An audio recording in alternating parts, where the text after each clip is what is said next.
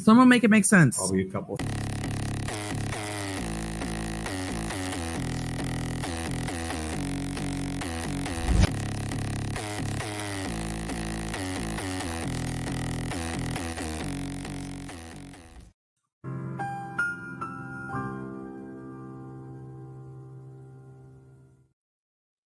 All right. Hello, squirrels of the world. How are y'all doing? Big day in the world of trials today. We have Young Thug from the YSL RICO trial striking a pretty sick plea deal, but technically it was pleading no contest. He pled open to the court. And the long story short, with a really complicated sentence is essentially he walks. He's time served, but he has a extended period of parole. I think it's like 15 years and a number of other things. But essentially he's like going home. No house arrest, no ankle monitor. And a huge win for him and his defense team. And then also, as far as another trial news, Delphi, for those of you who are familiar or following that trial, may already realize or already have heard, but the state rested their case in chief today. And they finished with playing the jail calls between Richard Allen and his mom and Richard Allen and his wife with these confessions. And so far, all reports from the courtroom are that this completely backfired on the state. I'm not surprised. This whole thing with the van, from what I understand, completely backfired on the state. Not surprised.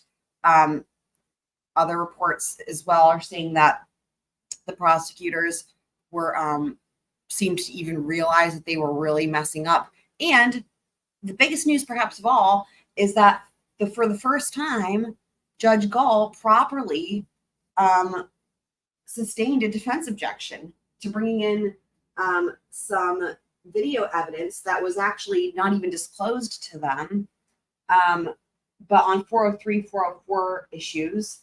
And very surprisingly, the defense objected, and like for the first time ever, Judge Gull actually properly sustained their objection. So that's amazing. That really just goes to show you that the depths to which the state was going at the very end because of how badly they were failing, that if even Judge Gull agrees with the defense, like now this is too far, like that just that says something to you, doesn't it, there?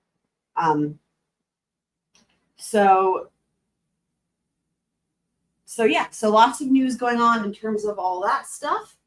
But we are here today as we are wrapping up our conclusion of the Sarah Boone coverage, at least as of right now. Should she write more letters to somebody, we'll cover that. We'll definitely cover the sentencing too, as all indications from her attorney are that she will be speaking. So that's going to be very interesting, right? What will she say? Shout out to Kitsmits. Man, I've missed you. Shout out to Kitsmits. So also big news. This channel has just reached 1.5K. So thank you for everyone who has subscribed. Appreciate y'all building and growing the squirrel community. We love it. So yeah, we'll definitely cover that sentencing. It'll be really interesting to see what she says. I mean, is she going to accept responsibility? Is she going to show remorse? No. I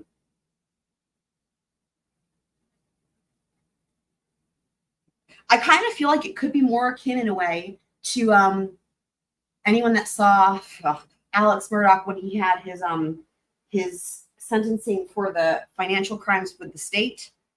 And he pled guilty, but then they had the sentencing, and it's like, do you want to say a few words? And he got up there and talked for like what felt like hours. I think it may have actually been hours. And he was just like on his soapbox parading around the courtroom like he was an attorney again. I to this day, I've not even finished it. I couldn't finish it because it was too much for me, the gaslighting, and I couldn't. I wonder if it's going to be like akin to that in terms of just like the audacity, Oh, cool. Yeah. Yeah. Yeah, I haven't even seen it because I was covering it, but yeah, I'm sure it was hilarious. So, okay, but we do have, here's the thing. So there's a lot that didn't come in at this trial, right? One thing, the phone call. We know Sarah Boone called Brian at 11 something, according to him, that night. And we don't know, like, obviously there's phone records. That never came in, you know. Both sides said they were going to call Brian Boone again, you know. Mr. Owens made a big fuss about it with we're not going to cross-examine him because we're going to be calling him. And then the state was going to, I mean, he was on the stand for like 4 minutes. It was really crazy. Another thing, George's phone records never came in, anything from his phone. And then of course the Brian Boone interview that everybody was waiting for, body cam footage and interview, never came in. Those are just to name a few. But tonight we are going to review a couple things. So what I've got is the first here, as you can see on the screen, the body cam of his initial interview with first responders, law enforcement, and it's pretty quick. And then what's going to happen is after that, it's going to jump into, and y'all probably haven't heard this before, it's going to jump into the audio of his his interview with Detective Koepsell. So if you remember how Sarah was interviewed in one of the law enforcement, cruiser vehicles, right? And it's audio only. This is the same situation. So it's the same day, 24th of February, and it's audio only. And it's with Detective Koepsell, and he's going to get into a lot of the questions that at least I've had as far as like, what was Sarah like? What was life like? Yeah, I mean, just so many questions, right? But we're going to learn a lot about that and how she was towards him. And then after that, it's going to be Sarah Boone's interrogation. But the footage that I've got here shows a different angle. It does cut back to the normal angle a couple times, like the one that we've all seen and the one that was shown in court. And the one that was shown in court, it was just straight on only that angle, right? So this is going to go from like the above angle where you can actually see all three people for the most part, but you can see Sarah's like, you can see what Sarah's doing like a lot better. Like you can see her behavior and her gestures. And it's also like a better quality, like higher resolution camera, I guess you could say. So we're going to be seeing some, and the other thing is that after all those videos came out on day 5 of trial, stuff that happened in this interrogation sits really differently and has a whole different meaning. So we're going to talk about that as well. So let's jump right on in.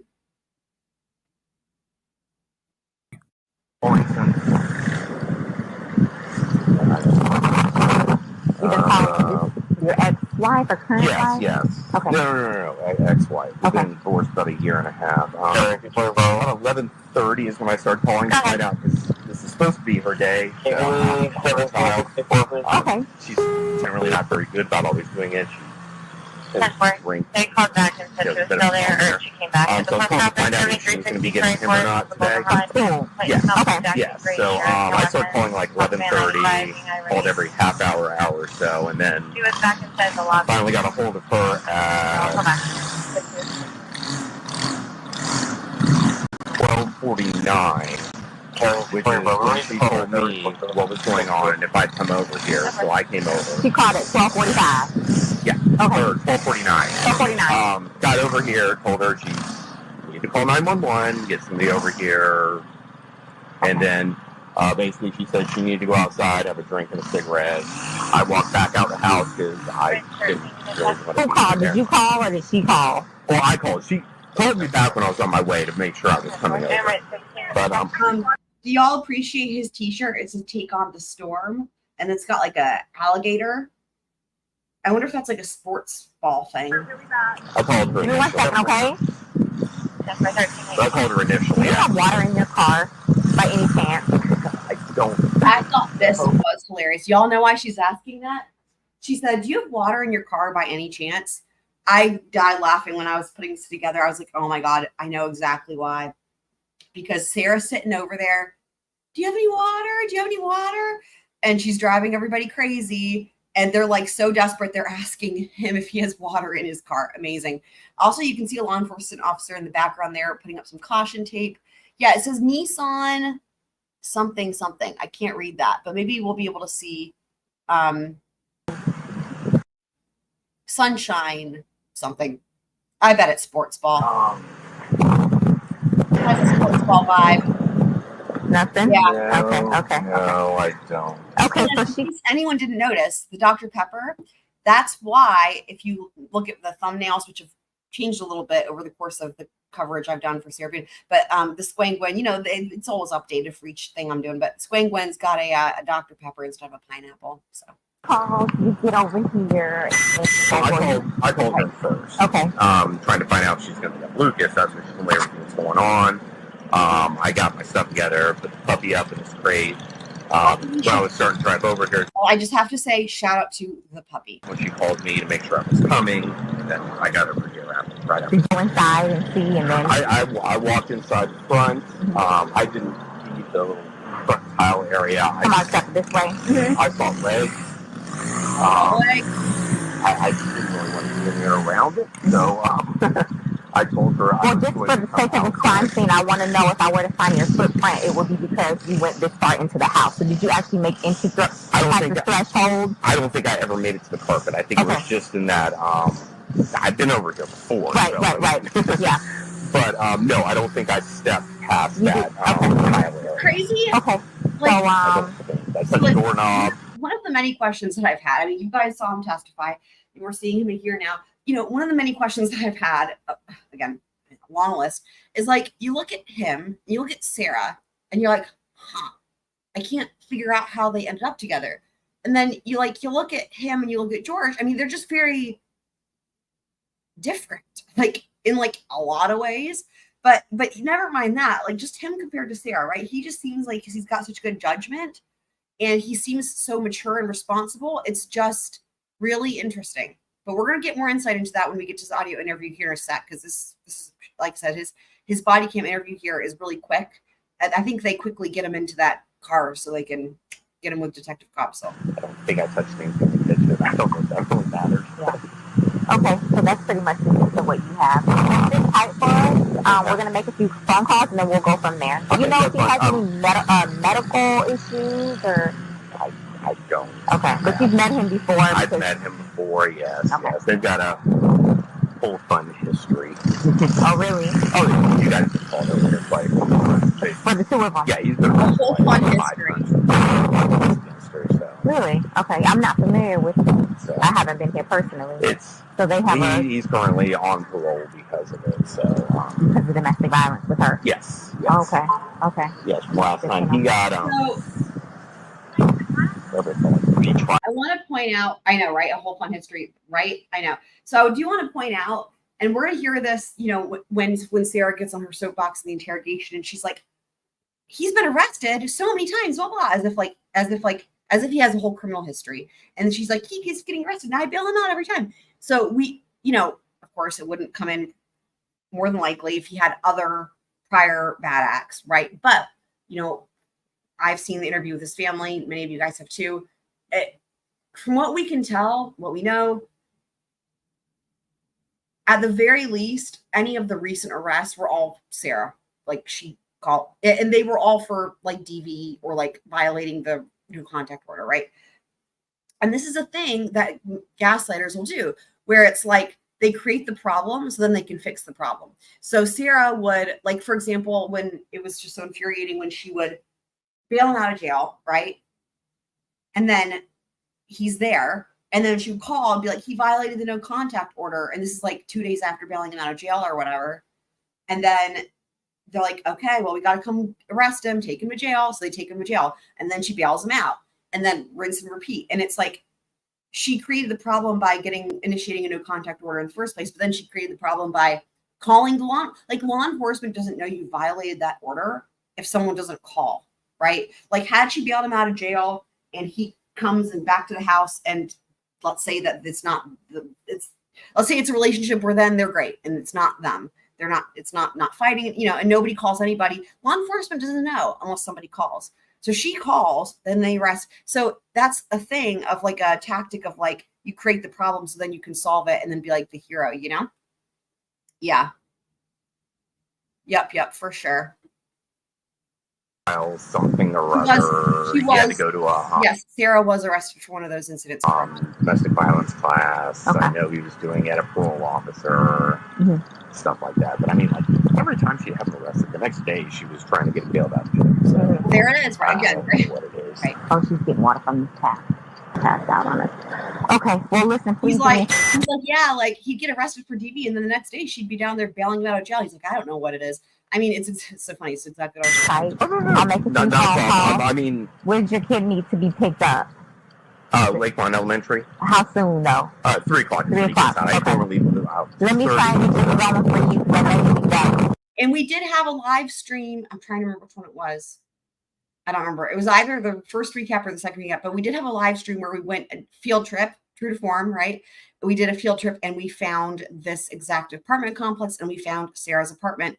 And just in case anyone wasn't there, I will let y'all know that just for fun fact, Google Maps is still using their footage from back when Sarah lived there. How do I know? Well, because her apartment townhouse has a pineapple on the door still. So when I was looking for it, it was hard to find because it covers up the unit number. And I didn't realize that that was her. Like, I didn't realize that that was from when she still lived there until we got to all those videos on day 5 when you see the pineapple on the door. And I was like, holy shit, look, the pineapple, what? You know, because if you go to Google Maps, it has the pineapple still. So, all right, here we are. His interview with Detective Koepsell. So, Brian, to my understanding, you were called over here. So can you just take me back to this morning and your involvement with Sarah, which is your ex-wife? Yes. Yes. We've been divorced about a year and a half. Okay. Well, I started calling her probably 10:30 or so. It's her day to pick up the kid, but it doesn't always happen. It's 1 or 2 days a week, maybe she gets them. Out of the 5? Yeah. Okay. Yeah. So. And what do you, like every other day you're supposed to? Well, we're supposed to. She's Monday, Tuesday, I'm Wednesday, Thursday, and then we alternate Friday through Sunday. Is how it's supposed to. I was actually my lawyer back a couple weeks ago because I was looking to get it changed because she can never stick to it. There's always some reason why. So it's general that I start calling her around then to find out if she's actually going to get him, even though yesterday she told me she would. So I started calling her about 10:30. Never got any answer until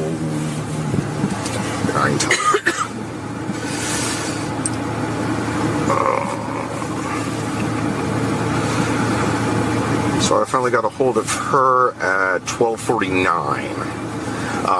And did she call you or you call her? No, I called her. I had called her at 11:25. I did that twice. I always call twice because generally she's asleep or whatever. And then I called her 2 more times at 12:21, and then I called her again at 12:49, and that's when she answered, freaking out, saying that George was dead, and could I please come over? So I told her, you need to call the police. Mm-hmm. And went and So I think what's interesting here is that I think it's true. You know how, like, when he was on the stand and they asked him about that phone call from the night before, and he's like, yeah, I was asleep. I just was ignoring her because I just was like, whatever, blah, blah. I think at this point it's clear that he's actually, like, doesn't even remember that happened, which makes sense, right? Because he was trying to ignore it. Because you're jumping right in, going through. I mean, it's clear he's looking at his phone, right? Looking at his phone to be able to say, here's what times these calls were. He's looking at his phone record. So it's not even registering to him, I don't think, that there was a phone call the night prior. I do believe that will come up later. But yeah, it just goes to show you that he was just like, you know, as he said, he was asleep and he was just like trying to ignore her. Don't blame him. Got my dog in his crate and everything. Shout out to the puppy. And started heading over here. She called me again at 12:54 asking if I was going to be coming over, if I'd left yet. And I told her I had already left. I was going to be there in a couple minutes. So I got here, knocked on the door, walked in just right in the front entrance area. Told her once again, you need to call the police. Was she on the phone with anyone when Not yet. saw her? Not yet. Okay. She was shaking and she was trying to get herself something to drink because she was just like freaking out. So that's when she got on the phone and called, and I said, I'm going outside because I don't really want to be in here. There he is about the drink again. So we've talked about this before, that I find it interesting how he says this about we heard this on when he was on the stand, and we heard this earlier where he says she wanted to, like, the way he says it before is like she wanted to go and have a cigarette and a drink, right? And I was like, that's kind of weird, because the way that he says that, it sounds like a drink of alcohol. I was like, well, y'all in the chat, let me know, like, because for some people, maybe that's what they could mean milk, they could mean soda, but everyone tended to agree that the way he said it, it sounded like an adult drink. But now there's another reference. I'm going to back it up so we can hear that again. Told her once again, you need to call the police. Was she on the phone with anyone when Not you yet. saw her? Not yet. Okay. She was shaking, and she was trying to get herself something to drink because she was just like freaking out. So that. See that again there, that points to probably something alcoholic. And we know that, remember when she had that hearing right before the trial, and she finally admitted to being inebriated finally. And remember how it was a big deal because she was on the stand and she was like, again, this is in the hearing, and she was like, yeah, I was intoxicated, or she says like hungover, but then she kind of says maybe even drunk, maybe even still drunk or something like that. And then I think that got objected to or something. But I've wondered if she didn't get to go and freaking like chug a beer or something. I mean, I don't know. I guess they would have probably found a beer can, but you never know. She could have just chucked it into the bushes, or, there's like a duck pond over there. She could have chucked it into the duck pond. Anyway, right. And he says shaking. Yeah, he said the way he says that she was shaking is interesting too, because that's like, I think that can be a thing for people that are having alcohol withdrawal, which we know she was drinking the night before. Like, imagine that, right? Anyway, I mean, I can't imagine it, but like to already be going through withdrawal just because you were asleep is insane. That's when she got on the phone and called, and I said, I'm going outside because I don't really want to be in here right now. So I came outside and I sat in my car until people showed up, and Okay. it's kind of where we've gone from there. So. Okay. So you called her about 5 or 6 times before she answered. Yeah, which completely normal. Normal to you. Okay. The rotation real quick. So Monday, Tuesday, she'll have them. Wednesday, Thursday, you'll have them, and then you rotate each weekend. Yeah, well, Like it's every other weekend. how it's supposed to work. Generally, it's 1 or 2 times, maybe a week. I think she had him last Tuesday was the last time he was actually over here.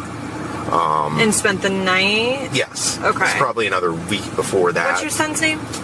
So Kismet is saying, I don't think it'd be long enough for withdrawal to start. I'd assume the shaking was from. So here's the thing. I don't know. I'm sure it's Googleable in terms of when can shaking start from alcohol. But what I will say is this. We had talked about on another live stream, we were looking at the lividity. I'm always asking questions, right? And in terms of the time of death and all this, right? Like, did Sarah do CPR? But one of the many questions I had is, when did she pull him out of the suitcase? And a lot of this originated for me because of the Ezra coverage, right? Because when you think about like rigor mortis and stuff, like I was always thinking, like, how did she get him out of the suitcase? And so like his positioning, like how does that work? And like, was there ever evidence of CPR and all this stuff, right? And so we know that the rigor mortis had not. Hold on. No, it had set in and then subsided, I think they said. It either had set in and subsided or it hadn't set in yet. I think it had set in and subsided because that wasn't really at issue. So that if she had come upon him in the next day, she would have been able to, I mean, the only way she would have been able to get him out still, though, would have been to like try to empty that suitcase out, basically, right? Which is still crazy to think about that she could pick it up. But anyway, but also imagine, so think about this. Okay. The calling Brian is interesting. So she calls Brian, y'all. Okay. She calls Brian this in the morning, or sorry, she returns his call rather the next day, not morning, afternoon. She calls in the morning and she doesn't call 911. Why? Why would she not call 911? Why would she call him first? Yeah, we're going to go through this. So yeah, but the thing is that the intent's irrelevant here. As per the Florida statute, the intent is completely irrelevant. I've not even really been considering the intent for that reason. Because again, it's just not applicable. But the question that I had was, did she know the night before that he was dead? That's the question I had.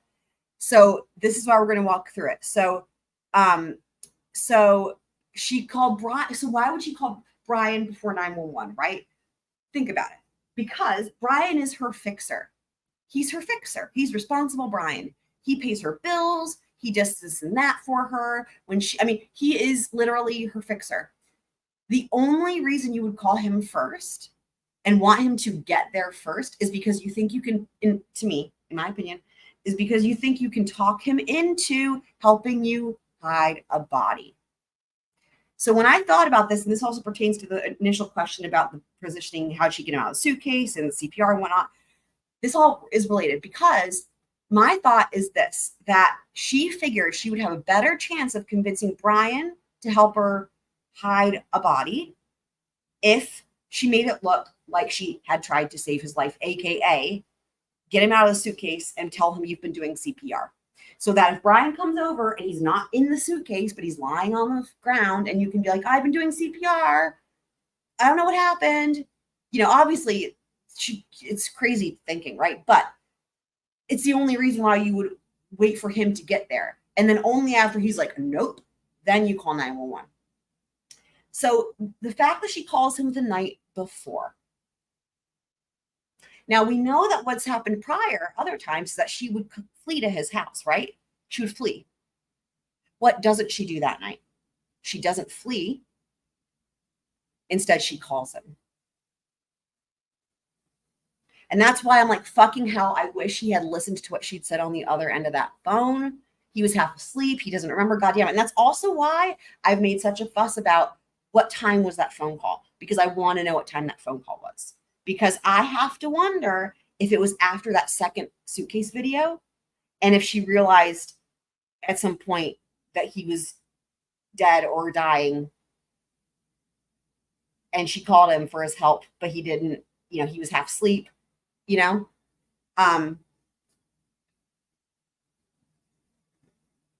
Yeah, and I don't think she did the CPR at all either. I think she wanted to make it look like she did CPR to Brian, because it would make him more, maybe in her mind, potentially more likely to help her, right? And then, of course, same thing for 911 people. You want to make it look like you've been doing CPR. Like in other words, why did she take him out of the suitcase? That was my initial thought. I was like, why would she have taken him out of the suitcase? Oh, it's to make it look like she did CPR. But here's the other thing. The lividity. Let's talk about the lividity. So the lividity. The interesting thing is that when he was in the suitcase, we know he was on his left side.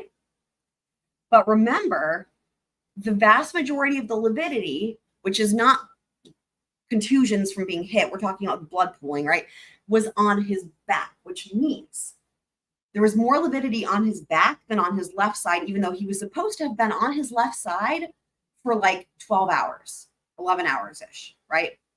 So we looked into this, and we looked at the lividity window, and the lividity window like maxes out after like 8 hours. So what that means is that he had to, check this out, guys. He had to have been, oh my God, on his back before the 8-hour mark. And where does that put us in terms of the time frame, right? If we know that second video was like at 11:40 something, I think, or 11:20, around there, within that 8-hour window, he had to be out and on his back for the lividity to pool there. And she's supposed to be asleep. So what I don't think could have possibly happened is her finding him at noon the next day and taking him out. He wouldn't have had the lividity there. It's not possible. Right. That's right. Yes. Right. That's right. So kids, we were great minds think alike. Kids are saying, if she found George dead that night, took him out of the suitcase, that would explain. Yep. So that's the thing. And these are why we ask the scroll questions, because I don't think anyone else is really bothered with this, but I'm always, I can't just not, like, this stuff they didn't get into this at the trial, unfortunately. They didn't need to for a guilty verdict, obviously, but it doesn't mean that it doesn't matter, because I still trying to figure out what happened, because we know she's not telling the truth, So I think all of this point, like the lividity, him being out of the suitcase, and then the fact that she called Brian that night, all that to me like points to she knew he was dead that night. That really changes the scope of her lying, though, doesn't it? To not just come upon him the next, like, because you know he's dead and then you go to sleep. It's so different. And then you get up the next morning like, all right, and I got to deal with this. Let me call Brian again. Brian again is completely different than like you wake up and you go to the bathroom. Humpy dum. Where's George? I don't know. Oh my God, suitcase. You know, right. The state didn't have to ask those questions. Yeah. Mm-hmm. Yeah. So that's along the lines that I've been thinking with that. Lucas, Luka. Also, I think she was, well, it dawned on me when those videos came in on day 5, and we covered them as well, but it dawned on me that, well, to me, it looks, this is where it gets a little bit different in terms of when we're talking about what's going on with this relationship, because if you watch over time, the way his weight loss over time, but then also his the way he positions himself and the way he sits. And then as it goes along, you'll notice that like when he's asleep and she wakes him up and he's on the floor, he's in the suitcase position, sitting up but he's in that position. And he's in that position more and more and more. And then we also hear her talk about how she was, she makes a comment about how he was sitting in Lucas's chair. I think it's when she was on the stand. She's like, yeah, he was sitting in Lucas's chair. And I thought, was this a thing? Because we know she didn't want him on the bed. Was he also not allowed to use the chairs? So was there a thing of like, he's not allowed to use furniture? And then I started thinking, I looked at his positioning. I was like, was there a dog crate in the house? And where I was going with that was like, was she like making him sleep in a dog crate? I watched that footage a lot. I didn't see a dog crate anywhere. But then it dawned on me, you know, the question that everyone asked, how did he get in that suitcase? I have to wonder if she was making him sleep in that suitcase as a punishment. And I have to wonder if she was starving him so he would fit in that fucking suitcase. Maybe not like I'm not saying it was like maybe a long-term plan to eventually kill him per se. I mean, again, a reasonable person could expect that would happen.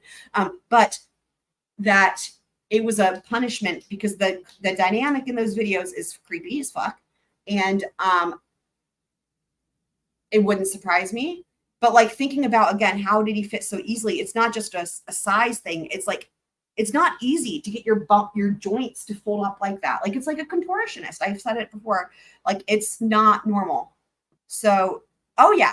Yes, I think she made him. And that's the thing. I think she was making him sleep in that fucking suitcase. And if she was, y'all, then how much does that explain? You know, this whole thing of like, why would he get in the suitcase, right? Because the whole hide and seek thing is bullshit. If this was a normal thing where she was punishing him and she's like, get in the suitcase, this was a normal thing, he would get in the suitcase. And then this time she zipped it up. And I think that part of what could have happened that night too is there could have been a whole thing. She's got a thing with the keys, her car and her keys. And I pointed this out before too, how she's got a whole thing with that. And he took that car to the Publix, took her car to the Publix. And I have to wonder if that is what set it off because she's so possessive over it. And remember, she got him a bike, quote unquote, but then tried to take it back so that he wouldn't take her car. I wonder if that's what set it off. And then there's the punishment, get in the suitcase. And she actually could have been hitting him with the bat before, right? Get in the suitcase. That's your, you know, and that's, she makes him go in, and then that's, you know. Yeah. I have heard that as well. I don't know if that's, you know, I've not seen anything to back that up. I wouldn't be surprised. Now, again, y'all keep this in mind. When we watch this interrogation, a lot of this is going to sit different because the law enforcement, they ask her, is this something, like they ask her directly about the suitcase, like, is this something you've done before? And this is when I was like, holy fuck, like they had her phone. They had the suitcase videos from her phone. The videos that we saw on day 5 that were harrowing, they had those. They were asking these questions for a reason, and I think they were on the same thought, the same train of thought that I'm on with this, that this was a regular punishment thing. Yep. Yes. Yeah. And I think there's a level of kink involved as well here. I get a kink undertone too. That was the first thing that struck me with those videos from her phone was the kink element. And then it got to the one where he was asleep and she woke him up and I was like, oh, it's that kind of kink, right? Because you've got like the humiliation kink, right? And then you've got like the subset of that where it's like infantilism. And then there's like the racial humiliation. And then there's like the one where you like treat people like an animal, all of that. I think all that could have been going on, except that obviously in this case, it wasn't like a healthy consensual way or whatever, this was in an abusive way, obviously. So. UK. And Boone. Yeah. You think he stayed here last Tuesday? Yes. Okay. I'm pretty sure it was last Tuesday. Was, well then, okay, so you technically have him more than she does. Is that where you're getting? Yeah, that's why I said I was going to the even lawyer. though that's how it's supposed to be, you still have him. Yeah, it's a not a good day. George is in a bad mood or whatever else reason. I think sometimes just she wants to stay up and drink and can't really do that if she's got to wake up and take him to school the next day. Right. Any number of different reasons. So. Okay. How long have you known Sarah? Since. Yeah, I mean, I agree, and it doesn't matter. Again, it wasn't needed for guilty verdict. But, the thing is it's like we waited, those of us who've been following this case from the beginning, waited almost 5 years for the trial. And a lot of times when we're waiting for a trial, we're like waiting for answers to things, knowing we're not going to get answers to everything. But like, there was a lot of stuff that they could have chose to put into evidence. For example, what we're listening to right now, that didn't come in. Like they were like, let's just wrap this up. I think the prosecution was sick of her, and I don't blame them. So they just wanted to get it over with. And they just literally did, here's what we need in order to prove the elements of the charges. Bam. Done, done, but it does kind of leave you feeling like, well, wait, hang on, at least for me. So, yeah. Let's see here. I was probably 23 or so when we met. Oh, wow. Something like that. Since you were 23? Yeah.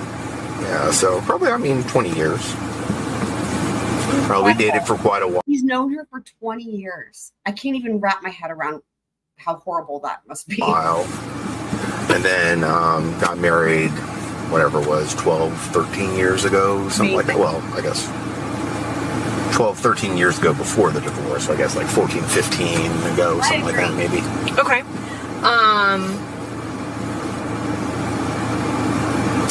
What can you tell me about her? I don't. She's generally not. She can get a bit violent when she drinks. Not this. What can you tell me about her? First thing out of his mouth. She can get a bit violent when she drinks. Buckle up. This kind of extent. I don't know what happened exactly. But, right. Not looking for. But that was part of it. The alcohol has gotten worse and worse and worse over the years. That's one of the main reasons why I divorced her. I just couldn't deal with it. It got to the point where, on weekdays, she'd go out, and I guess the George person is one of the people she had met. Because I separated at one point and went over to my parents' house to live for a few months. And I guess she met him over at the pool place or something like that. But I'd come back and we were in therapy trying to work it out. And on a weeknight when he's got school the next day, I've got work the next day. She was out till 3 o'clock in the morning when the bar closes, and she'd bring people back over on the back porch. One time some random person walked into my house and started screaming for Sarah at 3:30, 4 o'clock in the morning when we're trying to sleep. That's insane, right?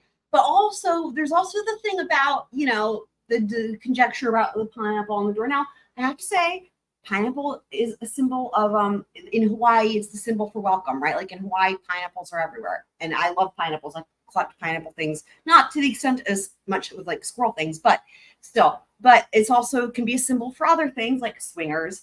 And what he's saying, he's going to talk more about this, about the lots of people coming over thing is a bit interesting. And there was also remnants of that in those text message communications that we saw on day 6. That was interesting. Definitely agree. Yeah, they wanted to get it done as quickly as possible. I know, for real. Yeah, that George person. Yeah. I just couldn't get over it. So do you still live here? No. He seems to be, if there was anything going on, like he was not involved. That's clear. He's not like suggesting anything by that. Like he's completely I mean, in a way, it's almost kind of like naive. And I don't mean that in a bad way, like innocent, you know? That's what I mean. The bar closes, and she'd bring people back over on the back porch. I mean, one time, some random person walked into my house and started screaming for Sarah at 3:30, 4 o'clock in the morning when we're trying to sleep. I mean, I just couldn't get over it. So do you still live here?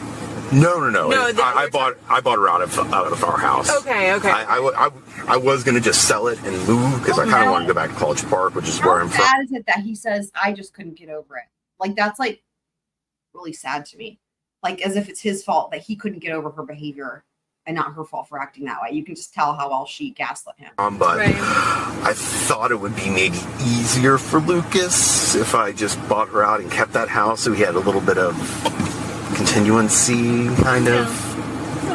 Understandable. So that's what I ended up doing. You know what it's a lot like? It's a lot like Jason Mengel, isn't it? Isn't that interesting to think about, right?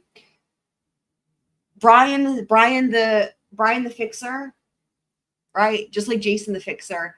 And I don't mean it in the same way that like the savior complex, the way Sarah has. I don't mean it like it's not like that at all. It's like the other way around, where it's like this is the person who's genuinely caring, genuinely responsible, genuinely forgiving, genuinely sees the best in this terrible person, and like will literally sacrifice everything to be there and help them, like clean up their messes. I mean, literally, it's really, I hadn't even really thought about that before, but like, wow, the similarities are uncanny with, and it's very, that's not a common, I feel like it's not a common thing. It's kind of crazy that there's these two cases where that's such a similar dynamic with Jason Mengel. And for anyone who doesn't know who that is, it's from the Ezra McCandless trial. And, you know, in contrast to Brian, Jason Mengel was on the stand for like hours. We got a lot more information, but anyway, very similar thing of like, you know, yeah, Brian seems to be like the type of guy who wants to believe the best in people. Definitely, yeah. Just like Jason Mengel, like to where he's not, if there was anything weird going on with like these groups of people coming over, like it's not even occurring to him. Just like with Jason, it didn't even occur to him that Ezra was like cheating on him or could have been pregnant with someone else's baby until after the fact. And then, you know, then it was different. But and then she moved right down the street here. So, and how long would you say the alcoholism has been a part of her life? Well, I mean, it's always been a part of her life. It seemed to have gotten worse and worse. I think more or less kind of since we had Lucas. And I think a lot of it was the fact that she kind of, I guess, maybe felt trapped or something. Okay. That, I mean, before that, I mean, whenever she wanted, you're outside having a drink. Oh, I want to go play pool. You go over across the street, you play pool for a little bit. Yeah. That's not happening anymore when she got a kid. Right. So. How old's your son? He is 9. So, but I mean, she started just getting really angry when she drank a lot. She said last night she fell asleep. There were plenty of times where she just basically passed out from drinking. So, so you've witnessed her pass out from drinking? Oh yeah. Okay. And when she passes out, is she like out cold? Oh, she's out. Like how difficult would it be to like wake her? Well, I mean, if I were to like shake her or something, right. I could probably wake her up. But me making a phone call or noise probably wouldn't do it. Okay.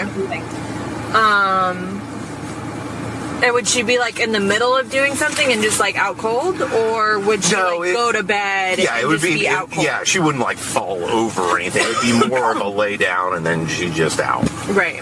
Okay. What do you know about her and George's relationship, if anything?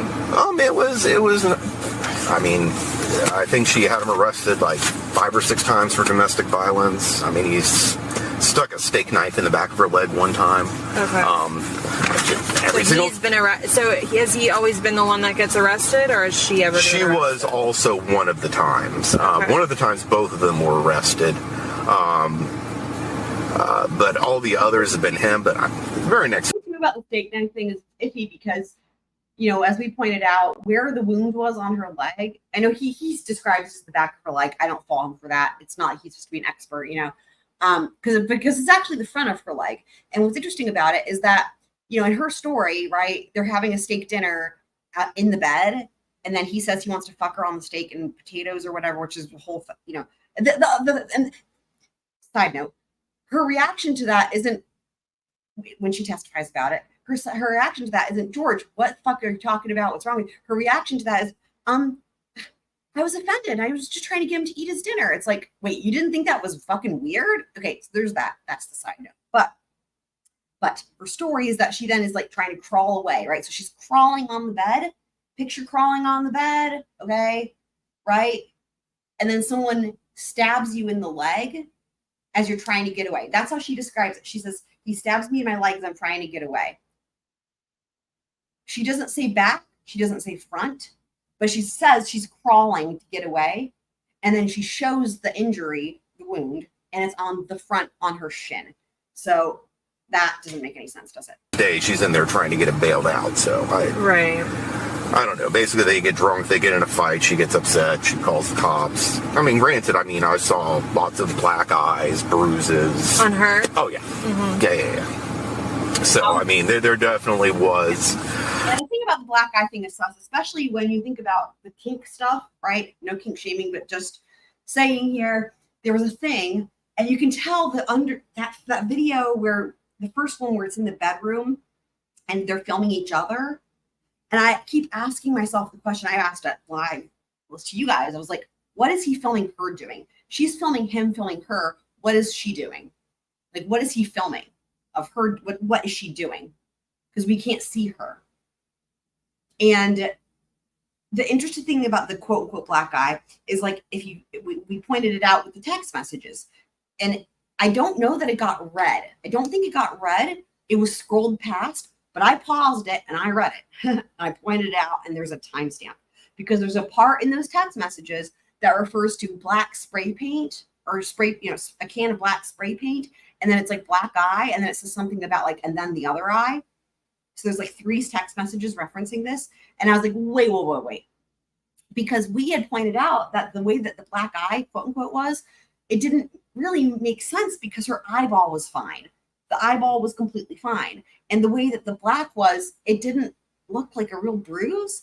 And my first instinct when those pictures were put up, even though I knew what it was supposed to be, when they put the one up on the Elmo, shout out to the Elmo, of the supposed black eye, my first thought was, without thinking, which is my reaction, was I was like thinking, oh, like, is this like a Halloween costume, like a raccoon? It looked like if you tried to be a raccoon for Halloween and you put black makeup or something or on your eye, where because of how it went all the way down into the whole socket and into the corners and stuff, and it was so round. So anyway, but there are people get into things, and like if you think about if there's with the abusive dynamic and the humiliation and the punishment and the BDSM situation, and then the filming, because there's a lot with the filming. And there's people that I just have to say, it's not hard to get there to think that potentially it could have been for a video, right? That Sarah did makeup like that for a video. I'm not even saying she would have even potentially done it on purpose just to like get George in trouble. I'm saying she could have done it for a video, and then later on used it to get him in trouble potentially. But I just wanted to say that is a whole thing with the black eye. So. Now, would you see George as much as you would see him or her? I hardly ever saw him. You hardly I honestly, I didn't like being around either one of them. Right. To be honest, and him more so. So. Why is that? Just, I don't know. It's my ex-wife. She made me really mad with everything. How the whole divorce went down, and just, the way she acted and the way she changed and the way they both are, what it's done to Lucas and everything else. He's nobody I cared to see. Let me put it that way. It's not like I really went out of my way to, it's just not. When you guys do drop-offs or anything, is it always through the school, or would you like have to come here and see them, or no? No, it's pretty much always during the school. Sometimes she would come over or something like that.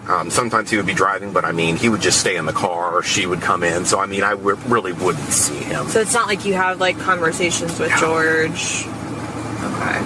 No, I mean, maybe a few times when they drunkenly called me at night because she was telling me she needed to escape because of whatever's going on, or she's put him on the phone, but I don't know. When's like the last incident that you recall of there being like a domestic dispute between her and George?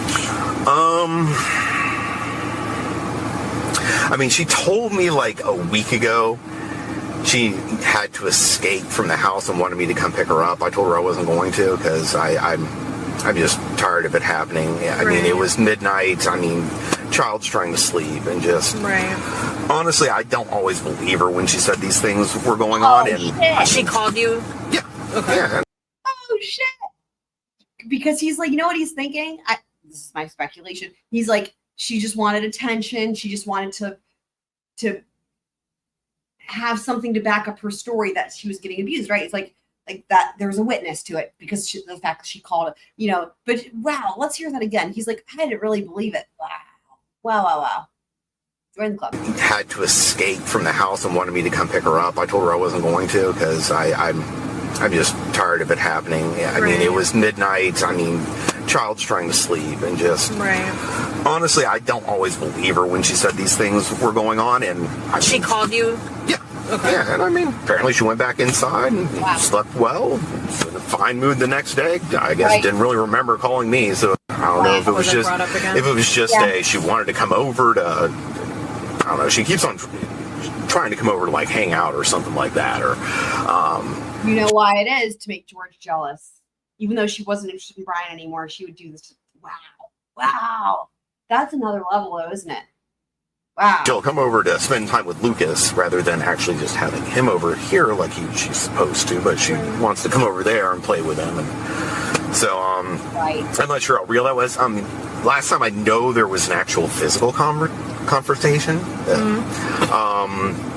It's probably been a little while because this last time George got arrested, I know he was on pre-trial, whatever, something. I don't know. He had a parole officer. He had a domestic violence class. He's like...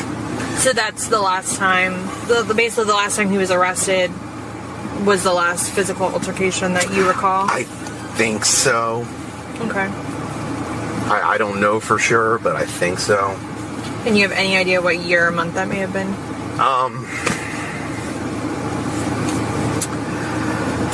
Like a few months, maybe? A few months ago? Yeah, something like that, maybe. I don't think it was incredibly long. Okay. Like around the holidays of last year, before the holidays? I think it was probably before the holidays. Okay. I'm trying to remember. Okay. Because oddly enough, there was like a 3-week period where she actually had Lucas all the time she was supposed to because he was in jail for a month or something like that. Okay. Because they wouldn't let him out. Yeah.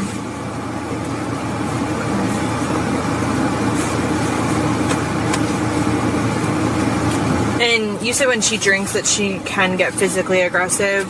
She can. I mean, she did it to me a lot where she'd hit me and stuff like that. I mean, she's tiny. I mean, what do you mean hit, though? Like open hand smack you or like try to punch you? Yeah, she'd punch me. I mean, more arms. She many times would use her claws. I mean, I had scratches on my neck at times, on my arms. Did y'all hear that? Things Did y'all hear that? I had scratches on my neck.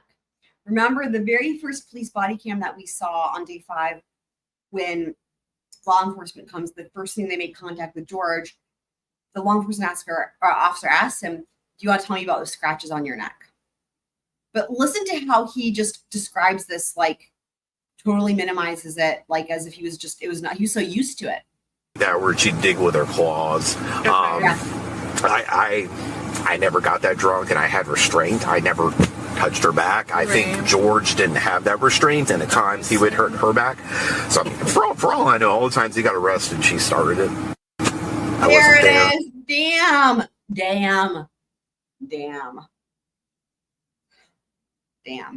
For all I know, all the times he got arrested, she started it. There you go. There you go. And that did kind of come out to a certain extent via the state's rebuttal expert when she was on cross and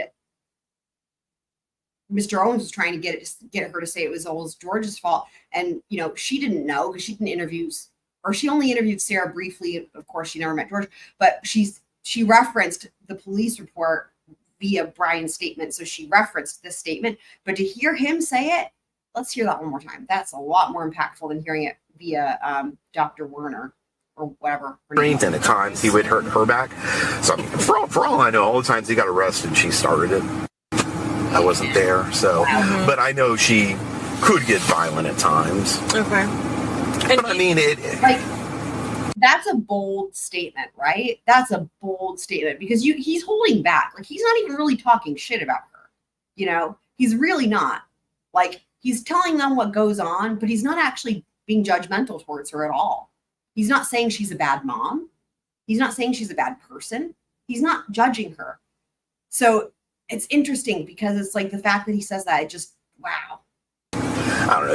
It wasn't anything too much. I mean, just. Right. Yeah. I mean, you don't feel like she was a huge threat. I'm assuming, right? No. Yeah. Like you could handle yourself. Yes. Does she drink daily? I think pretty much. Okay. Do you know, like, her drink of choice? That would be vodka. Vodka. Or wine, but vodka is the big one. And does she or George have a job? No. She hasn't worked. Another interesting thing, right? Because if you all recall Sarah on the stand, I think maybe even in her interrogation, you know, the projection, right? Because she says that it was George that liked the vodka, right? It was George's favorite thing was she always talks about George and the vodka. It's just wild. For over 2 years. Well, I guess you could maybe call what he's got a job. He worked at the Ace Hardware up across the street here. Okay. Which is now going out of business. Okay. He kind of off and on worked there. When he did work, it was 15, 20 hours a week, something like that. I mean, my alimony and stuff basically pays for where they live. So, I mean, they didn't need a ton, but I mean, she was always calling to borrow money, and it's been like 2 years since she got a job. She keeps on telling me she's looking, and she's always finding good opportunities and everything. But just like Ezra and Jason, right? Ezra always looking for a job, but never having a job and lying about a job. Wild. Right. Okay. Do you want to take it? It's my dad. Just sure. one. Okay. We were just on the phone with someone. Okay. When you came over here, I know you said that she called you freaking out saying he was dead. Did she give you any more, like, did you ask why or how? She told me that they were playing last night or something, and he got in the suitcase and she fell asleep. Okay. That's all she told me, so I don't know anything beyond that. Okay. And I really didn't talk to her much because I came inside. I told her you need to call the police, and then I came back out, and I think she went on the back porch to smoke a cigarette, so I didn't even really talk with her much. Oh, like she was going outside. Did you see her take a cigarette? Yeah, she was going outside with I also know when the cops showed up, she kept on telling them she had a cigarette burning out there, and she needed to go put it out. And that right there supports that she was not doing CPR. She went out back on the porch to smoke a cigarette, and she was out there when she went to call 911. And then when they got there, she said she still had a cigarette going. That is him, in so many words, basically saying that she wasn't doing CPR, but without flat out saying it. But that's what that is. Keeping her away from stuff, I guess. Right. Okay. But yeah, she wanted me to come back there with her. I was like, I'm going out here. I don't really want to be in here, so. Right.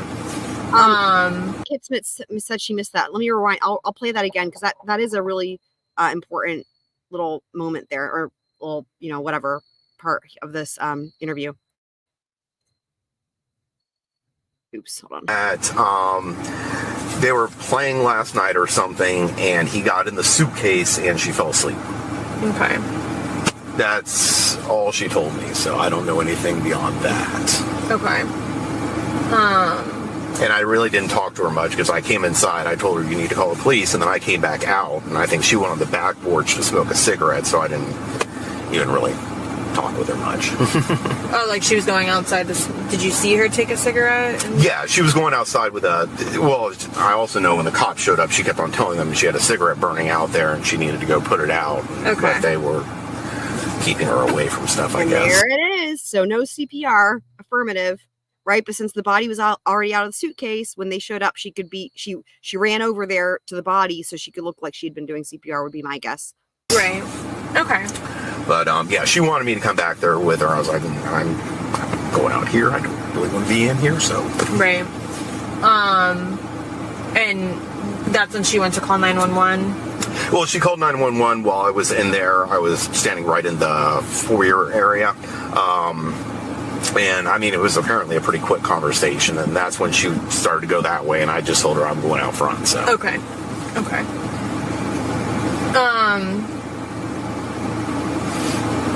Okay, so they were playing, and she went upstairs and went to bed.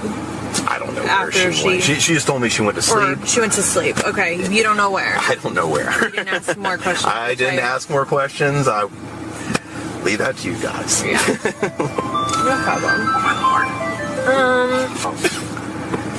Lord. Would you mind if I took a picture of your call log to show Sure.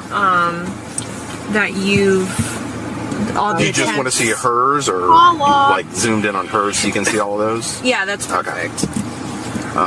So I'd say starting from today, I know her phone. Oh, go back to last night. Did you text with her at all today? Not today. I don't think I did today at all.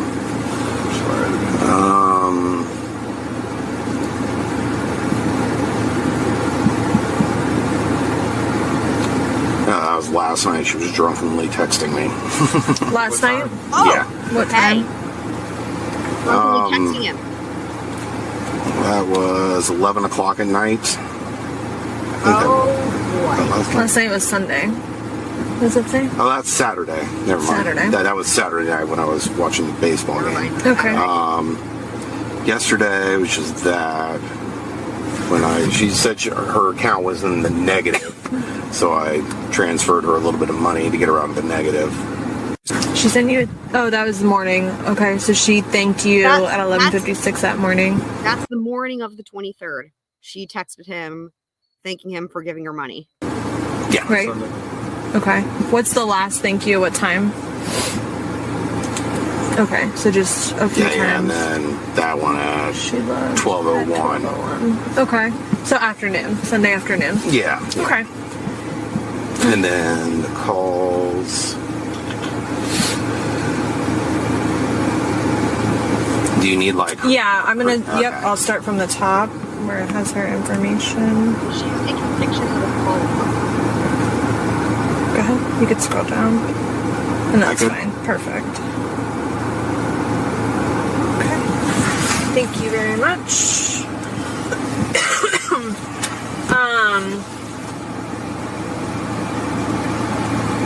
Okay.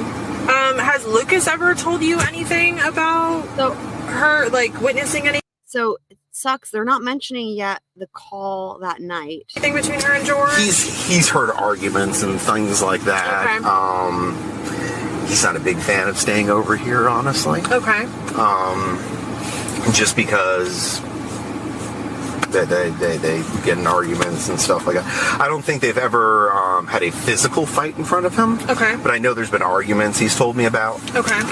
There's been times where I think things were starting to get to that point, and she has called me to come pick him up Okay. and bring him back over to my house. So Yeah. she's generally pretty good about having me come get him which leads to me not having a life because I can't ever do anything. Right. I can't go anywhere because I'm too worried about something happening and me having to be over here quickly. Yeah. All right. So, guys, that's the end of that. So now we're going to see the interrogation with this alternate camera angle. Just let us know if at any time you need more, okay? I'm going to have you sit The green chair that doesn't move. Appreciate you coming in. Yes, ma'am. I want to ask you about these whenever we have a moment. Sure. So obviously, he received his autopsy.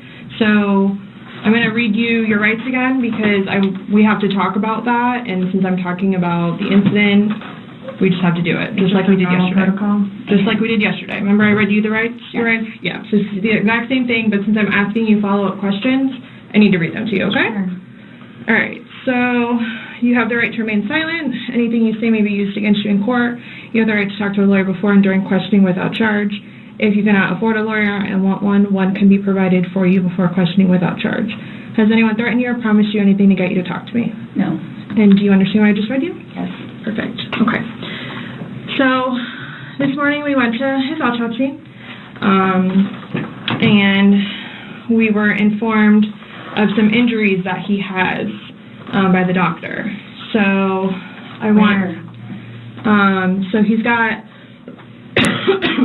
scratch marks to his back. I know what that's from. Okay.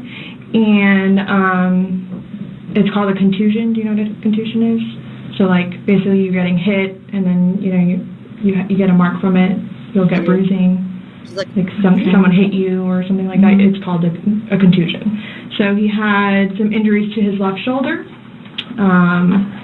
He had a cut near his lip. We could see his mouth was a little. I haven't laid a hand on him. Okay.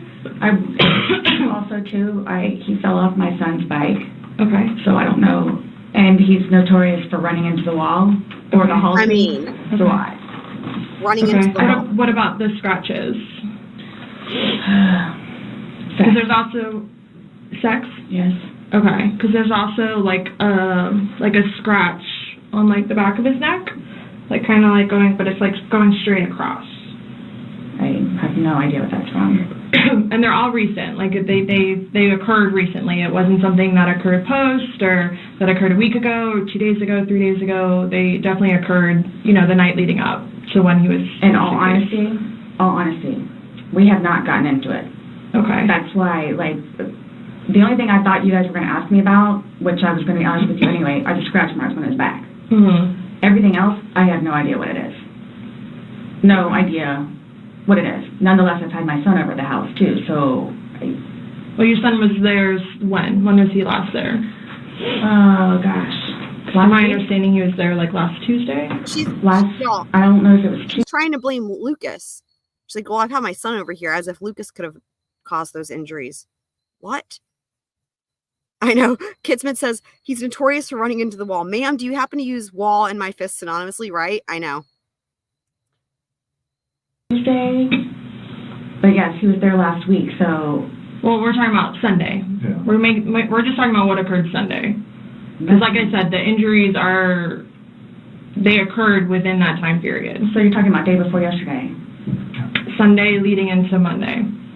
You called us yesterday at 1. So, but the incident you guys were painting and stuff the night prior. Correct. So we're talking about Sunday, and then into Monday. Thoroughly confused because we had a good time sitting on the back porch having wine and smoking a couple of cigarettes, and then decided to go inside and literally paint, do puzzles, and play and listen to music. That's why nobody got out of sorts. This is what's mind-blowing to me. I have no clue. Nobody laid a hand on anybody. He also had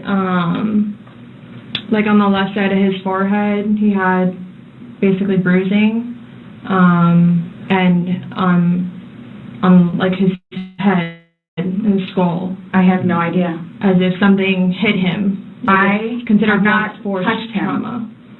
I have not touched him. I have not touched him. Then how would you get those injuries? Tell me and we'll both know. I have not touched him. Yesterday, when we took photographs of your overall body, and they did the buccal swabs, did they go under your fingernails? No. Okay. Are you willing to let us absolutely swab underneath your fingernails? Go for it. Okay. I have no idea, and I don't want to seem out of sorts, but I have no idea. We had a good day. Mm-hmm. It was a good day. We've had good days lately. Mm-hmm. Even considering everything that's going on with our jobs and life in general and ex-wives and everything.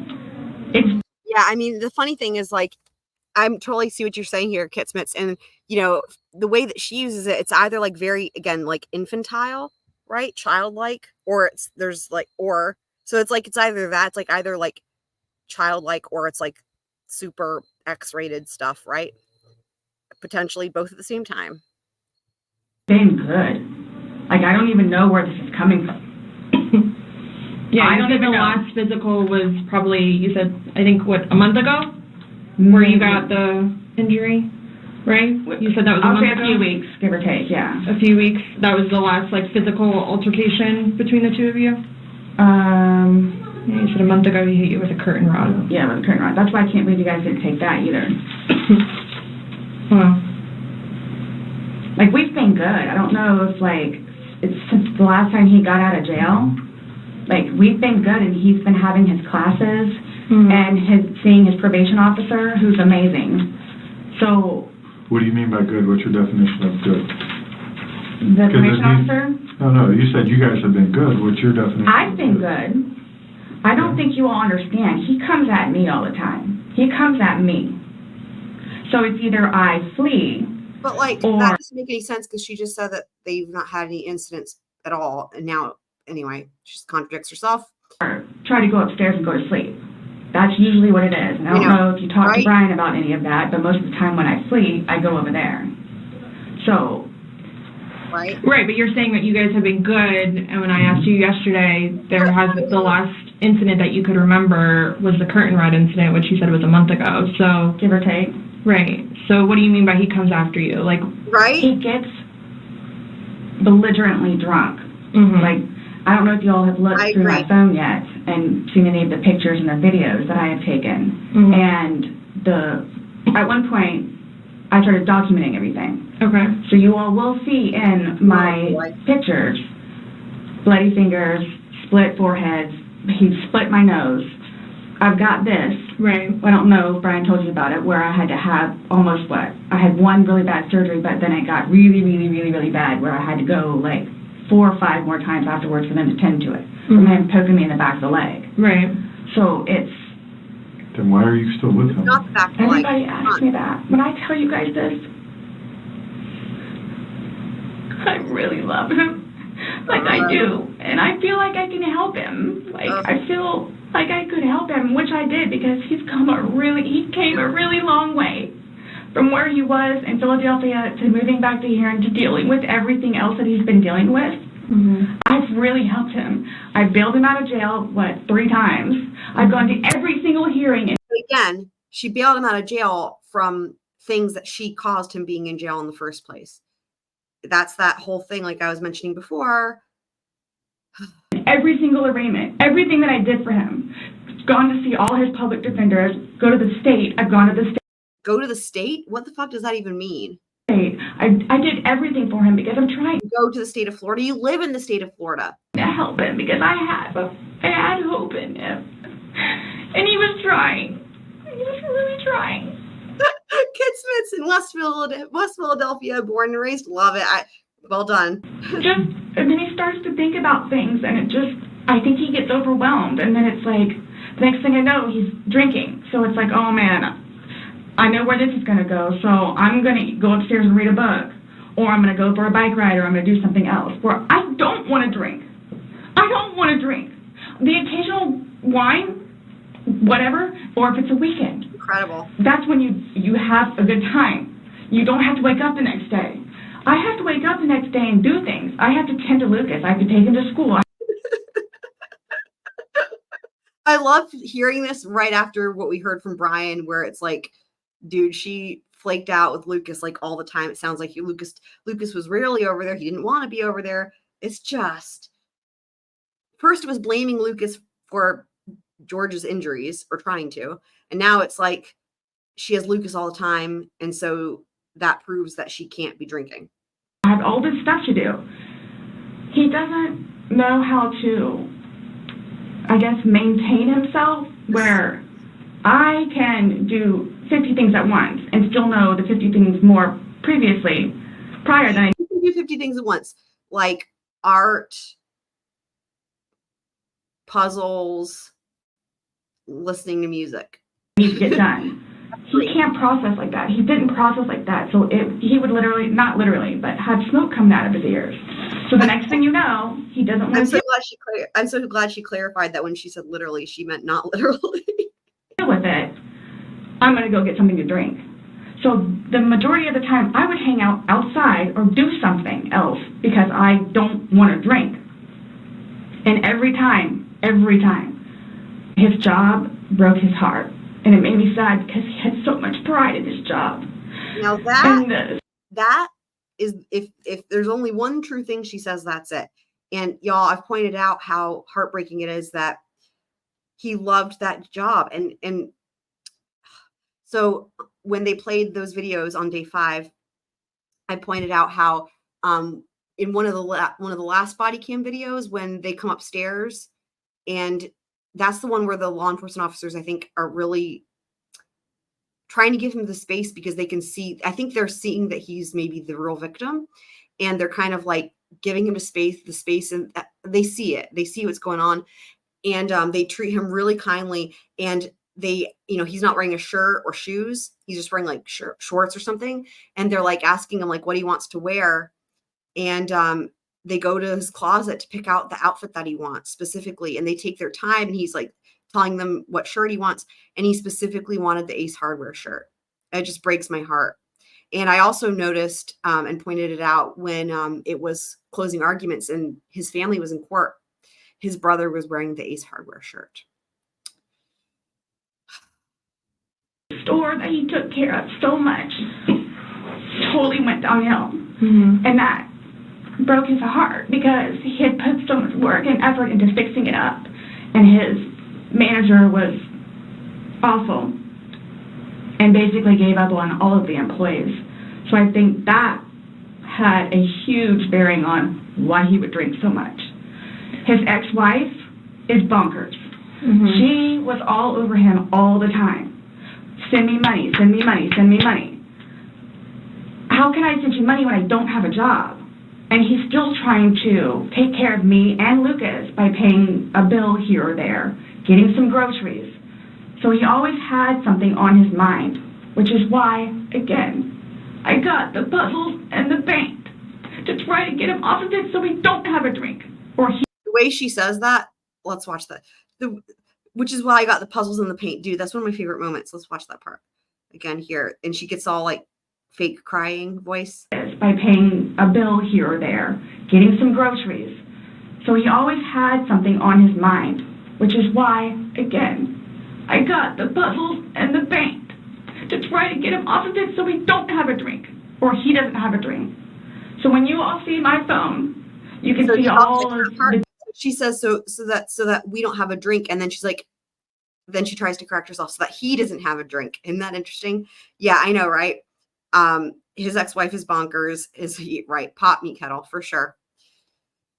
Damage he has done to me, and the videos of him smashing my television because he's belligerently drunk.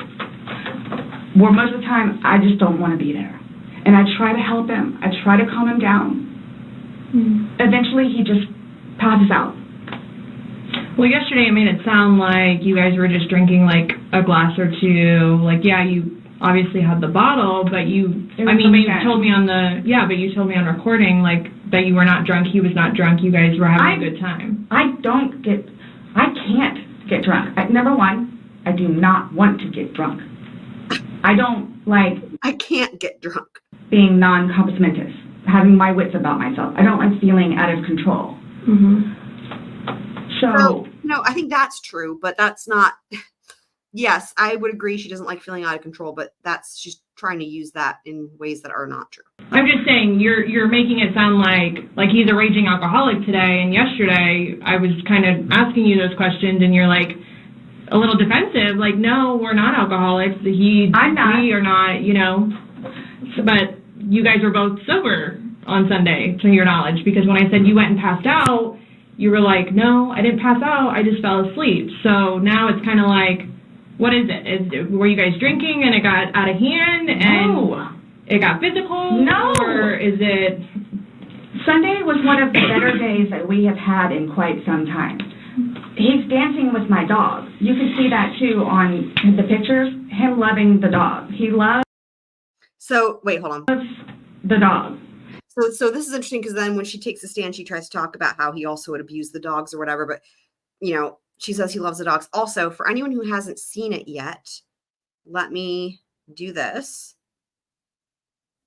Hang on. Doo-doo-doo.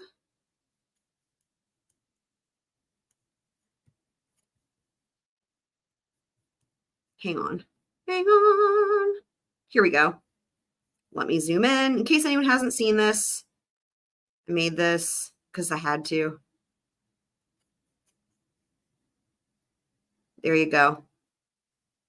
Because she had the Boston Terriers. So, yeah. Around having a good time and just being happy kind of thing. He doesn't know. I can get like maybe 2-3 glasses of wine and I'll be fine, but I have to have my wits about myself because I don't know what to expect. Well, let's talk about Sunday. What was Sunday? How were you, like, how many glasses of wine did you have? How many glasses of wine did he have? The bottle was gone. I mean, I don't know if you poured any out. Yes. No, that was from previous. You said that there was a half bottle left over. Yeah, about this much.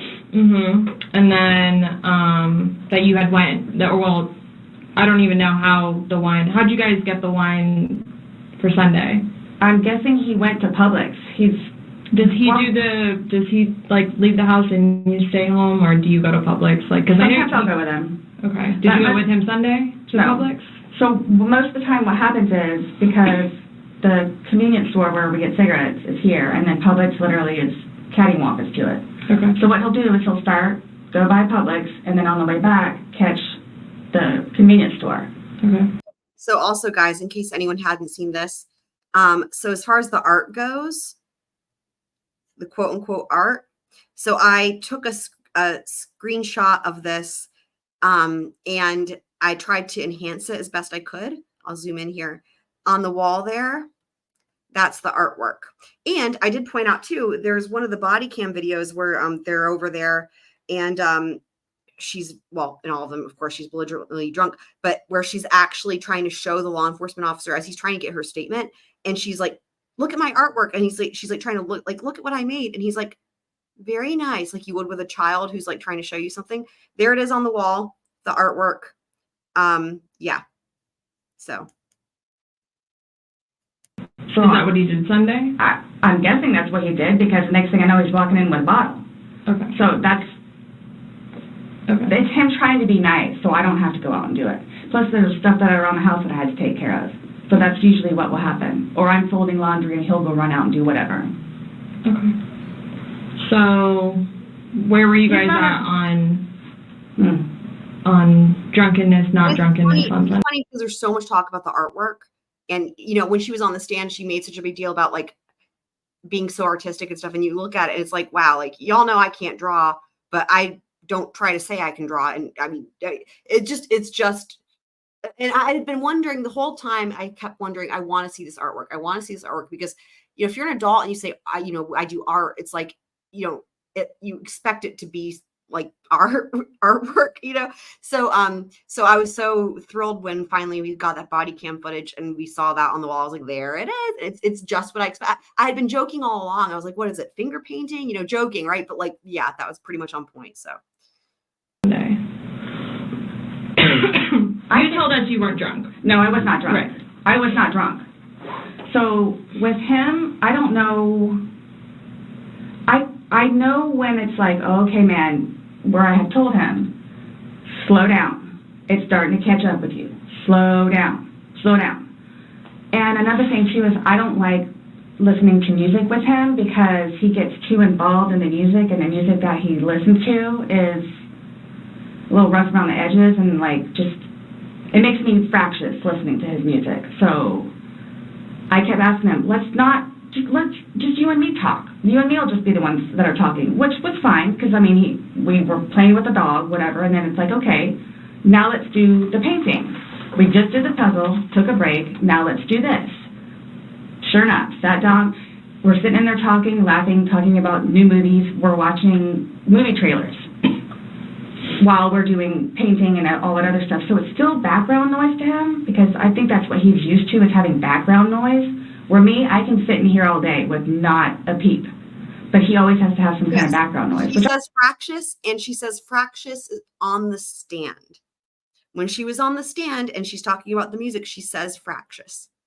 And I was like, holy shit. Like, talk about like studying your previous interrogation and trying to memorize things so that you can seem like you're not lying.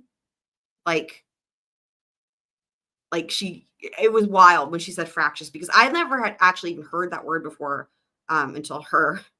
I didn't mind because the trailers were cool and he was interested in showing them to me. Getting excited about movies. And a girl, I also thought that was so weird. The marital home. I thought that was so weird also. It was very odd to me also. Yeah. Yeah, she said it multiple times. Yeah. Yep. That were out or upcoming. Okay. So on your laptop you're talking about? Mm-hmm. Like, okay. And I mean, and then it was. But you said it was a good day. Like, you guys didn't have any conversations about your relationship. You guys didn't go down like the rabbit hole, like had too many to drink, and you guys start getting. Nope. When I tell you this, it made me so happy that he actually listened to what I had to say. With we'll get through it. This will be fine. It's when she says we'll get through it, it'll be fine. We can get through it. What she means is fuck you for everything you've done to me. Stupid. A small hurdle that you and I together will get through, because I'm talking about the money, jobs, daughters. Yes. Nothing relationship wise though. Like no issues. Like, did you guys have a conversation about your relationship, or was it just about like what's going on right now? Got it. I try to evoke it from him so he gets it off his chest, because I call him the volcano where eventually he's going to erupt. Right. And what he has learned in his classes is to communicate, which is a huge thing in a relationship, where he has been practicing communication. So he actually talks to me about things and unburdens himself. Put it on me. I'll sit there and try and figure it out for you. Like, I have almost everything. Wow. Not a worry. Just tell me. Get it out of you. Right. But it was, when I tell you, I was so happy. Like, it was such a good day. I kid you not. The weather was beautiful outside. I'm the one that had him go inside so we can do puzzles and painting and listen to music or whatever else he wants to do. I'm the one that had him go inside. She even says that on the stand too, when they're like, whose idea was it? Or Mr. Owen's like, whose idea was it to go inside? She's like, it was my idea. Like, what? I can't even wrap my head around that. Like, telling someone to go inside. It just like, well, this is like, it's your kid, like, go wash up for dinner. Or like, it's just it's just so weird. All this is so weird.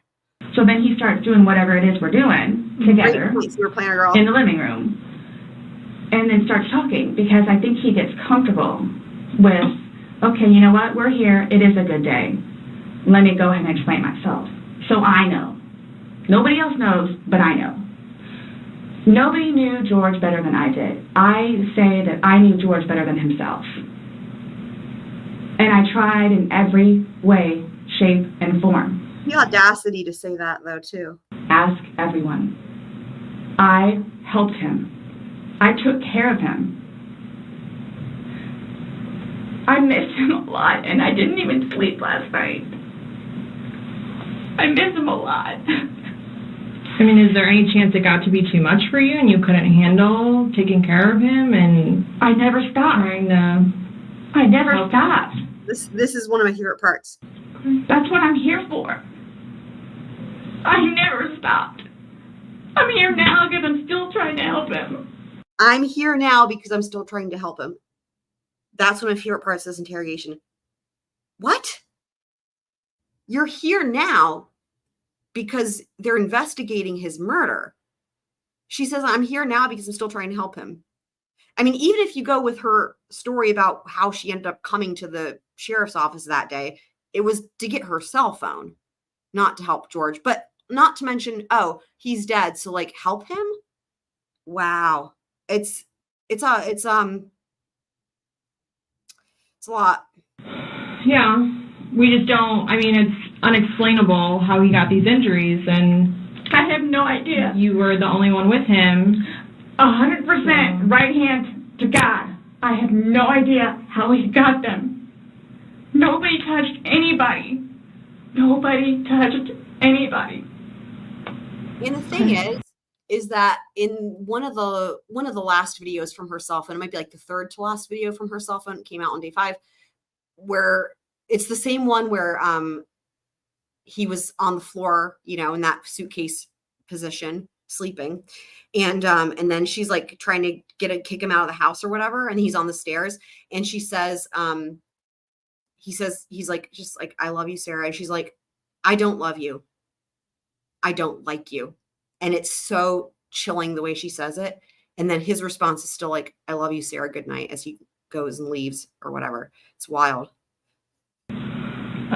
You had mentioned that you would take photos, videos, just kind of like a proof and just in general. Yeah, I started documenting at one point, but that was way before, I think, the last time that he got arrested, where he was flying. Yes, you need to see, because this is where, I don't know if you were here, maybe you were here. That's where the whole idea of where I think she was having him sleep in that suitcase before this happened, and also starving him. If you watch, I have it all timestamped for each of those different videos and for each of the key moments that, at least to me, but where I point out some of those things where it's like, you can see the physical change, but also you can see the change in his posture. And that's where I was thinking that this was a thing that she was having him do as punishment.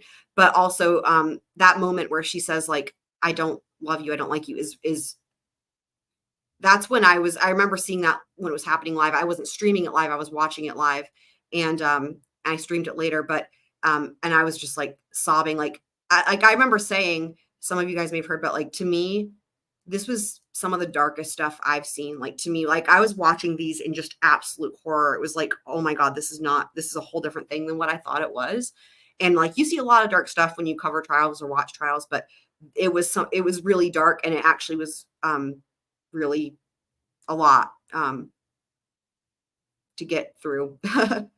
But it does give you a lot of insight, and and then the contrast to this too, right? Off the deep end. Yeah, but then I had him bailed out. I got him out of jail. Right. But because he had violated the pretrial diversion, this time it's probation, so you don't have a choice in it. You have to go to see your probation officer. You have to go to these classes. It's court ordered. Mm-hmm. Where it took him a while to get used to it and understand, they're not messing around. I even went down and met his probation officer, which I say she's wonderful. That's one of my questions too I need to talk to you about.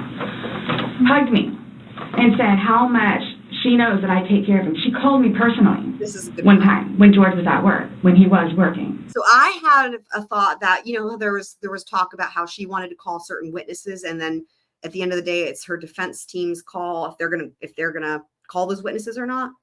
And there was talk about potentially one other last witness that she wanted to call. I think it was this probation officer. I think Sarah wanted to call this probation officer in her case in chief. And then, you know, what would have happened is there would have been some sort of deposition, and her defense attorneys must have realized that's not a good idea. Maybe she doesn't like Sarah as much as Sarah thought she did. 42-minute phone call. She and I just saying how grateful she is that George has me. And she knows how hard I'm working to help him, just as she is and just as the classes will. So once he started actually going on a regular basis to the probation officer, and then to his substance abuse class and his, I don't know what BIP stands for, Batterers Intervention Program, and actually listening to what it is everyone had to say, he changed. Like, I could see a change in him, where before lashing out, he would think about it. And would always come home and show me his papers. And we would look about the fact that you call him the volcano, though. Over his papers together. Where it's like, wow, you actually are learning this in class? And some of the stuff that they would show them, like videos, I know, right? He would come home and be like, Sarah, I'm so sorry for what I've done to you. Because for a video that he watches to make him feel that way, where it's like, oh man, I have done her wrong. But he's changed. He changed. And remember, just keep it in mind, guys, we heard from Brian that he even is as generous as he was in describing her, he even said, let's just remember, he even said that he thought that she was always the initial aggressor. And that's why you're still with him, even though he's done all these things to you. It's like she's the initial aggressor. It's almost like framing him, right? Like she's the initial aggressor and then frames him for DV, and then he goes to jail, and then she bails him out so that then she can repeat that. And when I tell you I love him, I love him. No. Even when you love somebody, you have limits. Everybody tells me that. All my neighbors don't tell me that. The office property manager. At some point, somebody gets enough, then they have to do something to defend themselves. I would just... He's giving her an opportunity to be like self-defense, right? Sweet. And I don't know if you would like to see it on my phone, or I think it's actually on a laptop. I actually, because, and you have to understand too, I have, like, prior to classes in PO, kicked him out. How many times? I had him arrested. How many times? But you also went down and bailed him out. I know. The next day. Right. I know. What's on your laptop?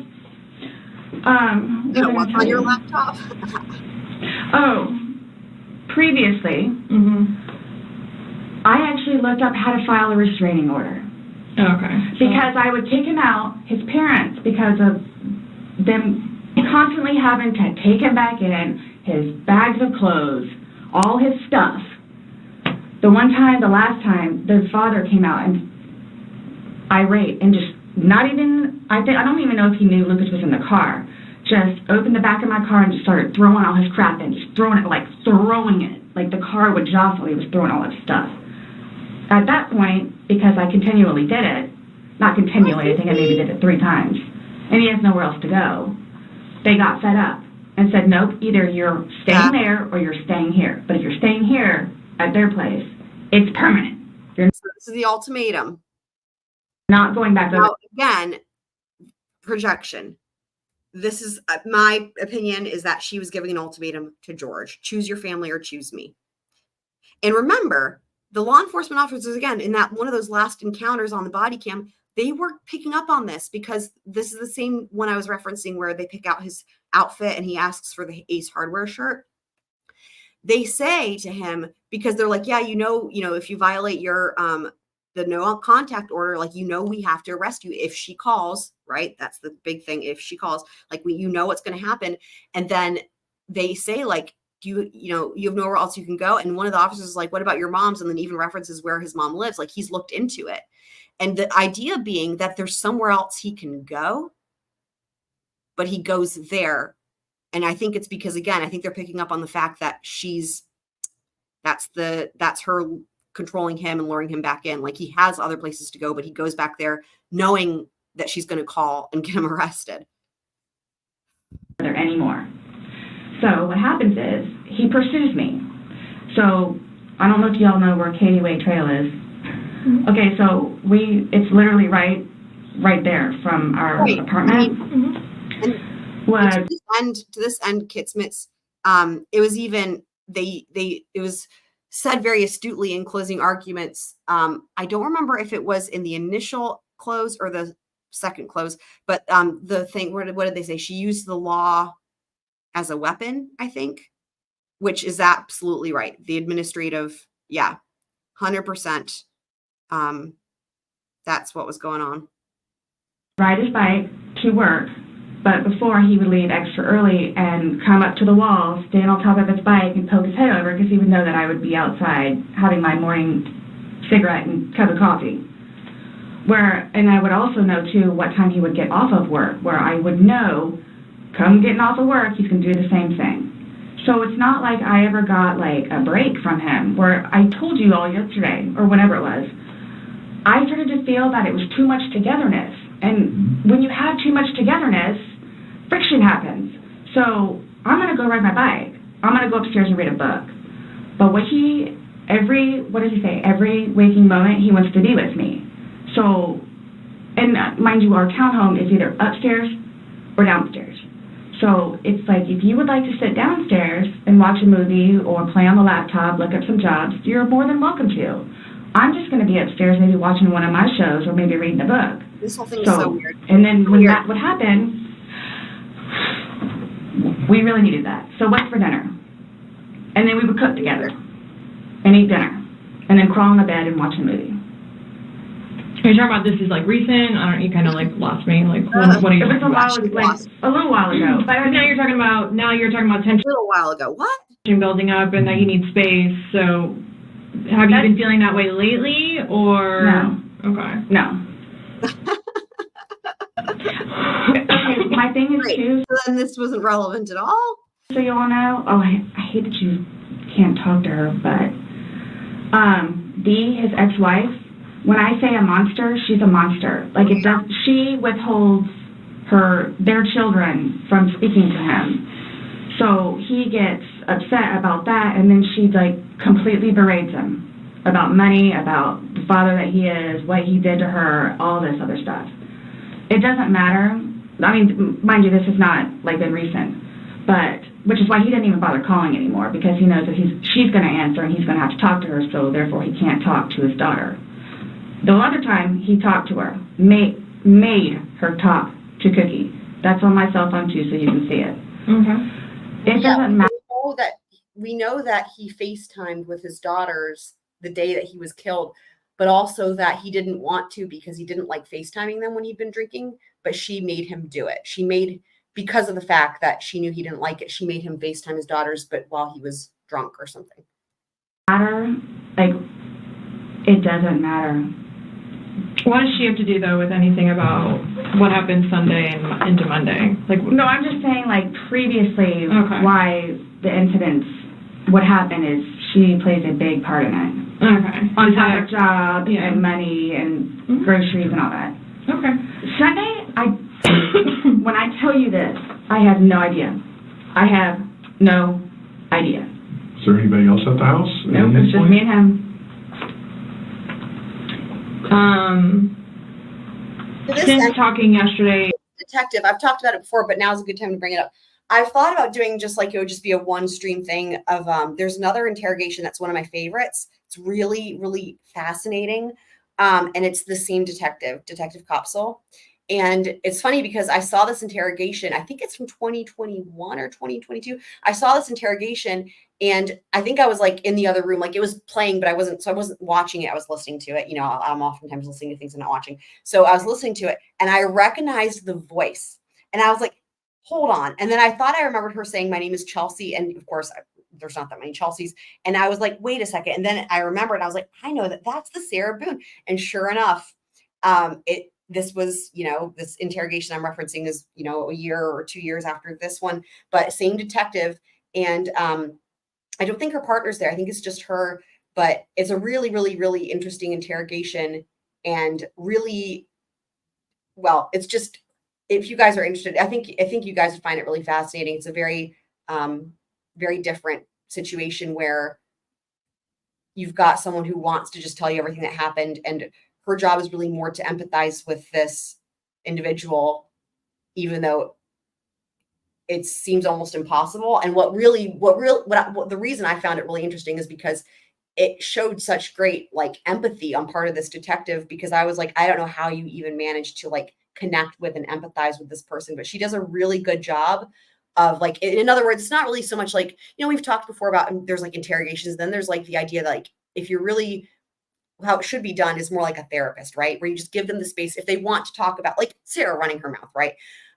Where you're not having to do the read technique and whatnot, right? And so this interrogation that I'm referencing, again, it's not really like an interrogation per se, because this person wants to talk, and really Detective Koepsell in this situation is just listening and just validating her feelings, even though they might seem completely irrational and horrible. She just validates and just listens.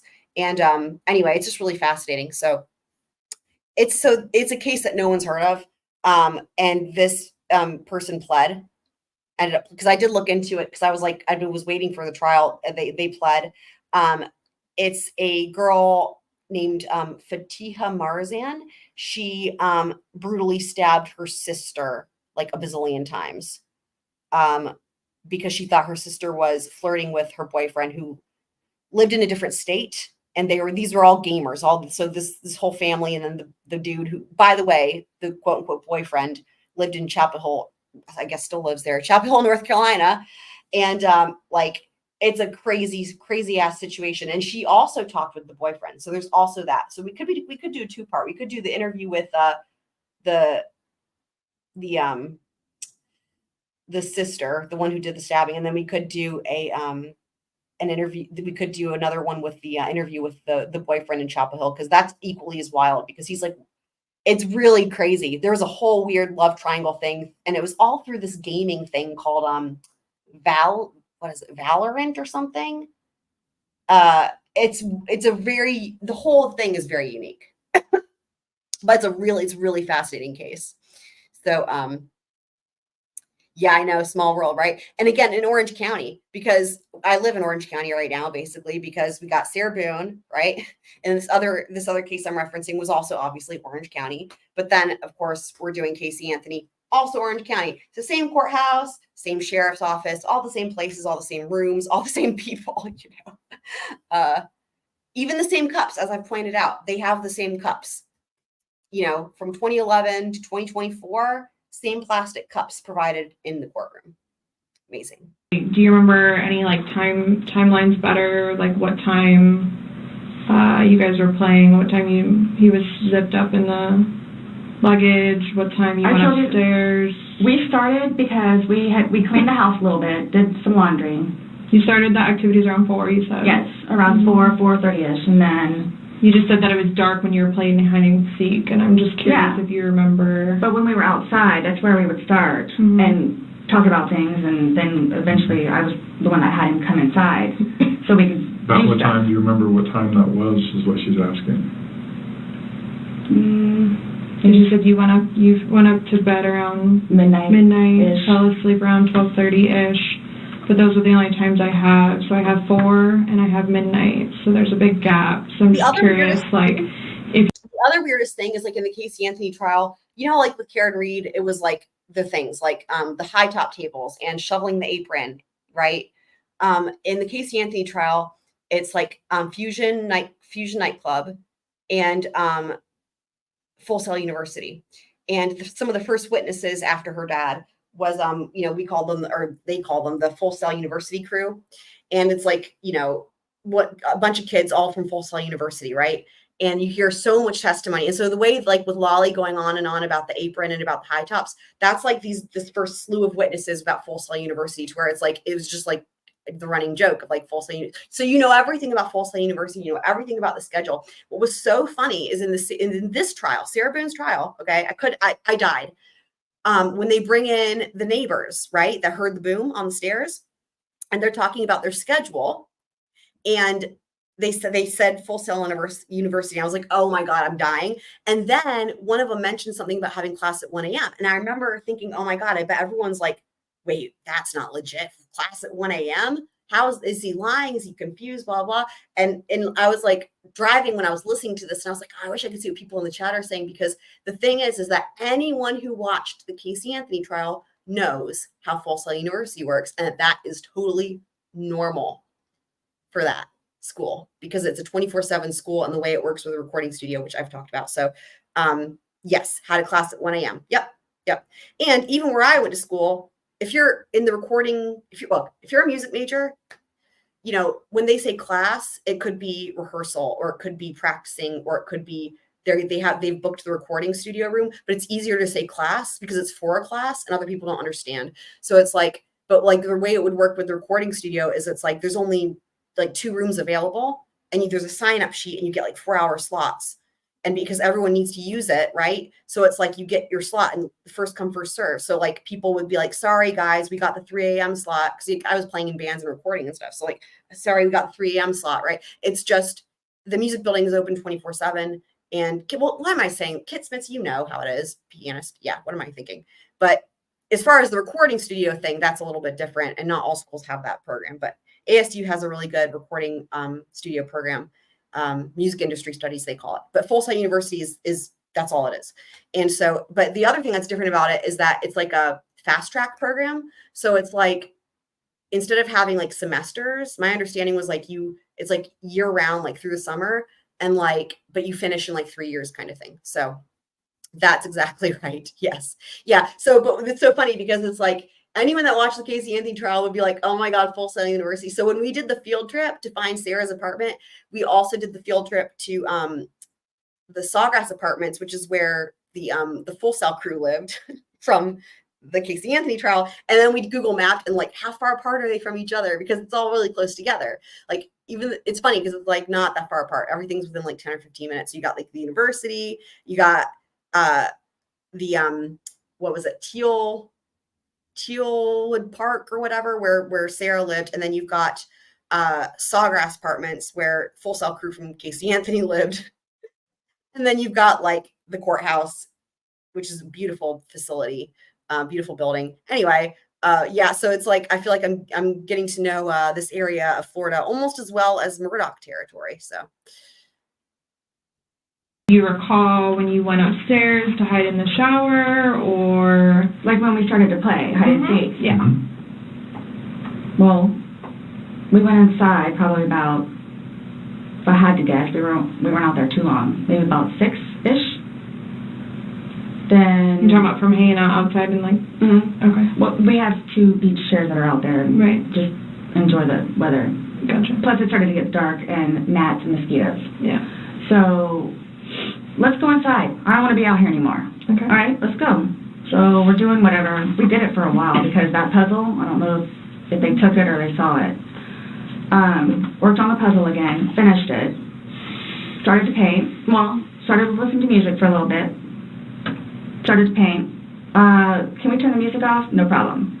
Started at the top, paint, whatever. Maybe... Gosh, that puzzle, we worked on that for probably a good hour and a half. So 8 o'clock-ish is when you went to hide upstairs originally? No, that's when we were like painting. So then it's like, okay, well, I don't want to paint anymore. Let's just, come on. Okay, you want to play hide and seek? What he does is, okay, tag, you're it. So it's like, okay, we know. Okay, take off. Mm-hmm. That's what we did. And then you went upstairs, and then he didn't come up, and you came down. And the suitcase was there originally because you guys were planning to do donations, so it was already there. Have you guys ever played you said you played hide and seek like probably 3 times in your relationship. Mm-hmm. When you have played, have you ever zipped him up in a suitcase prior? No. There it is. Okay. This moment right here, guys, this moment right here, after watching those videos, the ones I keep referencing from day 5, like I said, I think that there's a possibility that this was a regular thing. They had seen these videos. Okay. And that's why I was so excited to go back and watch this interrogation again, because these questions hit differently now. I think that they were thinking the same thing, because listen to this question. I'm going to back up a second. And listen to her response, and then listen to the follow-up question. Think something's weird with the suitcase. And that's also why she gets asked so many questions, even initially, about why was it downstairs? Do you usually keep it downstairs? And she gives this whole thing about the trip and the weird donations, which makes no sense because there was like papers in it. Anyway, so let's just listen to this again, because again, this is all very telling that, there's more to it. And the suitcase was there originally because you guys were planning to do donations, so it was already there. Have you guys ever played you said you played hide and seek like probably 3 times in your relationship. Mm-hmm. When you have played, have you ever zipped him up in a suitcase prior? No. Okay. So it was just kind of like that prop was there, and it was there, yes. And it was in play because... Why do you say it like that, though? I would never do that. You would never zip them up in a suitcase? Well, we were playing. No, I know, but I'm saying, I'm talking about hide and seek, which is a game, so... The suitcase originally is in our closet, buried all the way to the back. I know the CSI people saw our closet. Our closet needs to be cleaned out really bad. My son's clothes need to be cleaned out really bad. I will also note, exactly, good follow-up, right? It is, yes, Grudger Detective, yes. Why did you say it like that? Exactly. And here's the other thing. She mentions the suitcase being usually in the closet. In that video, the one that gave me chills the first time, where he's sleeping in that position, suitcase position, as I would call it, like that's his body's normal, like, relaxed position. It's like in that position. That's where I was like, oh my God, she's training. Dude. But you can tell he's over by the closet. In fact, I think she actually says he's in the closet or he's by the closet. And then she's like, anyway, he's in that closet area. It's giving me goosebumps now. I'm just thinking about it, because it's like, I mean, yeah.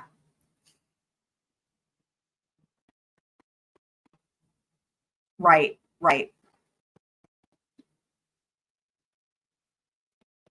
Yeah. Because they don't fit him anymore, and I'm tired of looking at him. So he took it upon himself, including that suitcase, to take it downstairs so we can get all of our clothes, our donations, and everything, and just leave the whole thing by the clothing and shoe thing at my son's school. No, I'm just asking, in the past, like, have you ever zipped him up in anything, jokingly or not? Sure. But obviously, no. I understand, you're claiming that Sunday it was a joking matter. You were laughing, he was laughing. But what I'm just asking is, in the past, like, is it something that you guys normally do? Absolutely not. Okay. There's a reason they're asking this again. They know something. There could be stuff that didn't come in that we don't even know about, right? But even from what we saw, I think there's evidence there enough, because we know they saw those videos before they met with her. There's enough there that I think they could see what they saw, what I saw, and what others you guys have mentioned that you also picked up on too. It's so icky. We were actually this last game running out of places to hide, because we have a townhome where it's upstairs or downstairs. So I know. Okay, so do you remember making any videos or maybe having any any photos, videos that you remember doing on your phone on Sunday? No. No? I think I took a picture. Here's where they confront her. Of a dog. Okay. But your phone is password protected. You have the password. He has the facial recognition, so it's not like someone else could be on your phone. No, we have to add, the reason they're asking this question is so that they have to then, because the whole thing with phones, right? It's like, well, we don't know who is using the phone. There's the person whose phone it is, then they have to try to establish who was using it. This is them trying to show that, like, no one else could have been using her phone to take those videos. When she then says that George uses her phone, but there's also, we as we saw in those videos, like in those videos that she took, that's when we learned he did have a phone, because he's got a phone and he's filming her in those videos. They're filming each other. That's why it's all Inception-y. Yeah. I have both. But you have the face and the password. Yes. Yeah, but he only has the face. Correct? No. And it came out really quickly in passing. I believe it was when Detective Koepsell was on Cross. So this would have been on day 3. And I believe it came out, it was kind of quickly, but they asked her what was like inside that suitcase. And that was the first time we heard mention of George's phone. Now, they didn't say it was George's phone. They said a cell phone. And I didn't really think all much of it until I put 2 and 2 together when we were watching on day 5, when those other videos came in and we saw him with a phone. Because to this point, we didn't know there was no talk of him having a phone, right? So she says there was a cell phone that was found in the suitcase, but it was dead.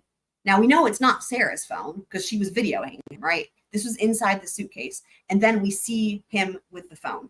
So we know also now too, that he had a cell phone and it was with him in that suitcase, but because he couldn't move enough to get to the cell phone to call 911, obviously. So. To be able to get onto your phone, you told me that he looks at the phone. Oh, I misunderstood. I thought you were asking if I did. Yes, it's me. Okay. Does he have access to your phone? Because you said it's a shared phone. Okay, how does he have access? Sarah, can I borrow your phone? Yeah, it's right there on the kitchen counter. Okay, but how does he get into it? Because it's password protected. He'll come and get it to me, and I'll just do the face thing. Where sometimes, too, like, he'll joke with me and say, okay, I need to borrow your phone. And he'll hold it while I'm cooking or doing something, do the facial recognition. Okay, so he doesn't know the password, and he doesn't have the facial recognition. No. But he is the only other person that would use your phone, I'm assuming, other than... Well, Lucas. Right. But Lucas wasn't there Sunday. Right. So, to your recollection, no videos on Sunday? Not that I'm aware of. Okay. So I think, here's my thought with these videos. So I think it's clear she doesn't remember having taken them. I think her plan was to use them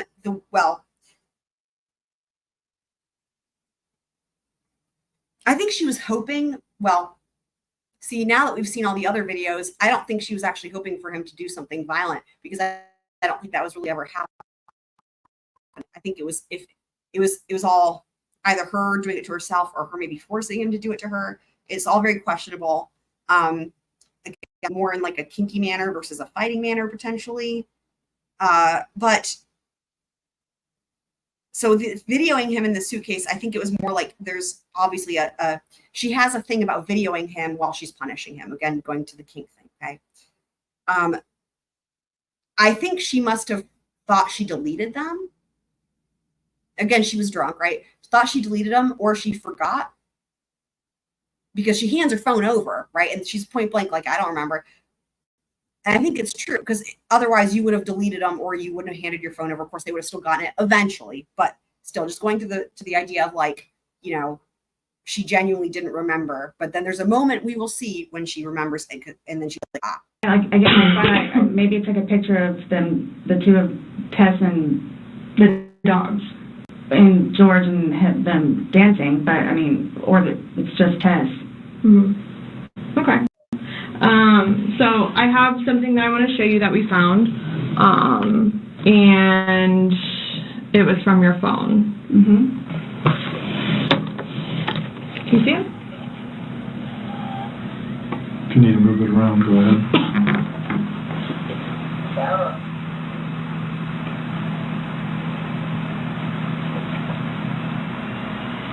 No, I don't remember that.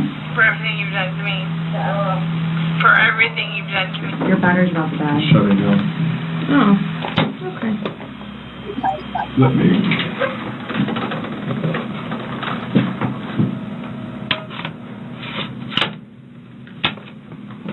The battery doesn't last very long. Yeah, it used to last a lot longer than that. I don't know what happened. Okay. Let me just grab something. All right.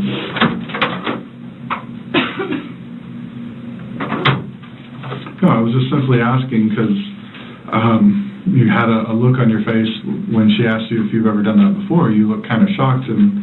No. He's following up again on the suitcase. Okay, but why did you say it like that? Like, I don't think you all understand who I am. He's following up again on the suitcase. Okay, hold on. Let's watch that again. no, I was just simply asking because you had a look on your face when she asked you if you've ever done that before. You looked kind of shocked and... No. Okay, but why did you say it like that? Like, I don't think you all understand who I am. Okay. Well, tell me. I mean, I've always been a straight A student. I am an outstanding mother to my son. Okay. I excel at everything. I love that one. I excel at everything. I would not do that. You wouldn't zip somebody in a suitcase? Well, I didn't completely lock it. I mean, I opened it with one finger. I left enough in there for him to get out. Okay. And I wasn't planning on going upstairs and going to sleep. Okay.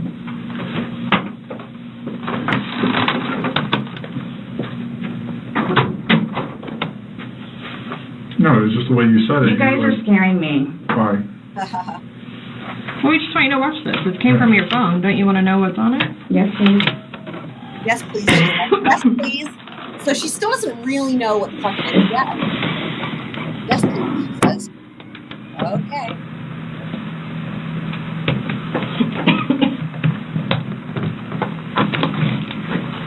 Is it long? Because I don't know how much I can take. No. I don't know how much I can take. So now I think she's remembering what it is. Now I think she's remembering that she did this. This is where it's sinking, because remember she was drunk.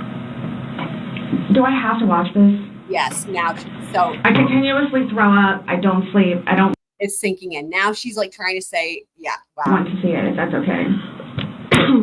Uh-oh. Well, it's on your phone, and you can either explain it or we take it for what it is. Yeah. We're just trying to give you the opportunity to tell us what's going on. That's it. Oh, look at this angle, guys. I love this view. Look at this. This is so much better than what we saw initially. It's that long? 2 minutes. No, For everything you've done to me. Wow. For everything you've done to me. Fuck you. And it's Fuck just, you. that's you, your voice. Stupid. Sarah. That's my name. Don't wear it up. I can't fucking breathe it. Yeah, that's when you do it. You choke me. Wow.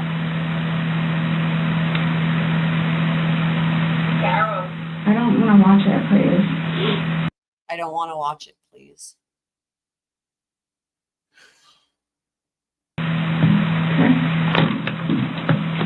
Last time we talked to you, you had said that you put him in the suitcase, he had 2 fingers hanging out, and you I went to flipped bed. him over.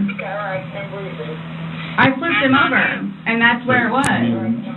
There's 2 different videos and a still picture where, yeah, it shows you flipping him in different positions, and him saying that he can't breathe, and you saying, fuck So you. this is upside down. So in order for him to have gotten into it, it was flipped up. Right. It was flipped up normal. Yes. Like as if you're packing something. So this is. So the whole thing about when she's trying to explain why it's upside down, I think that the reason it's upside down is because she chucked him down the stairs in it, right? Like that's a thing that's been talked about, the chucking down the stairs. But I think that maybe well, I guess I haven't really heard anyone make the connection as to how that could be why it's upside down, right? She chucked him down the stairs. I think that the flipping him over is not would be difficult, right? Because the thing is like, and I've mentioned it before, like he weighed 103 pounds. She weighed about the same, right? But the suitcase itself would have weighed something. So she would have had to, like for example, when she talks about picking it up and shaking it, I don't think she could have physically done that. It would be like picking up more than your own body weight, right? But all contained in a small area, which is like way harder to pick up, right? Like it's one thing to pull it by the handle like you would a suitcase, right? That's one thing. But to pick it up or throw it or shake it, like I think that like pushing it down the stairs and that's the boom. And then that's how it got upside down. And then I think she like was able to roll it over to flip it over. But I think that's as much as you could do. I don't think picking it up would have been possible the way she describes. It's upside down. Guys, this is killing me right now. So this image is upside down. Yeah. And then this small video that occurred 11 minutes later, it's flipped over the other way, closer to your dining room table. Okay. Now he's obviously still in there. So he didn't, how did it go from the back to the front? I flipped it. Okay. My plan was not to go upstairs and go to sleep. Well, that's what you did. Yeah. But not intentional. No, you told me you went upstairs because what? You were getting ready for bed. Stopped here. Okay, but where's here? Show me where you can see any fingers coming out, because there's the end. And his head's right here. Mm-hmm. So going like this, rather than going all the way up, that's the other thing, is that in none of those videos do you ever see the fingers or any space. Like this. 4 fingers. But why is he saying I can't breathe, and why is he pushing on it as if he can't get out? And it doesn't show a hole. There's no hole. There's no fingers. Right. I don't see his fingers. There's no hole. I don't know what you want me to tell you. Like, I don't know, like, what you want me to tell you. I'm just showing you. I'm just telling you what we see and what we've heard from the other video. I understand. He's begging for you to let him out. You're laughing in the beginning, and then in the end, it sounds kind of like a... No, it's not malicious. Well, saying fuck you. It's not malicious. then what is that? What does fuck you mean to you? Well, like if I were to tell my partner. Like he does. Like, I get told everything but a white woman, so. Okay. My intention was not to leave him in there. Please understand that. My intention was not to leave him in there.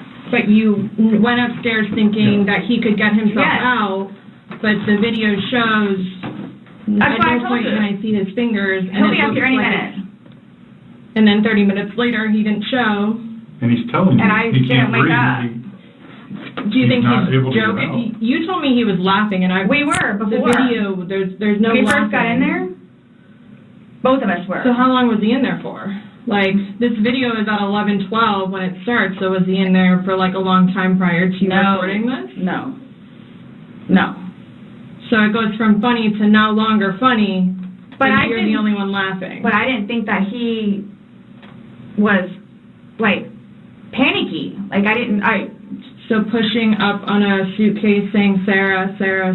So this is really funny. When you think about the elements, I think I deleted the elements. I used to have it as a banner. I deleted it, I think. Yeah. So I had the elements of the charges laid out, but for what she had with the second degree murder and then the manslaughter, and then they added that culpable negligence lesser included. Even we pulled up all the statutes on a different live stream in Florida. Okay. No, in other states, intent matters, right? We know. Florida's different in many ways. But even with first degree murder, I pulled up all the statutes for all the different ones, like first degree, second degree, on the different types of manslaughter. Intent, the word is not even there at all. It's not even used. And they brought that up in closing arguments. It was in the jury instructions, and it just, even in the statutes, intent, they don't, it doesn't even say you don't have to have intent, and the word is not even there. Okay. So what's interesting is Sarah's like walking through all the different elements. So she thinks intent is part of it, and that's why she keeps saying it's not intentional, because that would be a common, most people would, you would think that, because usually that's the case, right? Did you intend to or not? It was an accident, right? That's why she keeps emphasizing that. However, she doesn't know that that is completely irrelevant. The not malicious thing, now she's on the right track, because that is actually relevant, because depraved heart, again, she doesn't know, but the depraved heart is the thing for the second degree murder, which malicious actually does tend to actually be that actually works. You know, of course, no one believes that it wasn't malicious, but when she's saying not malicious, that would actually, if it was believable, could actually be like, oh, it's not depraved heart, right? That would take her from second degree to manslaughter. But now this whole thing of this is about what would the reasonable person do? Now they're talking about, he's saying he couldn't breathe. What did you think he was going to do? Like they're walking through, how as a reasonable person would you think he's okay? He's going to, like, you see, that's what they're going through now. And all of this is establishing the elements of these charges. Sarah, I can't breathe. George has done that in the past before too, where it's just like he thinks that he's woe is me kind of thing, where it's like, he's never been locked in a suitcase. That's where he couldn't get out. So it's kind of, that was actually a really good question, because that does kind of challenge her as like, well, are you going to, it's almost like trying to get her to admit, like, okay, well, if you want to go with that statement, if you want to support that, you could support that statement by saying that he's done this, that he's been in the suitcase before, right? They think they think he's been in that suitcase before, and I definitely agree. So it's just interesting, because it's like, if you're saying that he's done this in the past, woe is me, and then she's like, well, but you said he's never been in the suitcase before, so it's like, you see, it was a really smart question. I thought it was the boy crying wolf kind of thing. Okay. And again, my plan, but nowhere in there is he laughing, is he joking? He is begging. And you're the only one laughing. Okay. And you're the only one saying derogatory comments. Like you're mad. No. Please don't.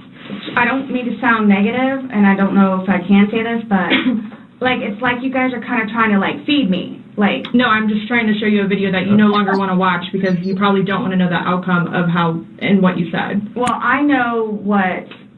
You know what's on that video now? No. You remember making that video? No. Why don't you remember making the video? Probably because we had been drinking. But you weren't drunk. No.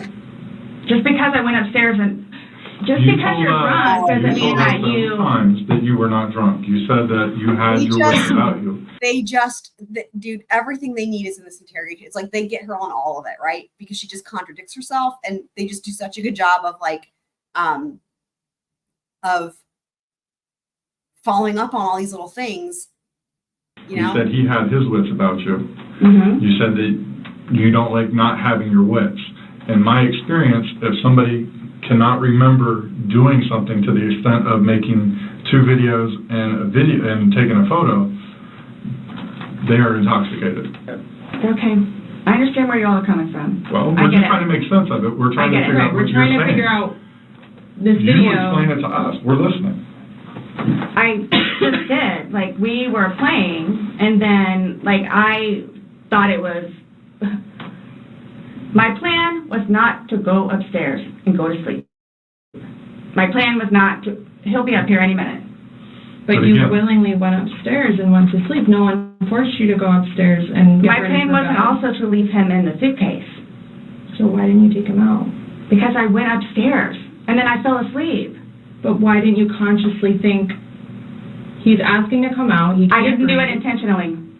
What do you think is going to happen if you leave somebody in a confined space like that? Well, I thought by not zipping it up all the way, it would be okay. My plan was not to leave him in the suitcase. And what was your plan? Waiting for him to come upstairs. And then when he did it? I fell asleep. You said you were up there 30 minutes. After 30 minutes, somebody not coming up. Knowing that the last time you saw him was in the suitcase, 30 minutes later, you're like, maybe I should go check on him? Maybe I shouldn't? No. Well, that didn't cross your mind because it didn't happen. That's like an assumption. Like Kismet says, I wasn't drunk. I can't get drunk. It's the drinking. Yeah, I think even later she's like, I blame it all on the alcohol, like point blank. Like it's amazing. But let's also remember as to this whole thing about going to sleep that she calls Brian, right? And again, what the lividity would show us and the fact that he's out of that suitcase would show us is that she actually got him out of that suitcase and he was already deceased. Or he could have been just like severely unconscious, right? Because we heard from the ME, like how that would have worked sadly with the oxygen, how it would have, so he could have been like unconscious / dead and, but either way, it does look like again, the lividity would show he was on his back. And so she's saying she went to bed. Again, this is like a completely different story. It's one thing if it's like, okay, yeah, she passed out drunk, she went to blah, blah. This is completely different though when you look at those 2 key factors, calling Brian and the lividity. That's what you all are thinking. We're asking. It's the whole... You tell us. It's the drinking. That's what it is. It's the drinking. I thought it was like, I thought he was okay. Like I didn't, he's telling you he's not. He's telling you, Sarah, I can't breathe. He's saying your name and you're like, that's my name, don't wear it out. Guys, that's how we are with each other. Like nobody understands our relationship. This whole suitcase thing never happened before. Would you leave someone else in a suitcase? Interesting too, because she says that there again. Yeah, I don't know, man. Would you leave Lucas in a suitcase jokingly? Because it was a joking matter. You put him in there jokingly. Would you leave Lucas jokingly in there? And you love Lucas, right? And I wouldn't do that to him either. I wouldn't do that to him. So I just. Well, it's not like, again, I don't think you all understand. Like it's. That was not my intention. Well, y'all don't have any idea what I've done for him. But by your acts, and that's exactly right. You get to the point where you've done so much for somebody and they don't show you any appreciation. He did. Not by your words in the video. I don't get that. He did. Because you bring up the fact that when he's choking you, you can't breathe. That's how you felt when he cheated on you. You couldn't breathe. And you verbally several times told him just fuck you. Well, you said it in the video, but you won't let us play the rest of it. You don't want to. When I say cheating, it's on his phone. Okay. Cheating is cheating. I think so too. Exactly. It's your definition of cheating, though. So, I mean, that's what the word cheat means. And that's what you told him in the video. I agree, Kitswitz. They're doing a great job of just staying like so matter of fact. I don't know how they're not laughing either. That I couldn't breathe when you cheated on me. No. That's how I felt when he said, Sarah, I can't breathe. And you told me, I don't know what you. This is. What would you say if somebody told you that they had done this? Done what? Zipped somebody in a suitcase and went up and went to bed. Do you all not think? So you all think that it's like, oh, good, I got him in there. Now I'm going to go to sleep. Is that what you guys are trying to assume, or trying to like? We're just the video. That's what you said you did. Is very portraying of the opposite of what you told us. No. It does not. It is not leading up.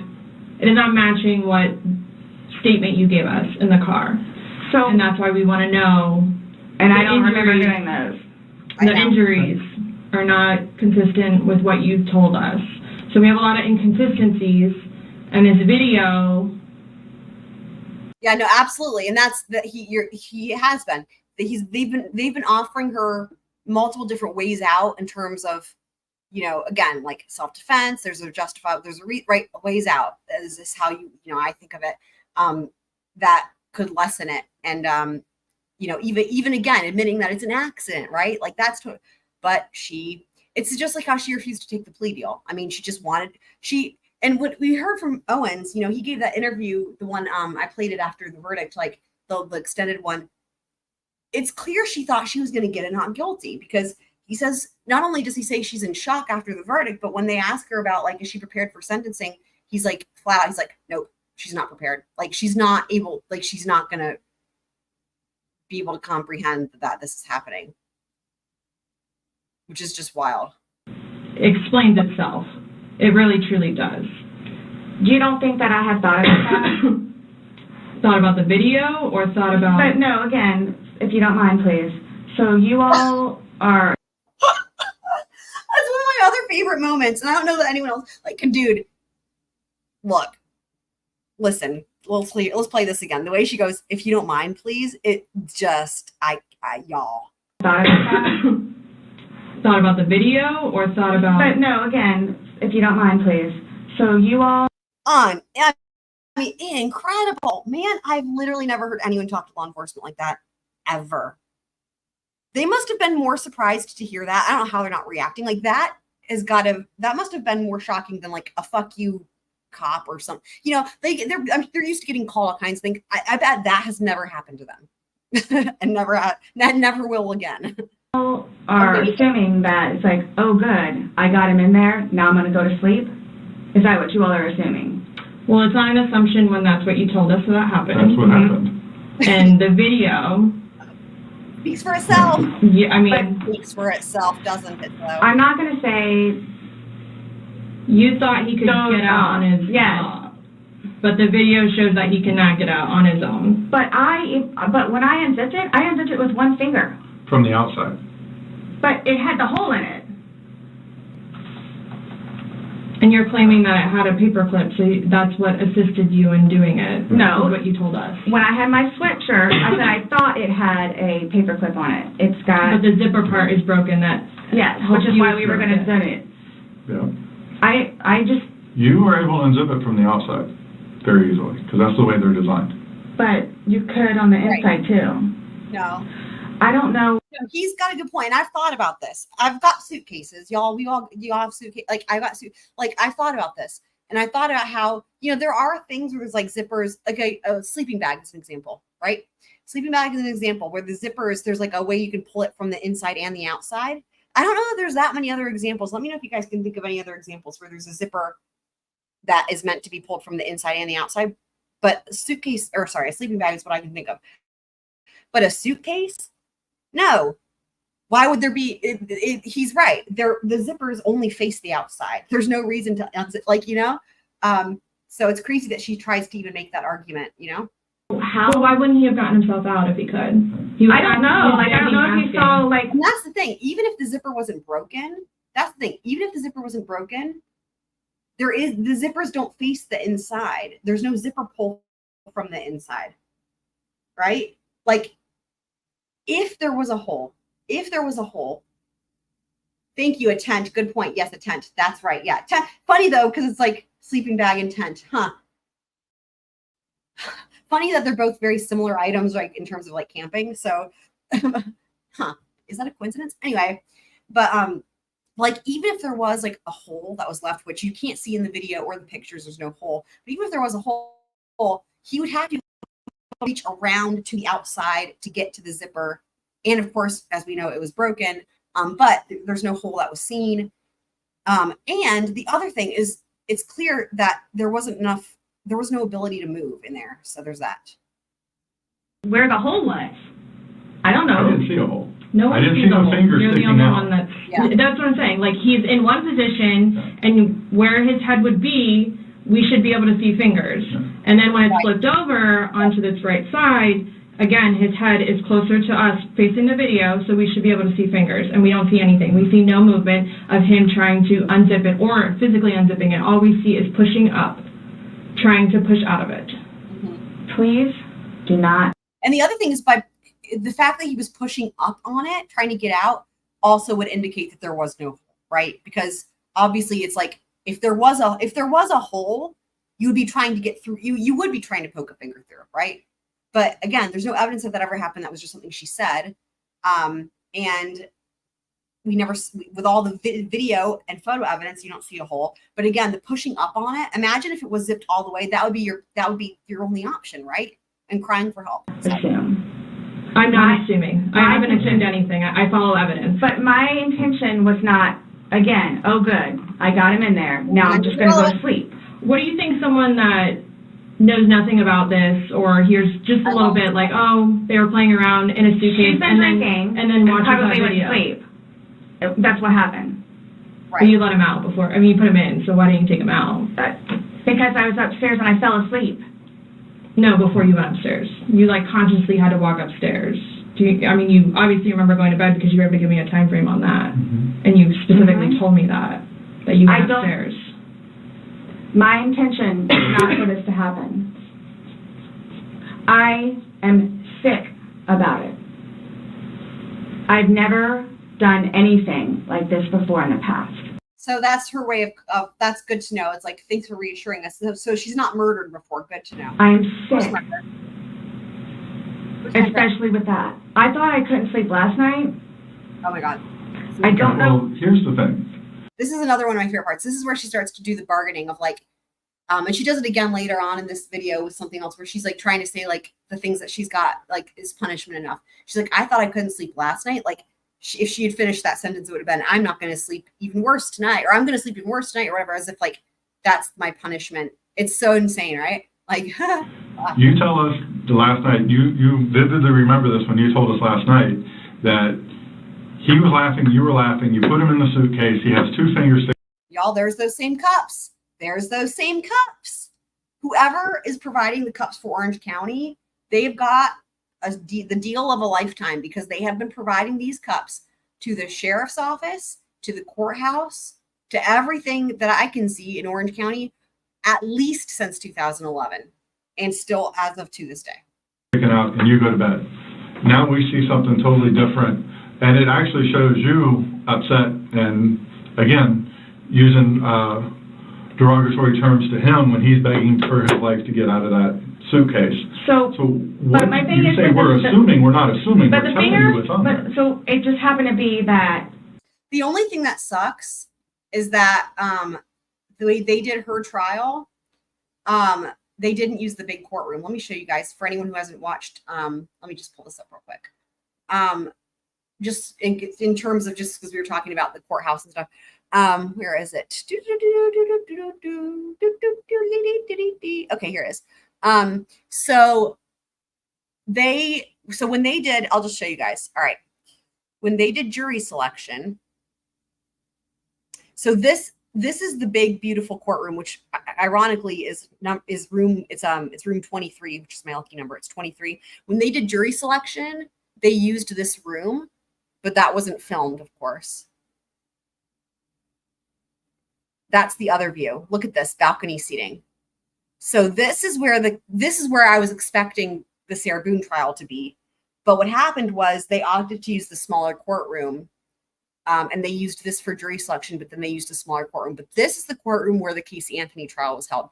And it is incredible, y'all. It's state of the art. The acoustics, I mean, Kit Smith's, I'm sure you can tell. It's like a concert hall, literally, even with the so if you look at the left, look at that. That's the jury box. Isn't that beautiful? Look at the chairs.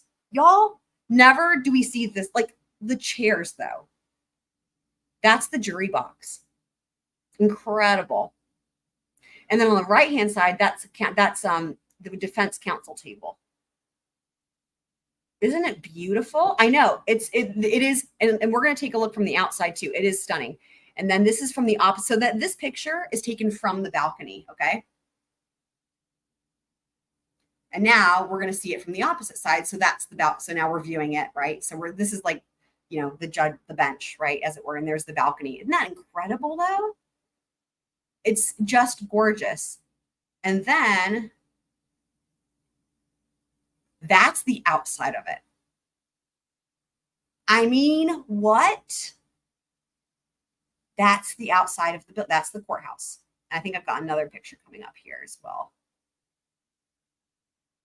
That's the front. Stunning. Absolutely stunning. Does not look like the courthouse is down here at all. I mean, what if I know y'all are all, you guys, I know it is. I mean, and y'all remember back to Murdoch, right? Y'all like they have like the wooden pews and then that witness box. I mean, those chairs though, they look like they got cushion on them. I mean, that's a lot. And they look like they're also, hold on, let me go back to it. They look like they have the rolly chairs. Like, I think they're rolly chairs, y'all. I think they got swivel and rolly chairs, like an office chair, right? I mean, that's just like, I mean, isn't it wild?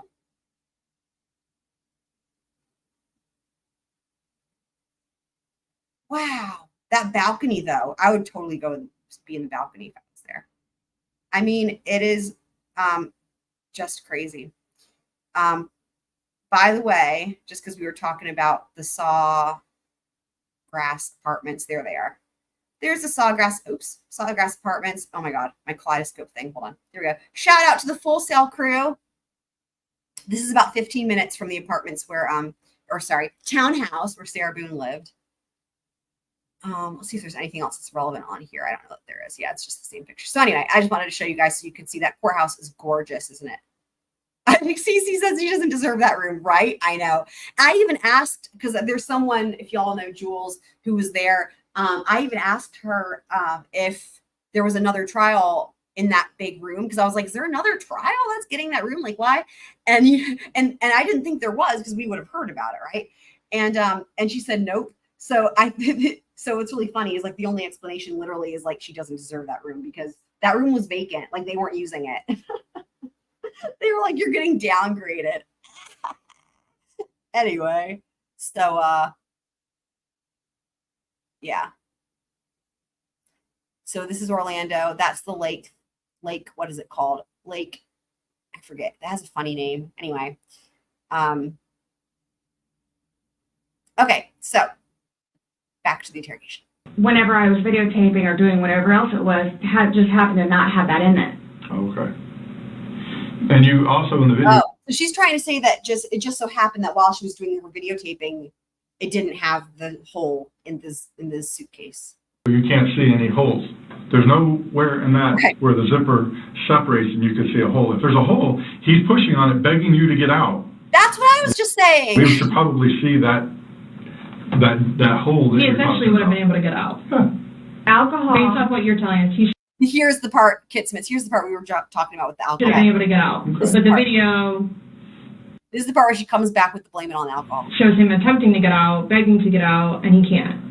So that's just what we're trying to figure out. I don't know if maybe you had too much to drink, you zipped it up all the way, and then, I did not zip it up all the way.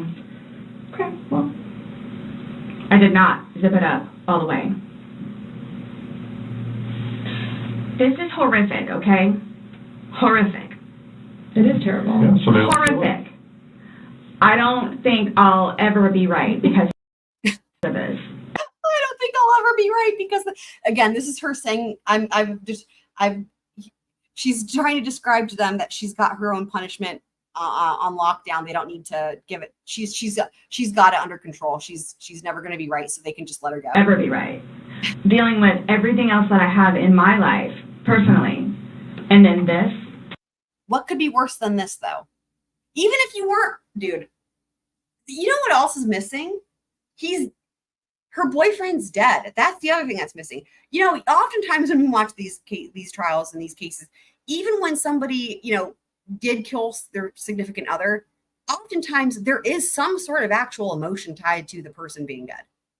But that's not even it. It's just interesting. Like, that's completely missing entirely. Like, it's so wild, right? Okay. Whom I loved, it was not intentional. I will put my hand on the Bible. It was not intentional. I think I might have jumped the gun when I said it was the blaming on the alcohol part. We'll see. It might be later. I would not do that to him nor anyone else. But you did. Not intentional. You intentionally went up to bed. I didn't intentionally go to bed because I'm thinking, okay, good, he can get out. How did you not intentionally go to bed? You said you went upstairs and got into bed. That's intentionally going to bed. Waiting for him. And he doesn't come, but you don't go down to check on him. So I happen to go to sleep. When I say go to sleep, and what do you normally do when you go to bed? Do. What do you normally do when you go to bed? What do you mean? What is a bed for? Going to sleep. Right. So you go to bed to do what? But obviously you can tell too that, like, I've been drinking also. You go to bed to do what? Okay. You kept telling us, hey, I wasn't intoxicated. I wasn't this. I wasn't that.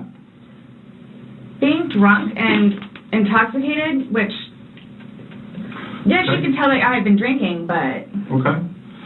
So if you weren't intoxicated, then why would you ever leave somebody in a suitcase that's begging to get out, that's telling you they can't breathe? If I hadn't been drinking, you still think it would be the same thing? Where it's like, hop in, I'm going to go to sleep. Is that what you... Just taking yourself to a deeper hole. You all are trying to do to portray me as? We're not trying to do anything. I'm simply asking you to explain to me what happened. Everything was fine and dandy. Fine and dandy. I don't call it fine and dandy. Was fine and dandy. Yeah. Okay, for me to tell you this, again, mind you, I've been without him for a day now. Mm-hmm. This is one of my other favorite parts where she just in the background just starts playing the suitcase video in the background, just unannounced. Dude, this is one of my other favorite parts of this interrogation. Like just completely no warning. Like, hold on, let's listen again. I love this so much. Brilliant move. Okay, for me to tell you this, again, mind you, I've been without him for a day now. Mm-hmm. I don't know. I mean, I don't know what you all want me to tell you because this was not in any way, shape, or form, hand on the Bible, intentional. Okay. So you just left him there to teach him. I didn't kill him. You left him there to teach him a lesson? I didn't mean to leave him there. That's what I'm trying to tell you. You got up and walked away. How is that not intentionally leaving him there? Because I'm looking at the hole, knowing that it's there. He'll get out no problem. Because you don't. And then he doesn't. But you don't go check on him. You say you're up for 30 minutes and he doesn't come up. You don't go down and check on him? I'm in the bed. You even moved. And you admit to moving the suitcase over. So. You roll it. You roll it out, it's not like... I didn't want it to be like that. Don't... You didn't want him to be upside down? How do you even get upside down? Right. You guys are killing me right now. I just want you to hear... That's how he talks to me most of the time.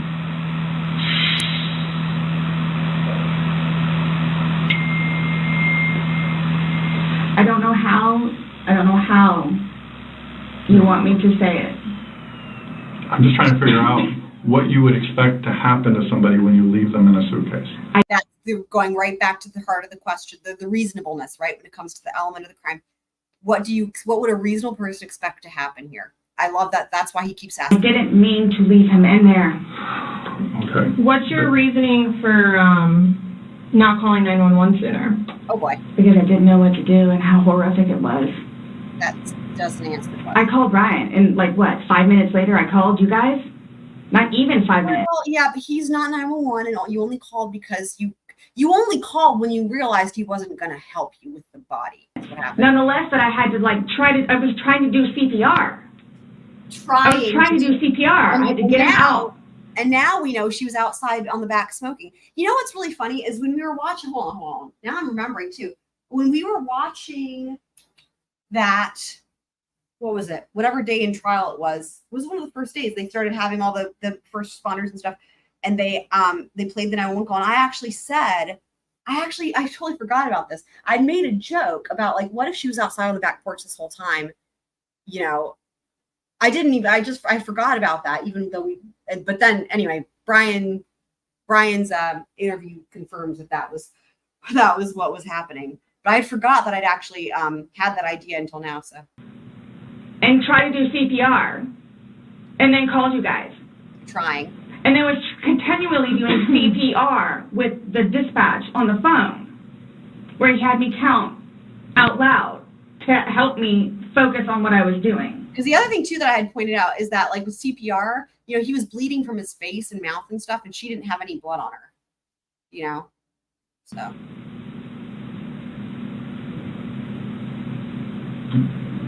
It just... I don't know how... I mean, you can sit here all day long and say, I thought he was going to get himself out, but he didn't. And you went upstairs, and you stayed there for 30 minutes before you fell asleep. But can I say, too, you chose not to ever at any point during that 30 minutes walk back down and check on him. No, wait 1 second. Because I know, like, with you all, and then, like, if you continually ask me, like, time frames, where I told you, like, I don't bother even looking at the clock most of the time. So it's like a guesstimate. So for all I know, maybe it was 10 minutes. Okay. Well, the videos have. But the point is, you left the living room where he was begging for help and went upstairs. Regardless of how long you were there. And the key thing that gave it away was the phone, because she was holding the phone close to her face, too. So, like, there's just no physical way she could have done CPR while holding the phone. And then when they tell her, either they tell her or she hears that they're approaching because there's sirens. When she hears that they're about to get to the house, she tells the dispatcher, "Oh, I think they're here" or something. And you can hear there's a change in the volume. And my thought is that's where she goes inside, puts the phone on speakerphone, sets the phone on the floor so she can sit there and make it look like she was doing CPR when they walk in. You laughed. You say, I thought he was the boy calling wolf. Again. Okay. So when he asked to be let out, like, what's your reasoning for not letting him out? When I was upstairs? No, when he's asking on the video, he asked multiple times. He asked to be let out. I can't breathe. Why didn't you let him out? Well, number one, I had no idea it was going to end like that. Okay. Number one. Okay. Number two, just, you know what? I'll give you 5 minutes or so in there. Oh, boy. I'll give you 5 minutes or so. That's the punishment 5 right minutes there. for what? Well, based off the video, one video is at 11:12 and the next one. Look at the look that she gives him. She doesn't answer. Look at the look. Oh, man. It's like he knows what she means, and she knows he knows. Look at this. Wow. Number one, I had no idea it was going to end like that. Okay. Number one. Okay. Number two, just, you know what? I'll give you 5 minutes or so in there. I'll give you 5 minutes or so. 5 minutes for what? Well, based off the video, one video is at 11:12 and the next one's at 11:23. So you actually gave him at least 11 minutes per video recording. So my thing is, when it stopped, he asked multiple times. I mean, why? Why did you not let him out? It's just a simple question. To be honest with you, I mean, don't Were you punishing him? No. Just. Well, that's what you're saying in the video. This is what you got. This is what you make me feel like... See, and then it's all backfired on me. Like, it's all backfired on me. And I understand the severity of this. Yeah, he's dead. It's awful, I know. Okay. It's awful. And I will tell you both this right now, too. I will never drink alcohol again. Here we go. Like, I will never drink alcohol again. I don't care what it is in any way, shape, or form. I mean, you know what, though? That probably is true because well, we don't know how long, but she's going to be in prison for a very long time.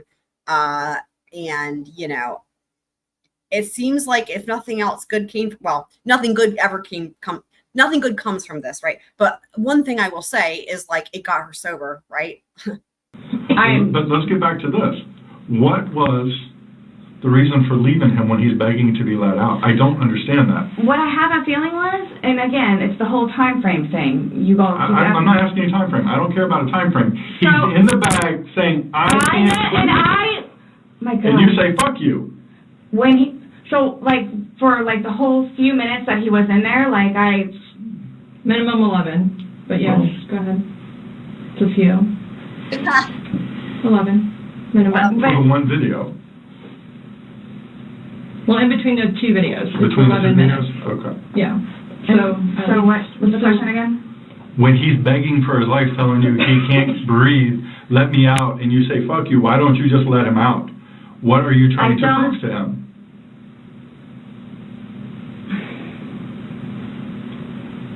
There was obviously something in your head that you were thinking of when he was asking to be let out, and you're like, you know, that's a really good part that you don't get from that other view. Let me play that again, just to appreciate it from this angle. Her response here. What's the question again? when he's begging for his life, telling you he can't breathe, let me out, and you say, fuck you, why don't you just let him out? What are you trying to prove to him?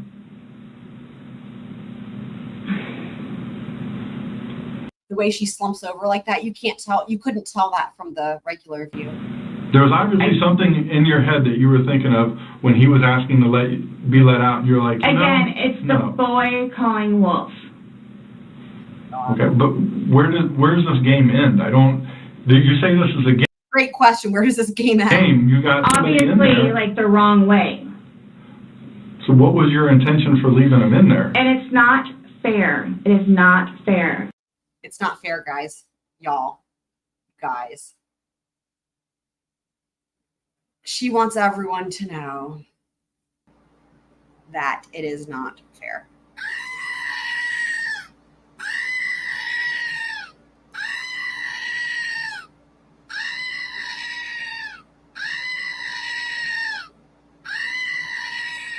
You know, sometimes the thing is that the goat just speaks louder than words.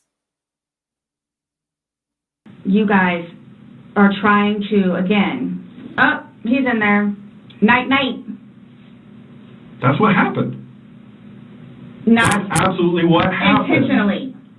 How's it not? You got up off the couch, walked up the flight of stairs, and got in your bed. Thinking he was going to get out. And he didn't, and you still didn't go down and check him. And it's the whole 30-minute thing that you guys are trying to do. I don't care about 30 whatever. minutes. It's like, for all I know, it's 10 minutes. He's begging for his life, telling you he can't breathe. I don't know what you want me to tell you. Like, I don't. I didn't intentionally mean for this to happen. But you can't tell us why you left him in there and went upstairs. That's my only issue. Like, what am I supposed to write? What do I write? So my thing is, though, it's what I have a feeling is I went upstairs and just hit the bed kind of thing. I know. But, again, I'm thinking, he'll be up here in a minute. But then I go out. So my question is, why didn't you just let him out prior to going up? I don't know why. He's begging to be let out. He's not laughing. He's not having fun. You said this was supposed to be fun. You were laughing. Y'all, he's not laughing. He's not having fun. And you know what else he's no longer doing?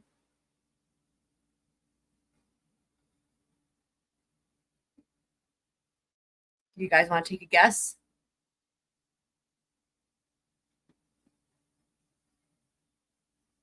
He's no longer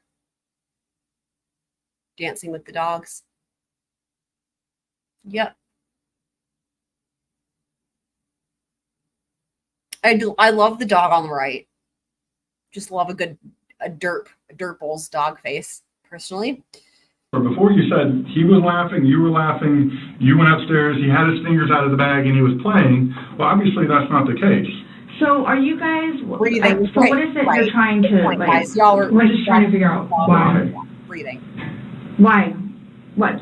Why? What was the motivation for leaving him in the bag? Why he was left in the bag? Why did I didn't have any motivation. It was he and I having a great day, fooling around and being stupid, and apparently me going upstairs and hitting the bed, not going to sleep, where it's like, I'm tired now, I'm going to go to sleep. That's excluding, it's a good analogy for the day, excluding the fact that he's got a bump on the back of his head, a bump on the front of his head, and his lip is busted, and he has a bump on his eye. He's like, that's a good analogy for the day, except for the fact that he's like injured all over it. Oh, and the fact that he died. Except for those things. I don't know what you all want me to tell you. Like, this is not fair at all, at all. Yes. That you all are assuming that that's from me. Did you hear him say yes? She's like, this is not fair at all. And he's like, yes, that was brilliant. Because he's like, it's not fair to George. Also, what a weird ass table, right? Where else did it come from? If you were, say it's opposite, you were in the suitcase and you're asking to be let out, would you hope that that person would let you out? Like, you're asking to be let out of a suitcase, should they not let you out? Eventually. I'm guessing. I mean, I don't... Oh boy, yeah, she doesn't know how to answer that. I'm blaming it on the wine. Here we go. Blaming it on the wine. So you guys are like assuming that... You keep saying we're assuming, or we haven't assumed anything. But you guys are assuming that that's what I did. Yeah. No, by what, the facts of what happened. Is a rhombus or a trapezoid? Y'all remind me what the difference is between the two. It's been a long time since I've done shapes. Like, when do you learn that? Like, you learn your shapes. That's like first grade or something. Rhombus and trapezoid. Y'all, what's the difference? When we got there, you said you pulled him out of a suitcase. You said you went to bed. We're not assuming that. These are the facts that you're telling us. But now what you said is like, I'm tired. Oh, I'm tired. Well, that's what you told me on a sworn recorded statement yesterday. Because when I said, oh, you went upstairs and passed out, you were like, no, I did not pass out. You got attitude with me because you were thought I was assuming that you were drunk. So that's an assumption. That was an assumption when I said you passed out. And guess what? You corrected me. You were very adamant about the fact that both of you had your wits about you. What's your favorite word to use? Compass mentis.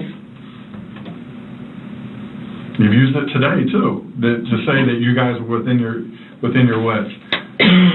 There's two empty bottles of wine. No, but we didn't drink both of them. I think you did. Bottles. We didn't. There's receipts for the same. They were both purchased yesterday, so I don't know how you didn't, because they weren't there the day before. The one was. 2 Publix receipts from yesterday. Mm-hmm. Only thing purchased on either one was a single bottle of wine, 2 of them.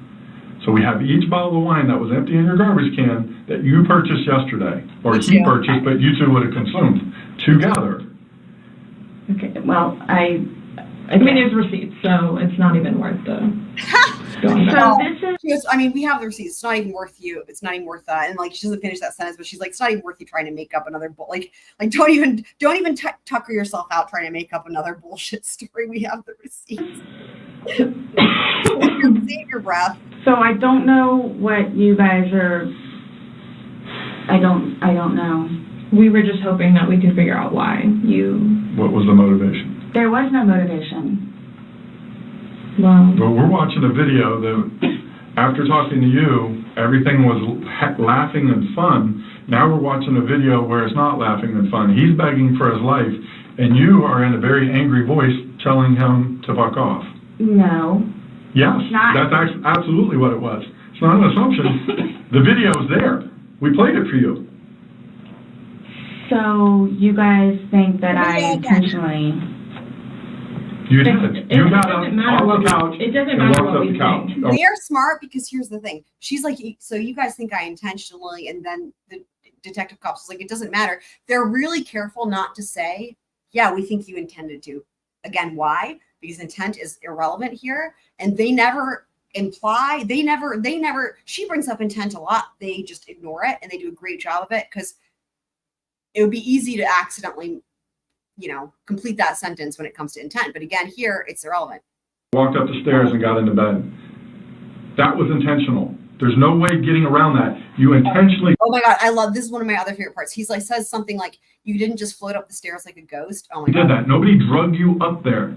You didn't float up the damn stairs. Okay, well, it's not fair. It's not fair that you guys keep trying to say that that's what I did. I don't know what to tell you. You told us that. You didn't go upstairs? Again, there was a hole in a suitcase. I unzipped it from the hole with one finger. Well, the damn hole didn't do him no good, did it? But he could push it open. No, he Did couldn't.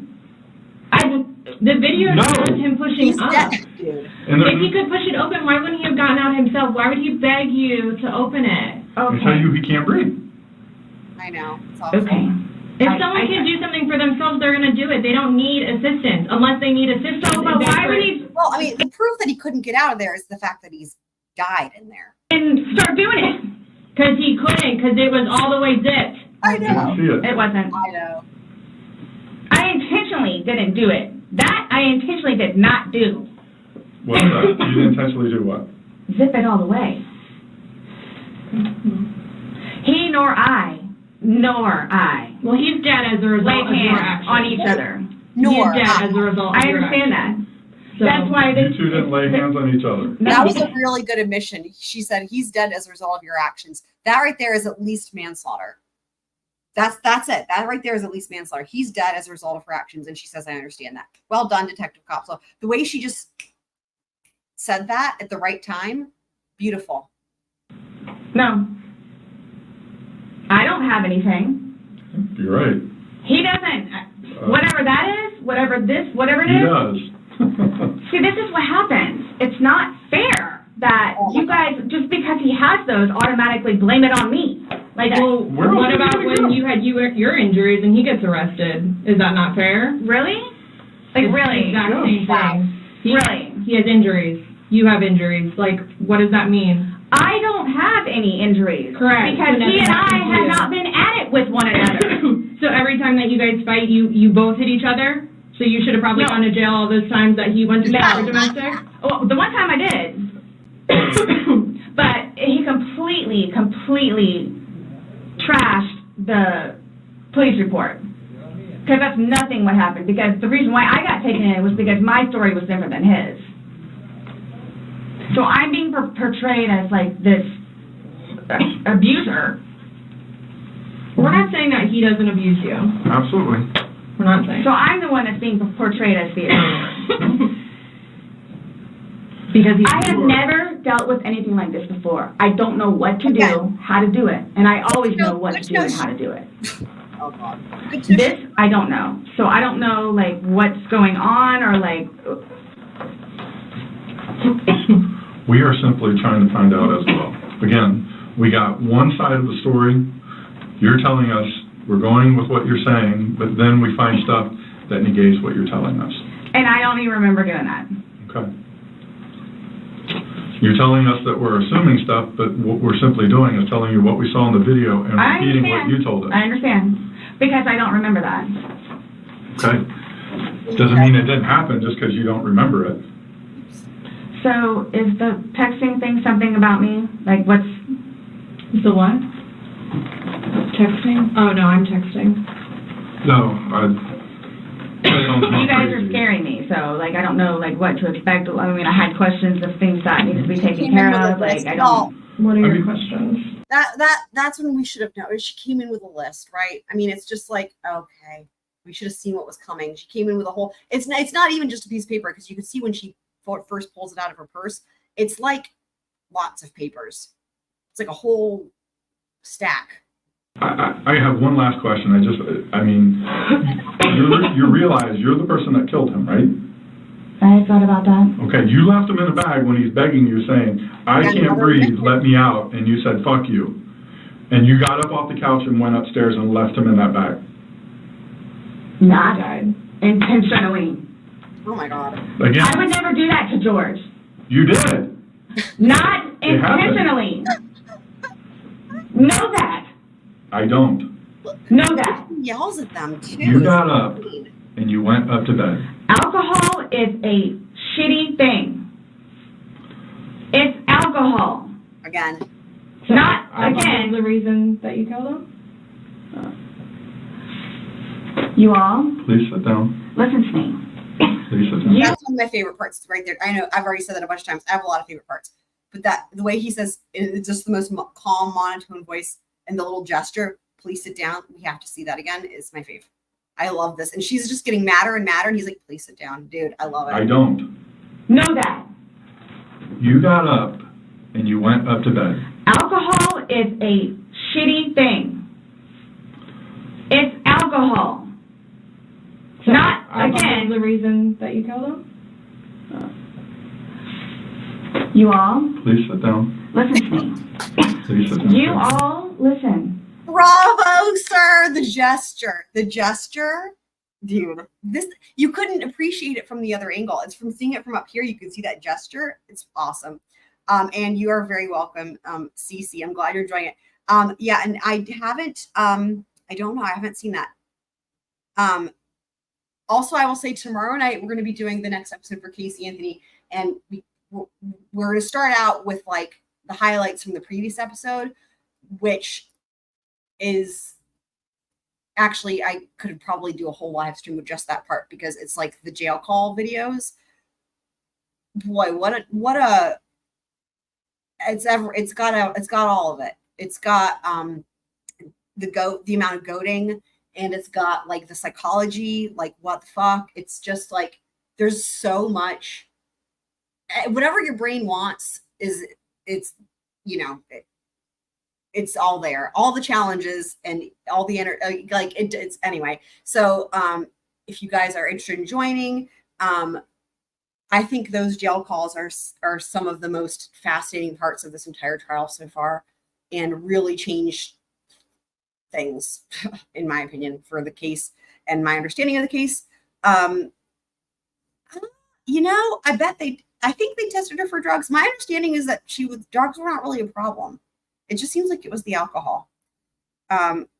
Right. Yes. Lots of people drink. Lots of people are alcoholics. Oh, right. Of course. Yes. But it is just so funny how it's like, I can't drink. I can't drink. It was the alcohol. I did not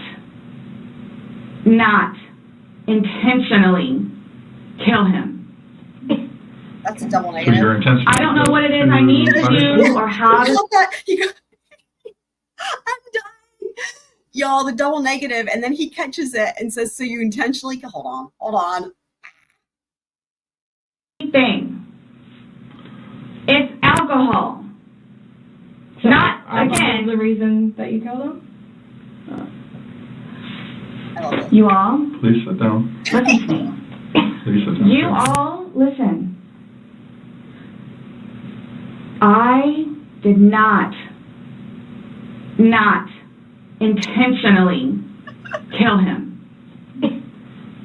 So your intention. I don't know what it is I need to do or how to do it or what to say or how to say it. But what was your intention? Everyone knows everything that I've done for George and love him and continuously helped him throughout his life with me and made him a happier, better person. That's so Everybody has their limits. Everyone knows that. Everybody has their limits. So it's like, okay, so while we're in a good place right now, I'm going to snap. Is that what while we're in a good place right now? You did. Yes. Absolutely. I got you He just gestures to the video. I love on it. video screaming, fuck you. This is what it feels like when you're choking me. This is what it feels like. Which was however long ago. You said The it. video was from last night. Clearly, Video speaks for So itself. when did Still that? inside yet. Yeah. there's still feelings towards it. You wouldn't say it if you didn't feel it. Eric gets like the self. But I would never do that. But it happened, and you did. But that's after being playful. But no one's And laughing. having a good day. No one's laughing except you. Everybody's having a good day. Oh, I'm sorry? I would hate to see a bad day. Oh, fuck. Yeah. I would hate to see a bad day. Well played, sir. You're making me out to be a person that I'm not. Or will I ever be. His face. Or are you a different person when you're drunk? People have different personalities after they consume alcohol. It depends. Well, because you're sober now, so sober you. Nice What about person, drunk easy you? going. not. It's both of us. Oh boy. It's both of us. Oh, And God. again, Oh, it's not fair that you all are assuming that the marks that he has on him are from me. We asked you where they came from. I have no idea. Well, nobody else. Interesting. She brought those back up. Interesting. She brought those back up, and then he's right. She's like, you thought these were from me, and he's like, we just asked you where they came from. Wow, that's like an admission, like, because they just asked her where they came from. She said they were from falling off of Lucas's bike, and then she tried to blame Lucas, and then they moved on. But that right there just makes, interesting, right? Guilty Was conscience. there, so nobody else is. I have no idea. I swear I did not lay a hand on him. Okay. You just zipped them in the bag. Nor he. You just zipped them in the bag.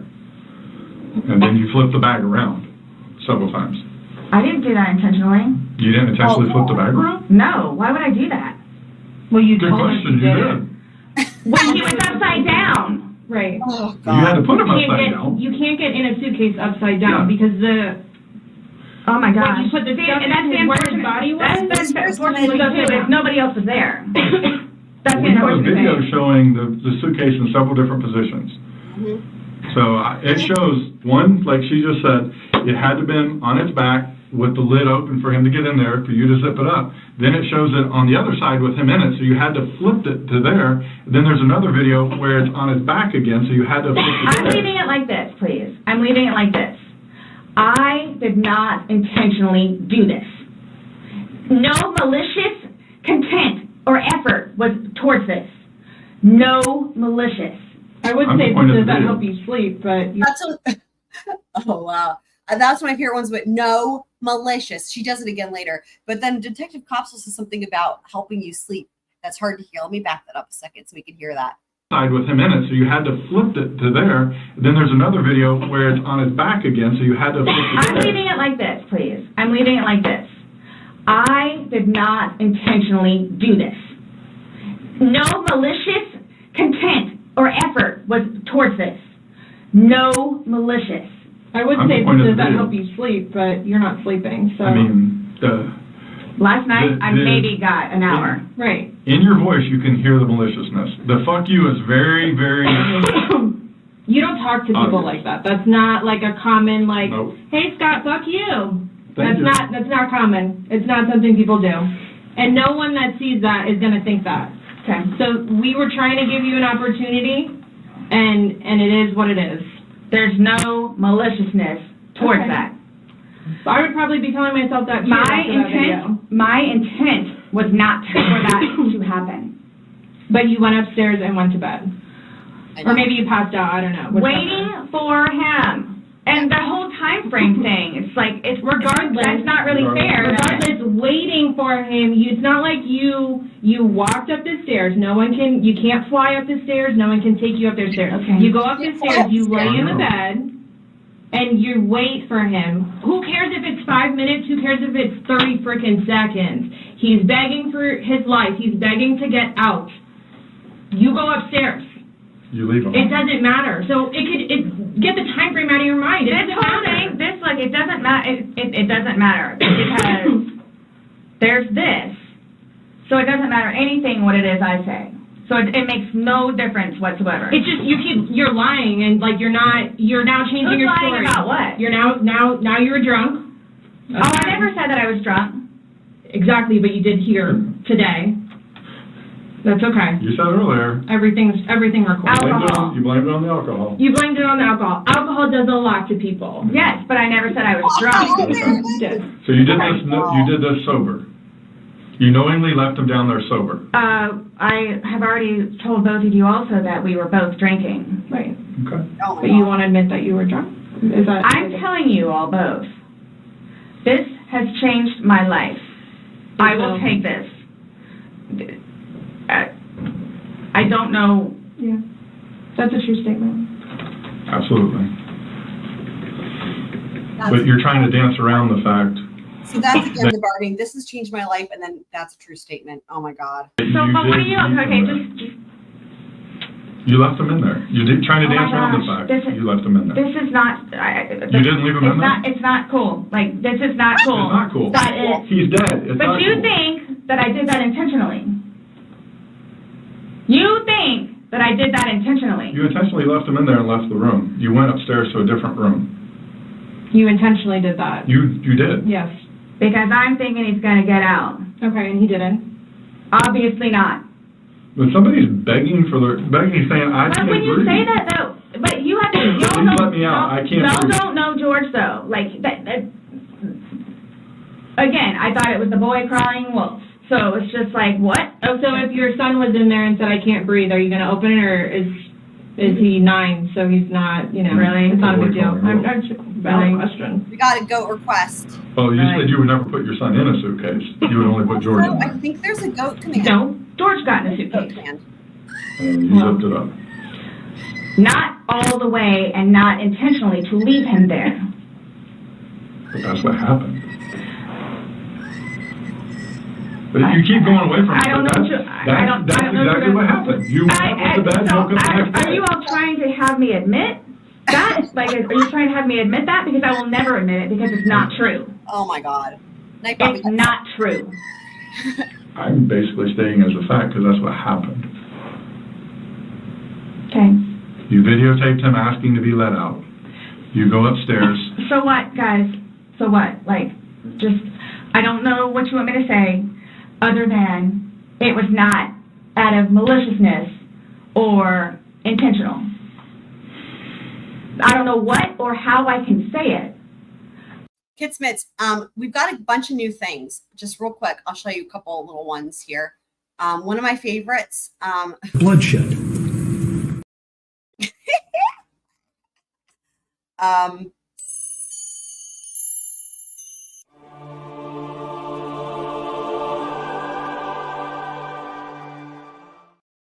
That might be my favorite because it's so magical. I love it so much. Anyway, there's more, but we'll continue. I love George. Oh God. Love him. To this day still. Y'all, I love him. She's yelling it. Dude, and this is so insane. Oh my God. Okay, you had seen that one? Well, excellent. I always enjoy it. Out of maliciousness or intentional. I don't know what or how I can say it. I love George. Love him. To this day still. That's what you do. You yell like love him. Things. Love makes you do crazy things. It doesn't do, it's not one of those things where it's like, oh God. Detective Koepsell says love makes you do crazy things. Again, trying to offer her another way out. You know what? I've done enough for you at this point. I never gave up on him. Okay. Why I'm here today, I'm still not giving up on him. Not this again. I would do anything for him. Well, you gave up checking up on him. So. That's one of my other favorite parts. I would do anything for him, and just you gave up checking up on him. Oh gosh. Yeah, you would. Sorry, I talked about. You wouldn't let him out of the suitcase. Let me back that up. This is my fate. Dude, well played by them, right? I would do anything for him. Well, you gave up checking up on him. So. I wouldn't let him out of a suitcase. Oh gosh. The way he says you wouldn't let him out of a suitcase kills me. We're simply just trying to go through. I mean, again, you gave us a completely different story that you churched up to. This was such a lasting matter. It was fun. Not by that all video. Day. All Not day. by that video. That part wasn't. No. Anybody looking at it doesn't. I don't think anybody would look at that video and go, George is having fun right now. So why is it you all think that y'all don't know me. You don't know me. Oh. Nope. Would do something like that, especially having a 9-year-old son. I don't know. Like why? 9-year-old son would be. Like why are you so like caught on what we think? Yeah. When because you should be more concerned about what you've told us. It's because like you guys are like trying the things that the video shows that are opposite of what you told us, and then what you've now like told what us is opposite? Today. Well, you said that it was funny, and you're the only one laughing. We were playing before that. Okay. But then it stops. Yeah. It obviously stops being fun. Well, Because you're screaming at him. He's begging to get out. I'm not screaming at him. Sounds like screaming at me. I don't know what you all want me to tell you. In no way, shape, or form was this intentional. At all. Ever. Okay. Are you still going to allow us to do your fingernails? Go for it. Go for it? Okay, cool. Alright, I'm going to get that set up. But he also said that. Do you need any more water? No, but when you come back, can I ask about this? Yeah, we're fucking list. Just the two of them. So what? Just don't understand. So it was. I don't understand how your story changes so much to the How fact is that. it changing? Please help me explain. Understand. You went on about how this was such a playful thing and you guys were laughing, and it probably was for a few minutes, but then it obviously changes. The whole demeanor of this whole situation completely changes. It's not the funny, laughing matter. He's not laughing at all. I didn't think he was being serious. You absolutely sound serious. I when you're didn't think answering so. them. Like, just. You don't think your voice, you sounded serious? It's okay. I don't know what you want me to tell you. It was a great day. Okay. It didn't end well, obviously. I was going to say, that's, I mean... I can't explain to you. I can't explain to you how horrific it was to find him. Horrific. Because I don't remember taking those videos. Okay. How horrific. I'm thinking he's in the bathroom. I'm thinking he's downstairs in the laptop. I can't find him. So what's going to happen? Like, here's what gets me though, is you don't remember taking videos, you don't know where he is, you don't remember him being in the suitcase, and you're still telling me that you had your wits about you.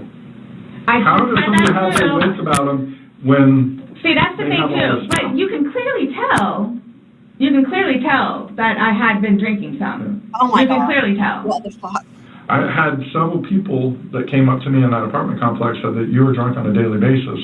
And you were screaming at him regularly. Right. Really? Right. Talk to the property manager. Talk to the property manager. Okay. Because it's not... These are your neighbors, the one that live next to you. Your property manager does not live next to you. They see you every day. How many... You had two neighbors you went to and asked to go use the restroom. See, that is just not fair. No, hold on. You had two different neighbors that lived directly next to you. You asked to use the restroom, and they told you no and turned you away. You had to go across the way to somebody else. No, okay.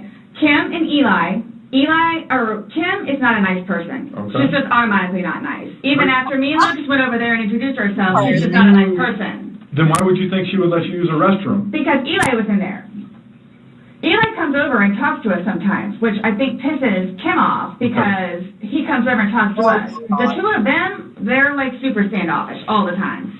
My neighbors down the street, down the way, their toilet was broken. They had stuff in the bathroom.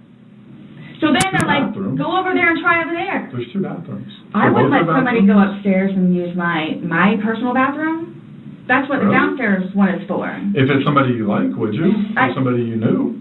They're in the process of doing all this stuff in the kitchen. And there's stuff in the bathroom and the toilet doesn't work.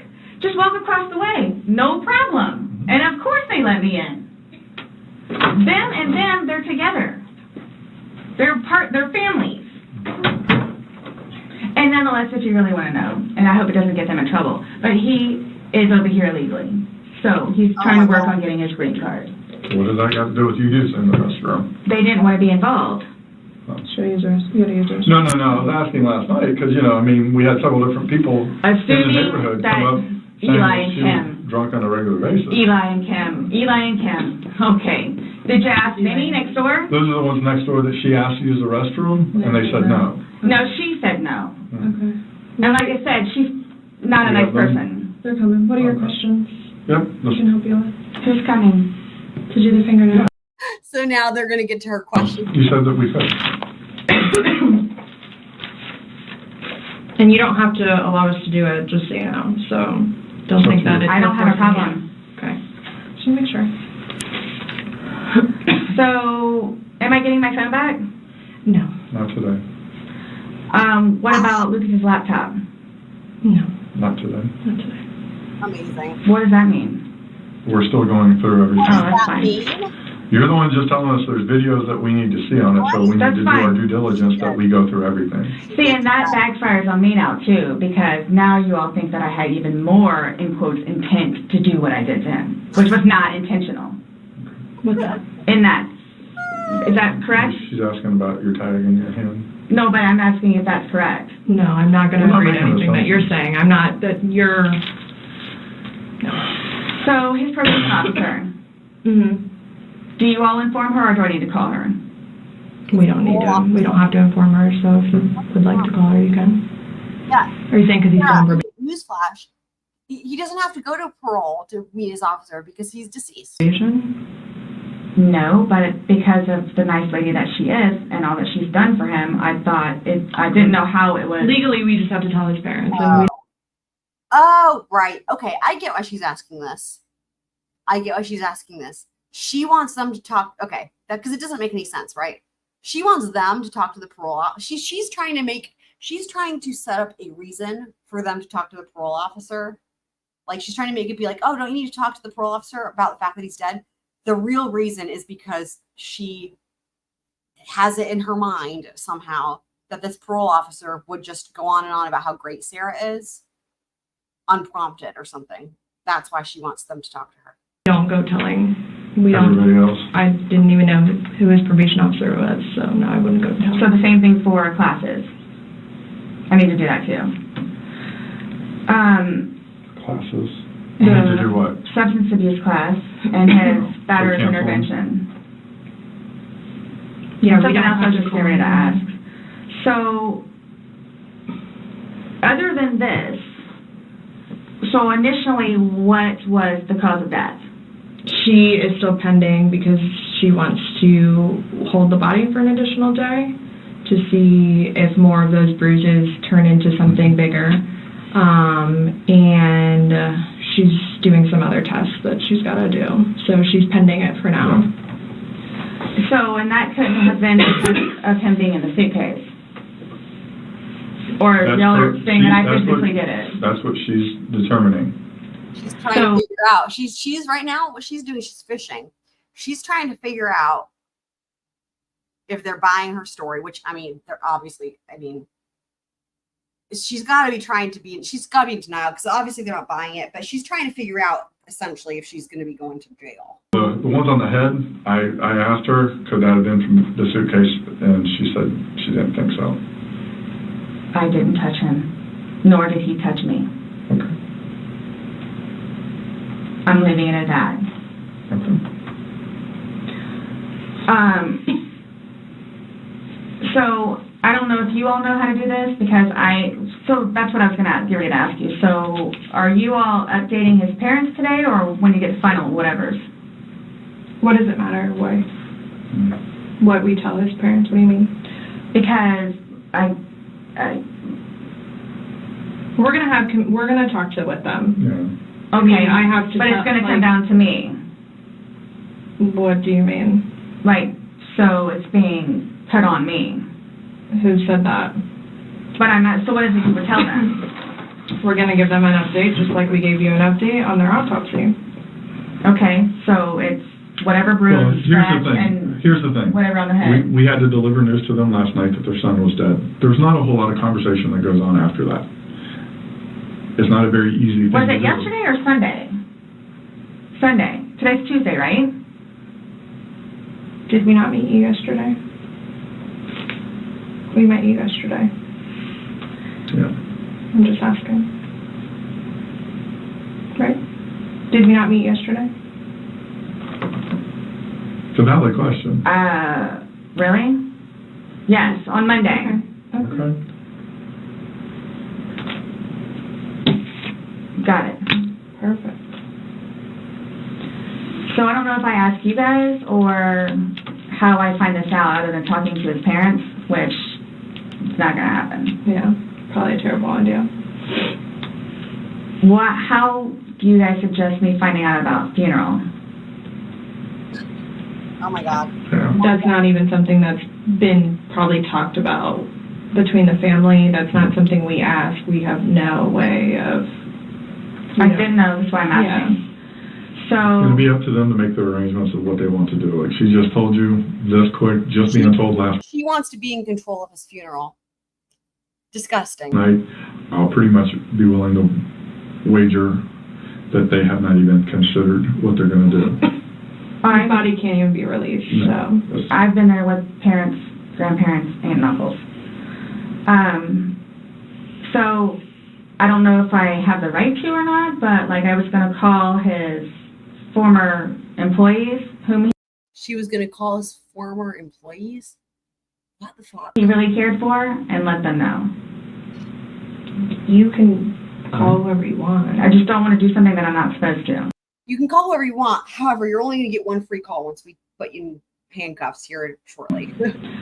How do I go about getting his wedding ring, engagement ring? It's at the medical examiner's office. It'll come to us eventually, and then it'll be released to the next of kin. Yeah. Okay. I bought it for him. Oh my God. That is a civil issue. It was on his finger. It goes to them. They're the ones that are going to release it. We don't have any say in that. So I won't get that back. Incredible. Absolutely incredible. So for all of this, like, how do I find out what's what, how many, like, what's been found? What do you mean? Pillow with stain, swabs of stain from pillow, suitcase. That will all be sent off to FDLE, Florida Department of Law Enforcement. They do their testing. So, and then, like, whatever white can with blood and necktie with blood was from the suitcase. Correct. Why would you guys, you'll see it in there, the baseball bat, for Lucas. And the receipts. And this is just his phone, my phone, and then the laptop. Yeah, when anything can be released, we will release it, but we are very early in this investigation, and it's not an overnight process, unfortunately. So, what's next? They're going to come and swab your fingers.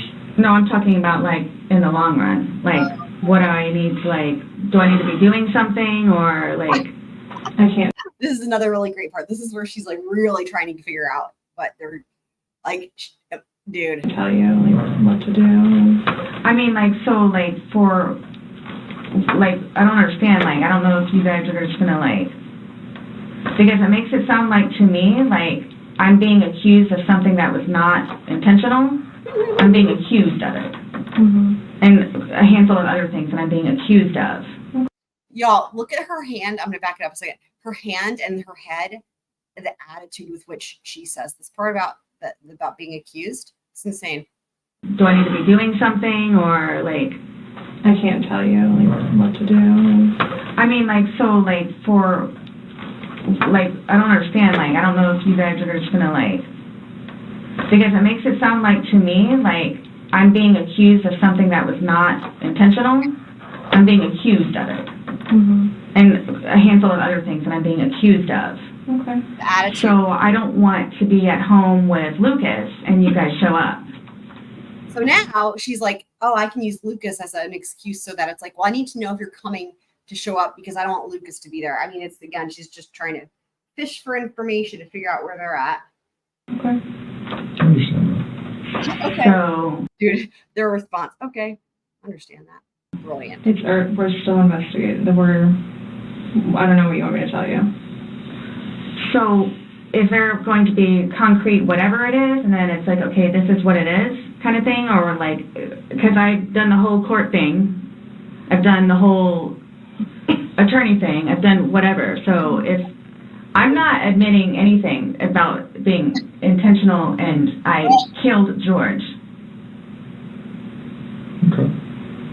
That's not the situation, but it's trying to be pinned on me. Okay. That was not my intent. But it's trying to be pinned on me. So however or whatever it is I need to do in order for that to be proven, then I need to do so. Which is what you should be doing is getting an attorney, but you know. Why I'm trying to get my ducks in a row. Okay. So that's why I'm asking what the next step is other than me getting my nails swabbed. I mean, you want me to tell you how to not be accused of a crime? I love that part. The way she says that. You want me to tell you how to not be accused of a crime? Oh my god. Oh my god.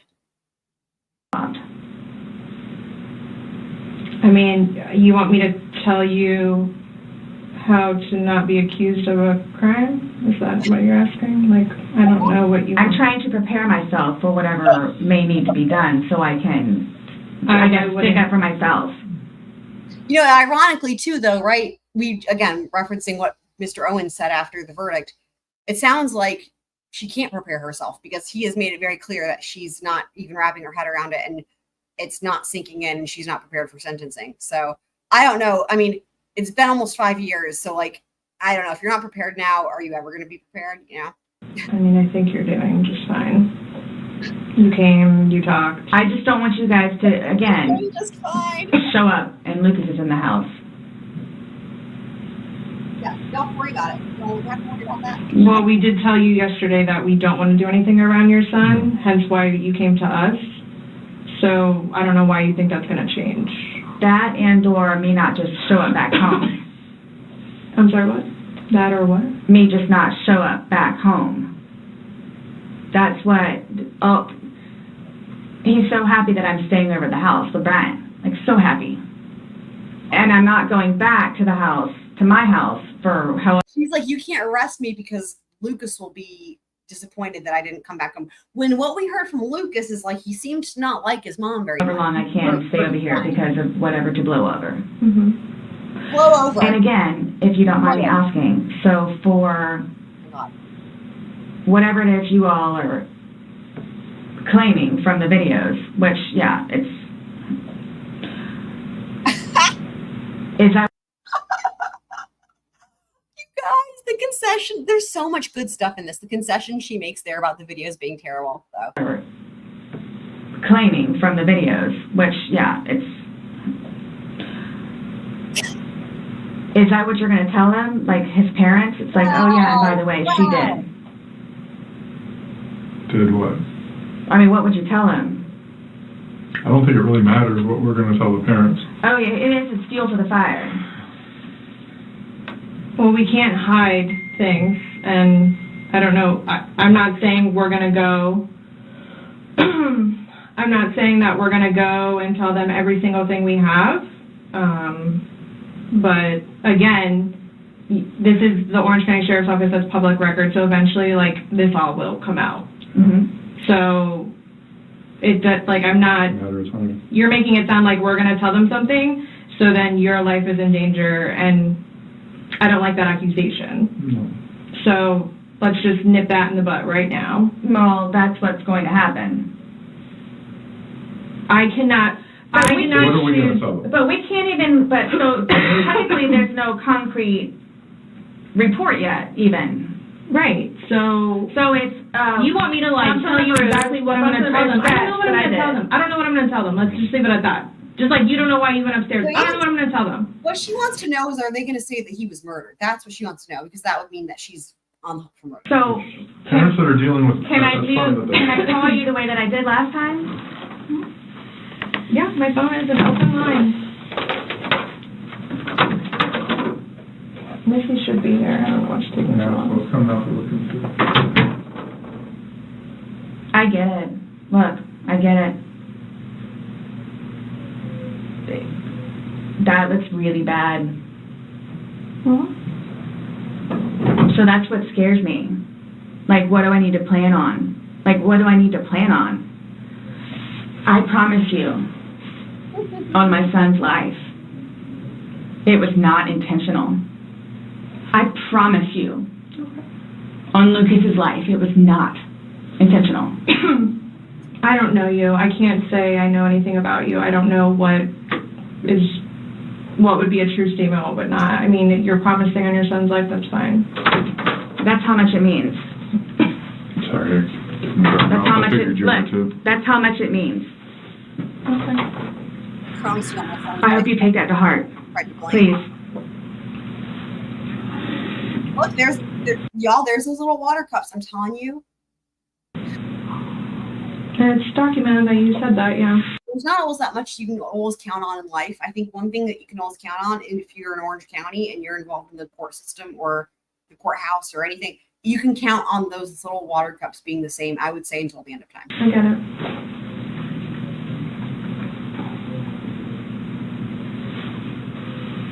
Do you have any idea when I can get my phone back? No telling. What do you say? I just said no telling. I mean, our digital forensics unit is got a lot of cases on their plate. I mean. Well, and that's not technically my laptop, it's Lucas's laptop. Okay. But he plays, you'll see all the games that he has on there. It's not my computer. As soon as we can get that back to Lucas, we will. As soon as we can release your phone, we will. But we have no way of being able to tell you because we don't have control over their caseload and how they arrange what they do. So I don't know. And at this point, I think, honestly, with everything else that's going on, that should probably be at the bottom of your list of worries. Oh! Uh-oh. I'm trying to make Lucas happy so he can have his laptop back. Okay.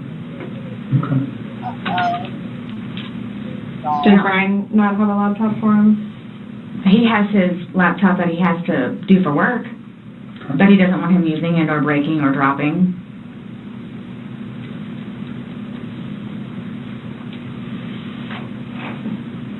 It's not a big deal. There's nothing on the laptop anyway.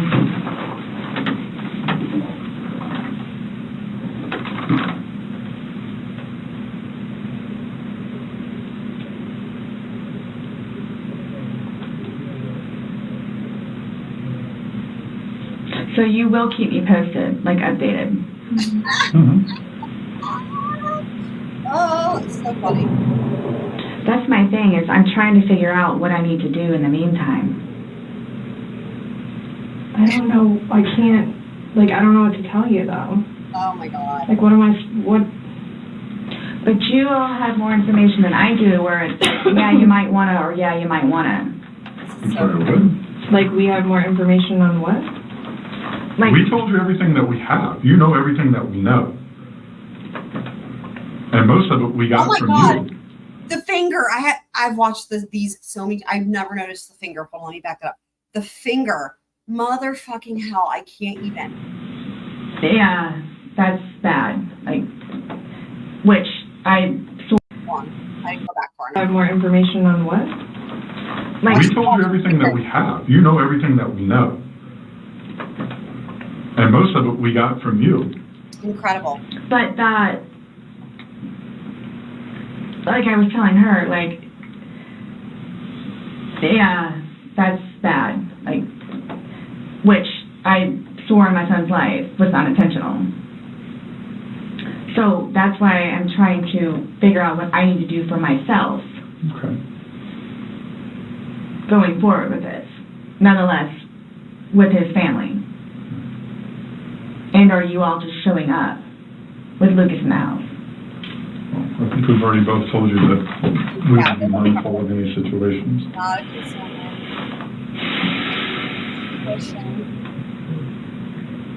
She wants to know if she's going home. That's what she's trying to do. She doesn't want to say it.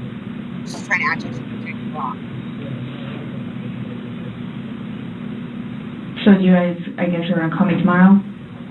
Again. Or do we need to come back down here? This is, what's happening now is it's how many different ways can you try to weasel around the question of, am I being arrested or not? That's the question. Am I being arrested for murder? Am I going home? But she's trying to ask it without asking it. Because she's trying to maintain this whole thing of obviously I didn't do anything wrong, which is just wild. This is what's happening. The long pause and then, so are you guys going to call me tomorrow? I'll chat with you next time. I have no idea when I'm going to call you next. Doesn't the report come out tomorrow? No. What report? I'm just saying a report is generated through us, and the sheriff's office is a public entity. So if someone were to come request something, then... No, I'm talking about his autopsy. She's waiting and doing more follow-up, but... She's looking at him again tomorrow. Yeah. But she won't be finished with him because she's pending further stuff.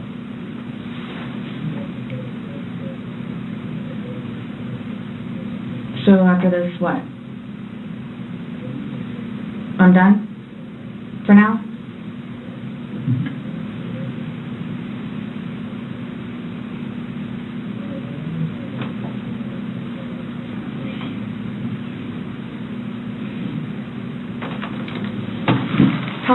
stuff take to get back? The Most FGLE of that results? you won't get back. The swabs and stuff will stay. But I'll know about it?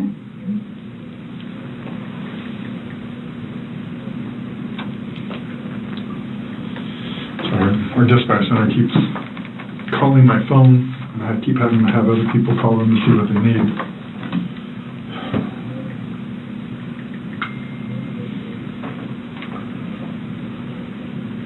I hope you all can really both truly understand that that was not my intent. I miss him a lot.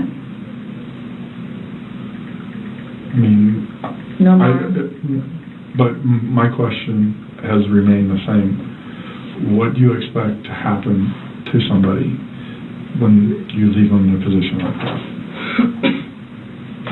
Yes, but you have to understand too. I know. No, just what would you expect to happen to somebody when you leave them in a position? I had no idea because I've never done it before.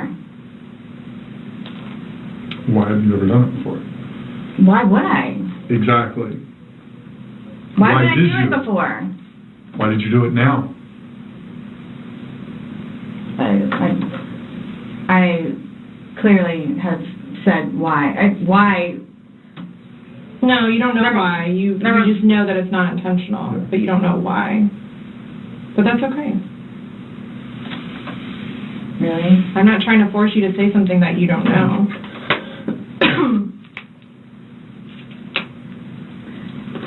It's feeding and penning.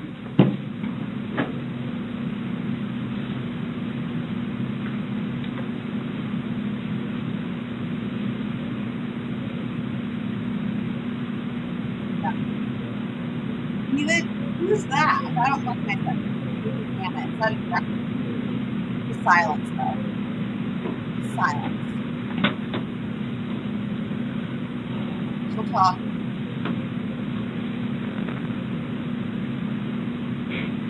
The fact that you guys would assume that I'm that kind of person.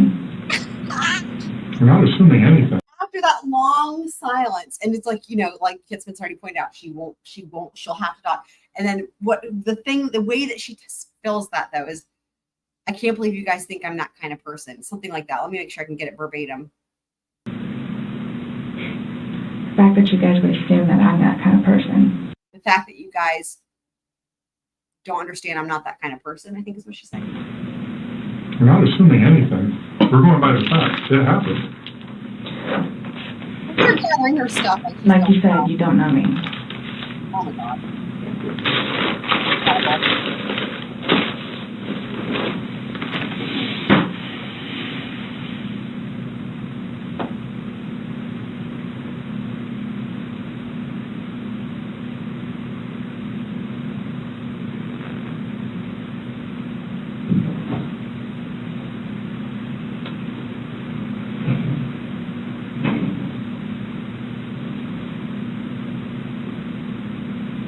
What time is it, please?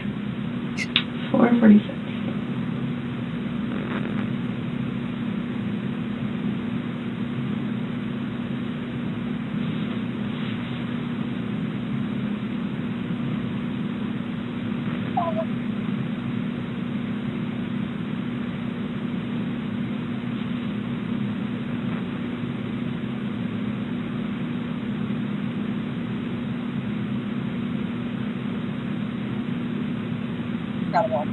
In itself, for me to have to live with getting him out and doing what I did. Again, y'all, she's like, don't, you guys, I got it. Don't worry. I've already given myself the sentencing. It's just going to be hard enough to live with what I did. Incredible. Punishment enough. It's punishment enough. Let me back that up so you guys can hear that in full. Incredible after that long silence. For me to have to live with getting him out and doing what I did is punishment enough.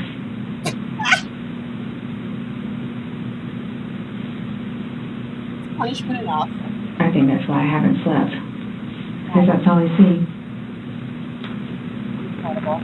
So that right there says something.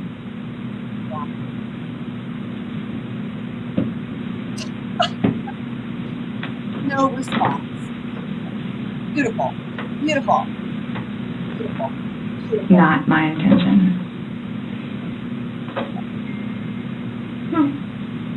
The other funny thing is it's only been one night. This whole thing about I haven't slept. It's been one night. One night. That would be funny. I literally heard the beep and I was like, that would be really weird. She acts like it's been a year without sleep.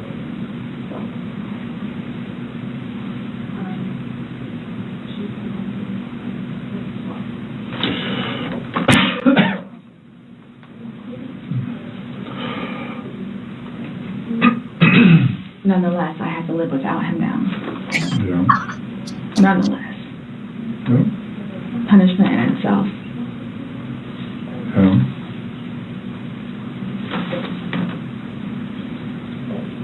For anyone who hasn't known this might take the cake as one of the best parts. I know, I ever said that. I would say there's like top 10. This is in a top 10. Definitely a tragic situation. I'm through with alcohol. And it's unfortunate that stupid things like this happen. Mm-hmm. It's unfortunate that stupid things like this happen, but wait, there's more. Absolutely.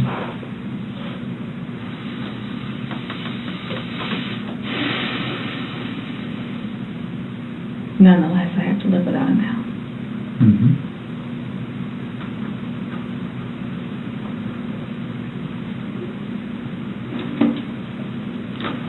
Yeah, his daughters too. Are you trying to make it worse? Sorry, what? Are you trying to? He says, "I'm sorry." What? Hold on. Y'all. This is just so good. I don't even know. Yeah, his daughters too. Are you trying to make it worse? Sorry, what? Are you trying to make it worse? Make what worse? How I feel? Making a comment. CSI, that was there yesterday. I think she took your photos. I wish I could hear what he said there, but so this part is just going to be sped up because they don't do any talking. She just collects their DNA for DNA. So I put it on speed up like in the video. So it just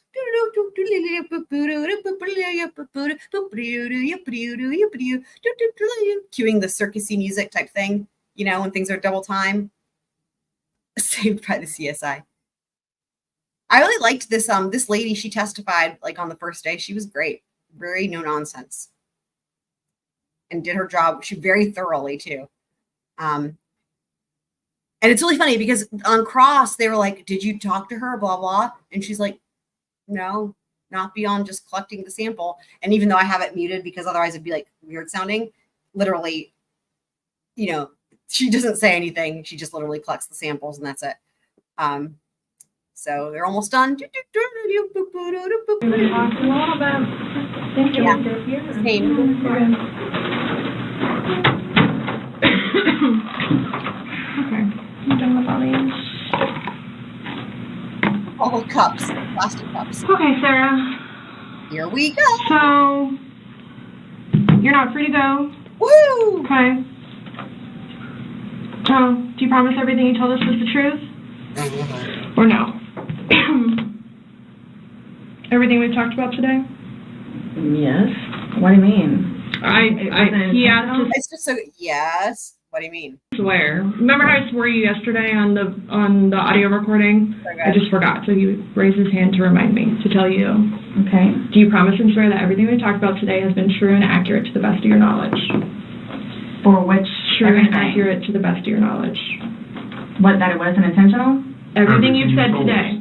Everything that's come out of your mouth has been true and accurate to the best of your knowledge. The way she goes, what? That it wasn't intentional? Hold on. It's unresponsive. She's just trying to remind them. It's just insane. Hold on. True and Everything. accurate to the best of your knowledge. What, that it wasn't intentional? Everything you've said told today. Everything that's come out of your mouth has been true and accurate to the best of your knowledge. To the best of my knowledge. Correct. Yes. Why? Because anytime we talk to somebody, we want to assure that everything that we talked about is true and accurate to the best of that person's knowledge. It's not a trick question. To the best of my knowledge? To the best of your knowledge. Everything that you've told us today is true and accurate to the best of your knowledge. Yes, but it was not intentional. Okay. Okay. All right, do me a favor, stand up. I need you to turn around, face the wall, put your hands behind your back. Do you have anything in your pockets that I should know about? No. Okay. Why is this happening? Why is this Because happening? George is dead. Not intentionally. We understand that. He's still dead. Well, we don't Someone really needs to understand call that. Brian, please. Okay. Or can I not make the phone call? You'll be able to make a phone call. There We'll it get is. you down to the Your jail. one call. So You'll why be is this afforded. happening? So this was a trick. No, it's not a No, trick. not How a was it a trick. trick? I'm in here to ask you to explain a few things to us. And You were read your rights. your response to everything was basically, I didn't do it. Intentionally. Doesn't matter. You're still dead. Do me a favor. Have a seat.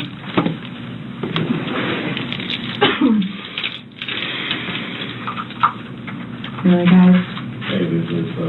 Really. So if I didn't show up. Why is You're this trying- happening? Because Before y'all said I could leave. when That I was done after this. After that. we were done, yes, we were done. Absolutely. So now, so that's what it is. We are done. Right. Not intentional. Okay. So what am I supposed to do now? You will, Someone needs to call Brian. okay. Lucas is waiting for Mom to come home. This was not my intention. I thought I was waiting for you all to come and figure out what's what and how many. That's what we're trying to do. And I was going to be able to go home and see Lucas. You don't live Now there he's just not going to have me come home. So there's nothing that I can do. All right, no. Get an attorney. There's nothing that I can do in order Get to an go attorney. home and see Lucas and prepare. Not right now. Attorney. no. You'll be afforded a time in court. You'll be afforded an attorney. There we You'll be go. afforded a chance to Wait, he says you'll be afforded an attorney, or 1, or 2, or 9. talk to a judge, and all that stuff will be worked out. But what's the time frame for that, though? Try about 5 years almost. I have no way of being able to tell you. You should make first appearance probably by tomorrow 4.5 morning, if not tonight, depending how things are busy, how quickly you get down there. I had I a don't sneaky work in suspicion there. this was going to happen. And I need water, like, really bad, please. Have a seat. You were drinking, ma'am. He brought you cup after little tiny plastic cup of water. And you drank, dude. How are you that thirsty all the time, though? You all tricked me down here. Absolutely did not.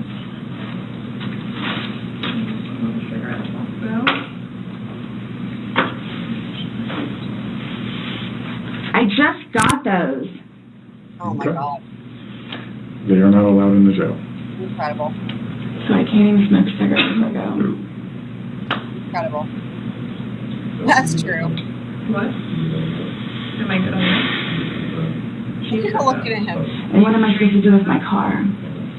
You'll be fine where it is. When you get down there, you'll have 3 phones. You'll be able to call. What, as soon as possible? Yeah, once you get down there, get booked in, you'll be able to use a phone in the waiting Or how area. long will that take? Because I need to. Another thing that's awesome about this Orange County Sheriff's Department, they have a lot of female deputies.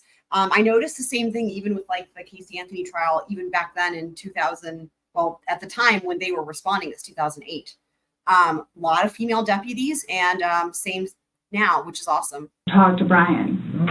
Yeah, no, it depends how busy, how quickly they get you through. I probably would say within the hour. It's a free phone call in the lobby. It's a free All phone I'm call. doing is bringing you there and piece of paper and you go there. She has no clue. So can I ask you, or whoever it is, those holding cells, the holding cells, am I going to be put in one of those? I don't know. Last time I had a panic attack. Okay. Let them know that. Yeah. I don't know. Well, you're familiar with the Big Bay. As long as you go in and you act civil to them, they'll set you in the Big Bay. And you'll be left there for a Can you while. request that while I'm there? No, that's not up to us. We don't work at the jail. As long as like he's saying, is if you don't If you go in and act like this, you'll go in and they'll put you in the Big Bay. If you go in there screaming and kicking and yelling and Why would cursing I at do people, that? I don't know. I'm just letting you know that's what happens. That's how they weed people out. If you go in acting like this, So I asked for the Big Bay? they'll put you there as long as you're acting like this. Yeah, because the last time I had a major panic attack on the little things. Hey, change the cuffs. Call it in. Stand up. I have not. So what am I going to do with my purse? Oh, sorry. Your purse is going to come, but the cigarettes and stuff can't, so. I put the lock up too, my bad. Oh, no, it's all good. Mine are the opposite, so. What made you all? The other thing is, if she was, so she says that it happened to her before, if that's even true. But if it is true, it means she was in one of those small cells before. And according to him, it makes sense, right? We know this is true, right? Like they have their different levels. And he's like, if you go in nice and polite or whatever, you go into the Big Bay. But if you go in kicking and screaming, they put you in the small cell. So if what she's saying is true at all, she was in a small cell, then it would mean that she must have gone in kicking and screaming logically, too. Decided to do this. Why did you guys decide to do this? Oh, because you killed George. Decided to do this? Uh-huh. George is dead. Yes. You guys, I knew this was going to happen. You did? Okay.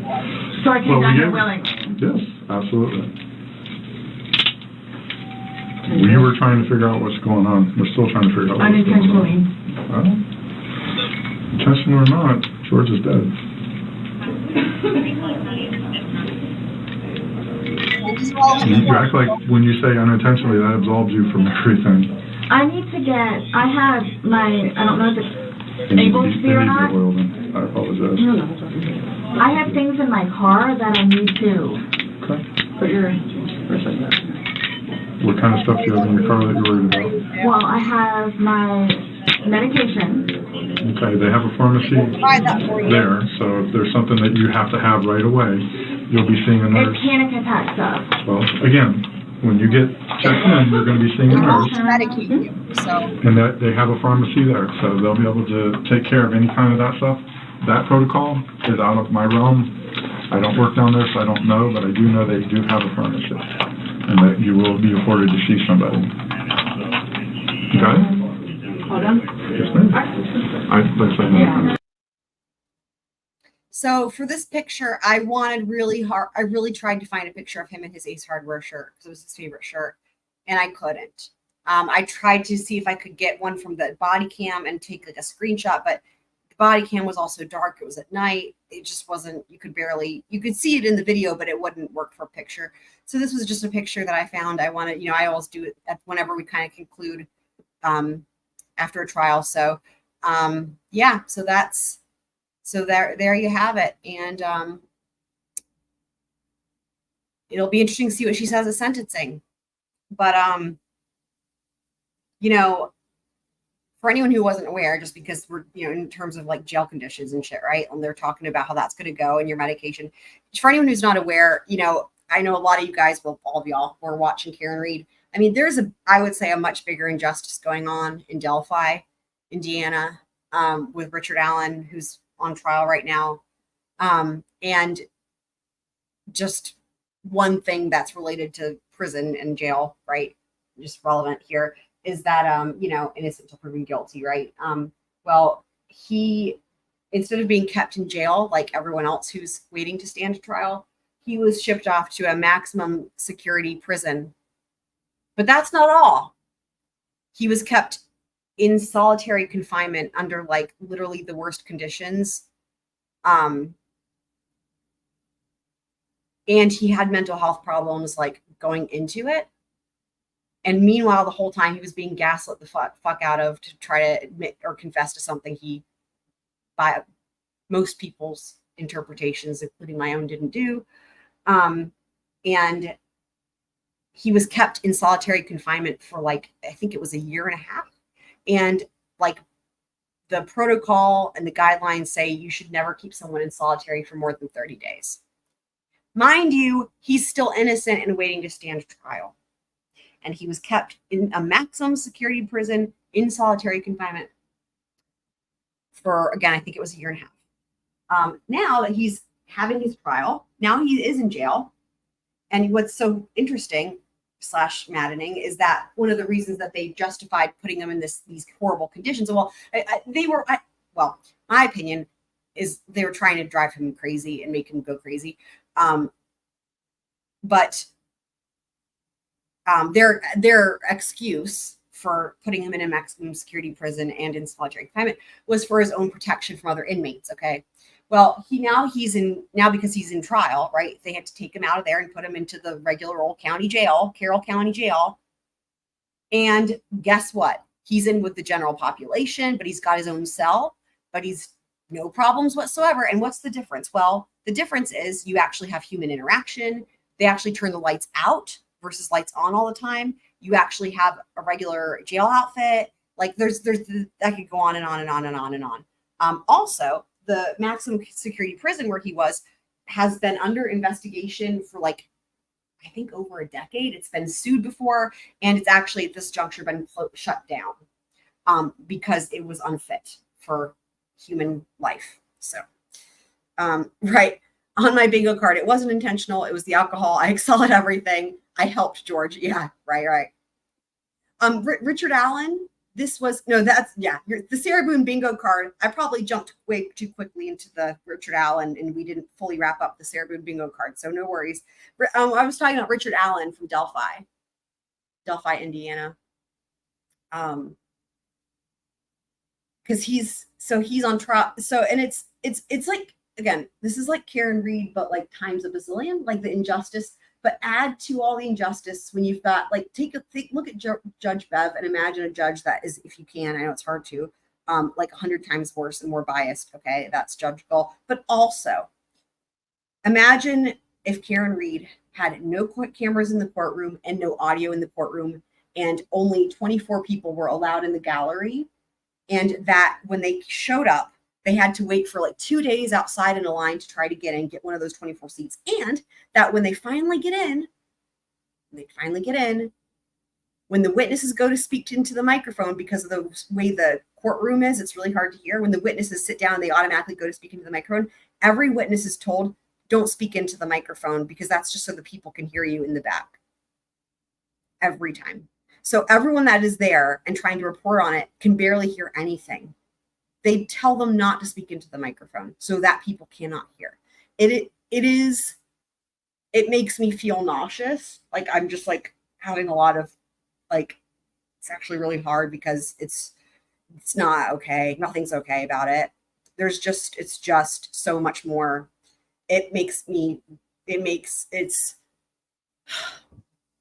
Yeah. So there's people that are there and they're just trying to take handwritten notes. And that's all we've got. And we can't see it for ourselves. Dude, it is,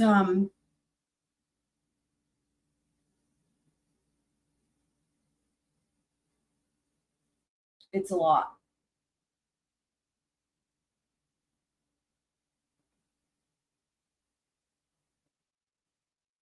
It's a lot. What I will say, the only positive thing about it is every report about the jury, this jury is smart. This jury takes notes. They're allowed to take notes and they're allowed to ask questions. And that's really uncommon. And this jury is asking really smart questions.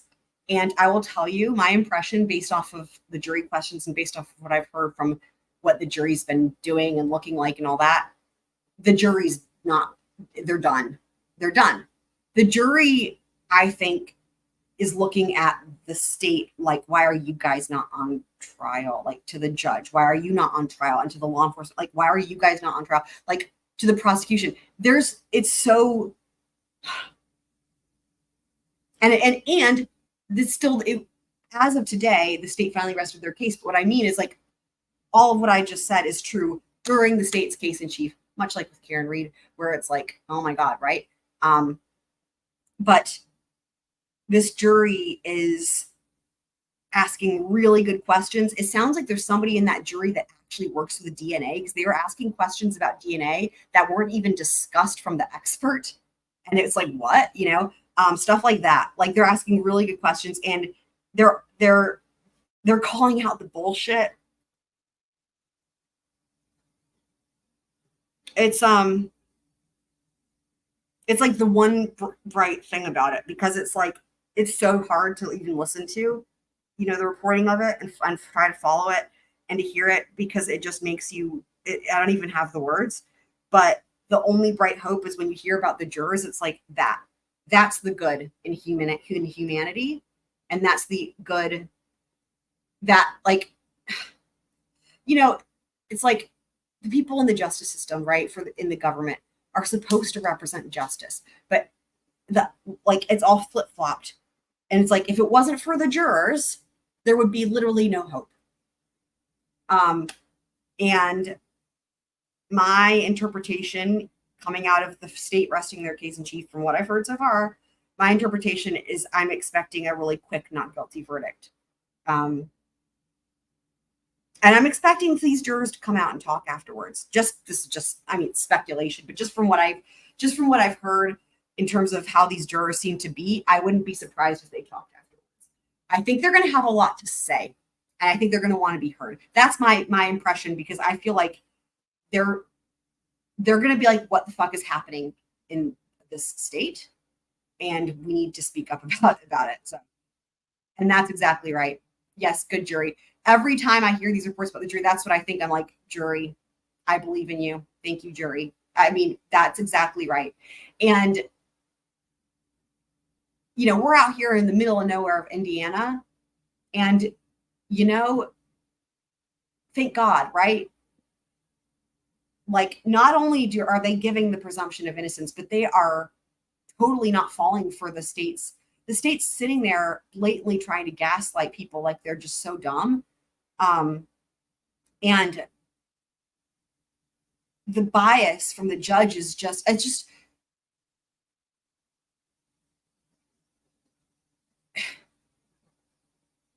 like some of the reports from today when they were playing these calls where Richard Allen makes these confessions to his wife and they're under duress and all this. There's all these other circumstances, and it's really sad.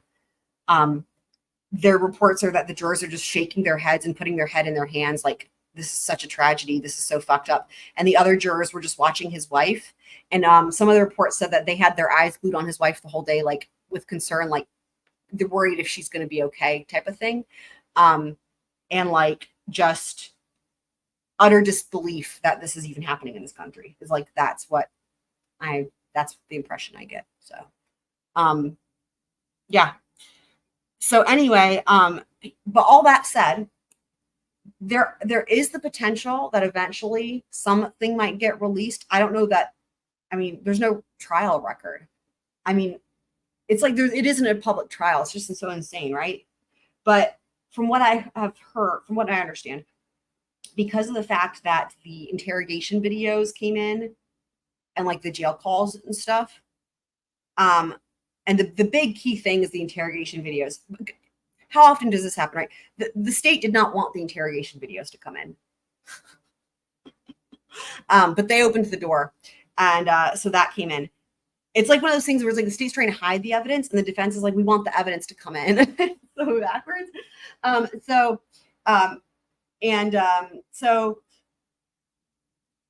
if any of that stuff comes out, like I would have covered this case. I would have covered this trial if it was possible, not going to Indiana. I would have covered the trial. So in other words, if something does come out like the interrogation or any type of transcript or whatever, I'll definitely cover that. I think this is a really important case. This is such an understatement, especially because there is not any transparency. I mean, I feel so motivated that if I could, I would go out to Indiana and try to go to court. But the thing is that there's a lot of people that feel that way, which is a great thing. And that makes it like impossible to get in, even for the people who've been there since day one. And the judge is intentionally trying to make it hard and trying to get people to fight and like pit each other against each other. Like she's implementing like all these rules to try to make it like the Hunger Games. It's just really disgusting. Oh yes, of course, Kit Smith. Thank you. I've already voted actually. North Carolina started early voting, like super early. But yes, of course, go to vote. Very, very great point.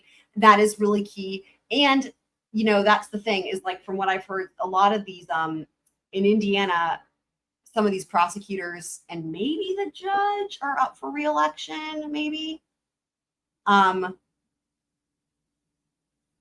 Yeah, they didn't want they didn't want a lot of stuff. Like, the defense isn't trying to keep stuff out. The defense is trying to let evidence in. And it, of course, it's the state's evidence, which is why it's weird. You know, so. Oh, that's awesome. Vote by mail. I wish we had vote by mail. When I was waiting in line, though, to vote, it was during Sarah Boone Day. I want to say day 2. Maybe no, it was day. I don't remember the date, but I can figure it out based on the trial day because I have the trial days memorized. It was actually yeah, I think it was day 2. Yeah, I think it was day 2. That was when I voted. So I was waiting in line, and the line was like unexpectedly long, and so eventually I just like got my phone out and just watched the trial. Nobody minded, which was awesome. Oh, wow, that's wild. Setting on fire.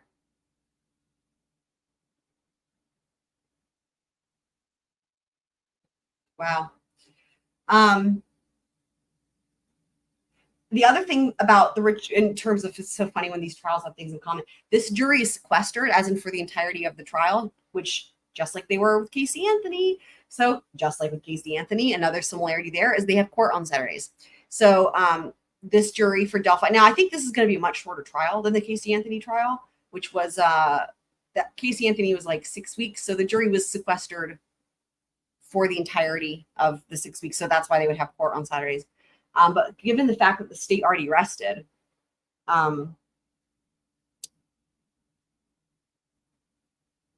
you know, I think it's been like 2 weeks, maybe it'll be another week, maybe it'll be like a 3-week trial. But anyway, so the jury is sequestered, you know, fully sequestered this whole time. And so they have court on Saturdays. So I don't even remember what my point was with that. It's really like,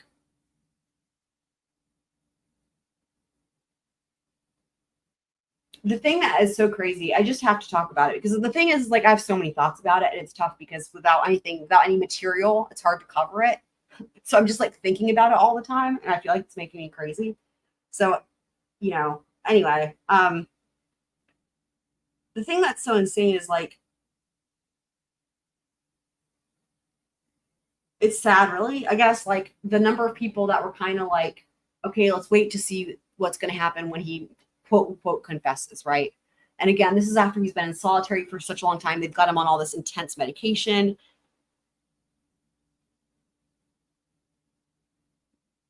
They've been gaslighting him. So it's like he's there. It starts out with like, he just doesn't know what's real. Like, he doesn't know anymore. He's like, I don't know. Maybe I did it. Maybe I didn't do it. Maybe I didn't. But like, but that's why the interrogation matters. Because in the interrogation, it's so everyone was like point blank, like, yeah, he didn't do it like that. It was really obvious, you know? So he came in and offered himself, like, he volunteered, like, yeah, I was there. Maybe I saw something that could help. So he came in as like a person to say, yeah, I was there. You know, maybe, can I help you guys? Right. And then it was like 5 years later. Can you imagine? Out of the blue, they bring him back in. And it's the same thing, or it's just like, you know, and that is the interrogation that was reported with video, and that we might get to see, might get released. So but the decline is one thing that the jury is seeing in terms of how he was then, and then what happened over the course of being in prison, and then how he is now in court. And so you're watching someone be driven insane, literally like the movie, The Gaslight, which is where that came from. And so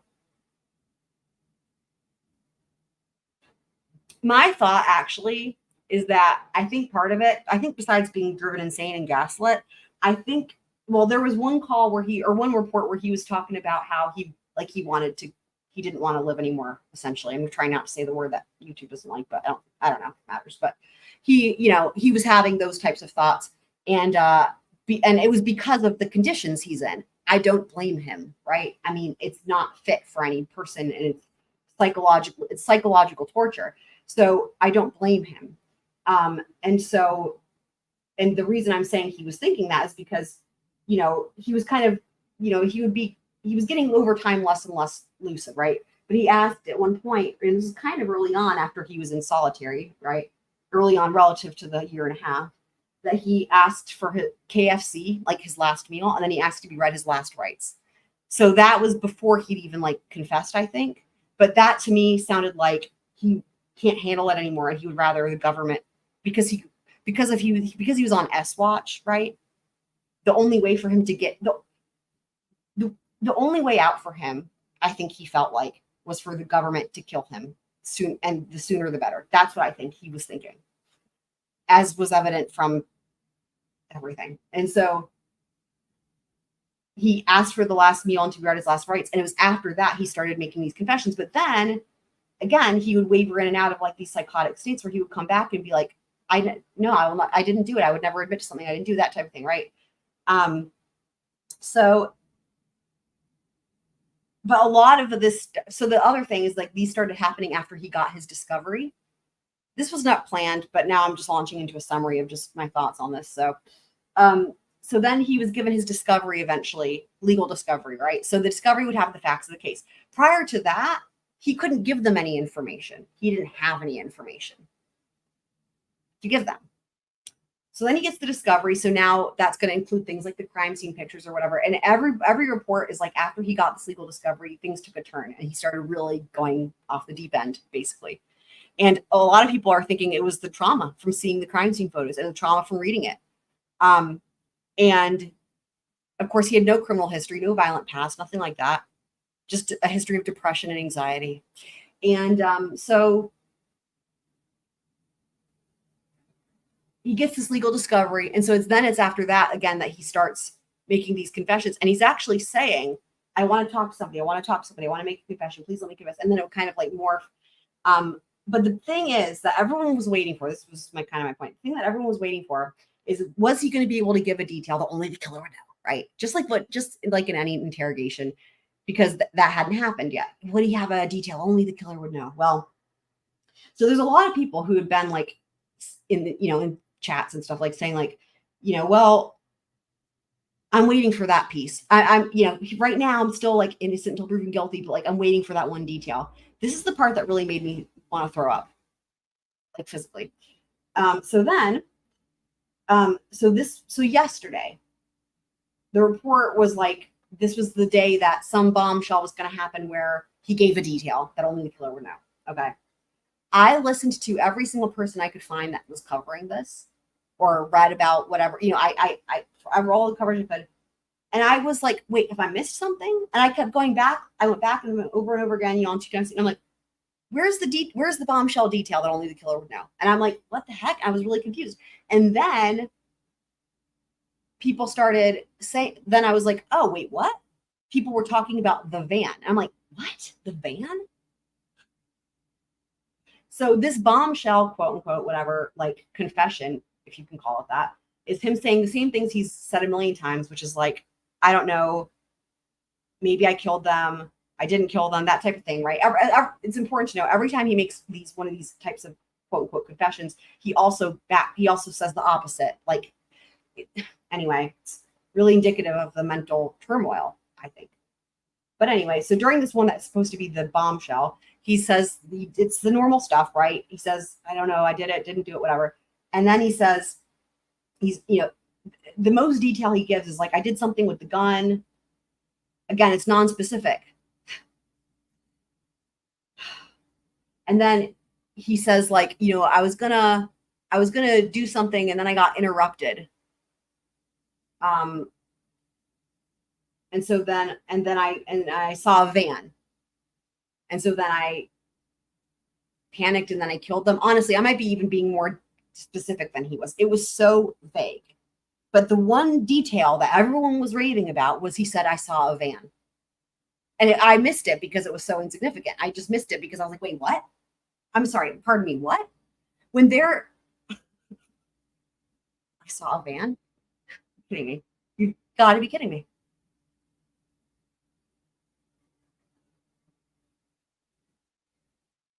You know, it's like, we know he was there. There's vans that in India, there are vans that exist.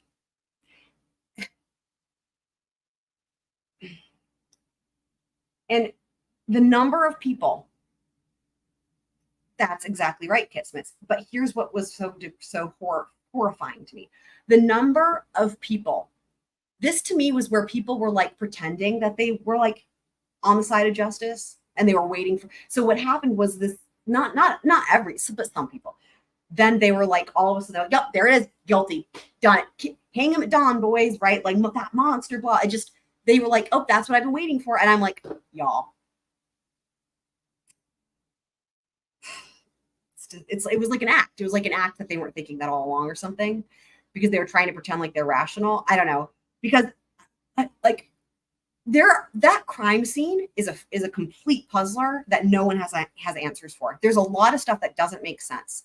Even if you say it was multiple people, not including it, whoever did it or didn't do or whatever, however many people, the crime scene is really puzzling. It's a real puzzler. That's part of why I think it's really interesting. There's a lot that no one can explain. And just to give one example that's actually not going to be graphic, I promise. One thing that to me I think is the most puzzling is something, and that no one has an answer for it, is how Abby's hands are so clean. Like clean as if pristine clean, and no one's ever seen anything like this, okay? And there's no explanation for it. No one knows how that would even happen, like on a logistical, practical level, okay? So that is just one example that, like, for if there was a confession from him or anybody that could explain how that happened, and it's like, oh, that's how that, like, that's different. I saw a van. You've got to be kidding me. That's why I was like, I'm going to, like, I can't even like, that is so sad.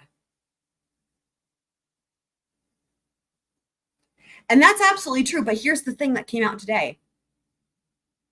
His legal discovery is littered with talk about a van, different vans. That's where that came from. It was in his discovery.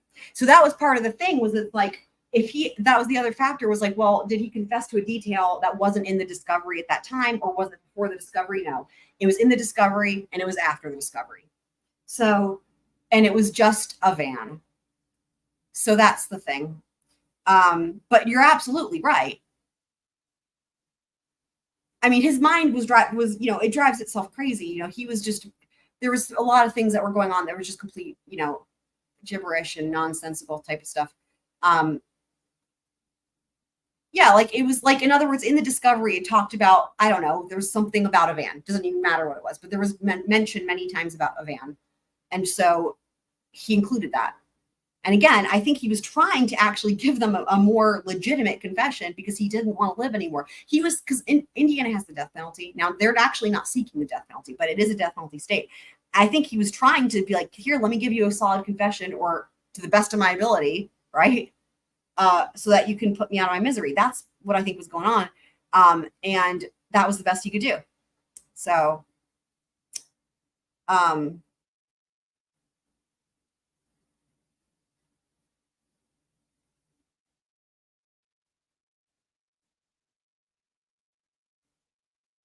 there's a lot of issues with it, with the whole thing. But that's in terms of the thing that just really just is keeping me up at night, so to speak. Like, you know, is just how quickly people were able to say, oh, van, guilty.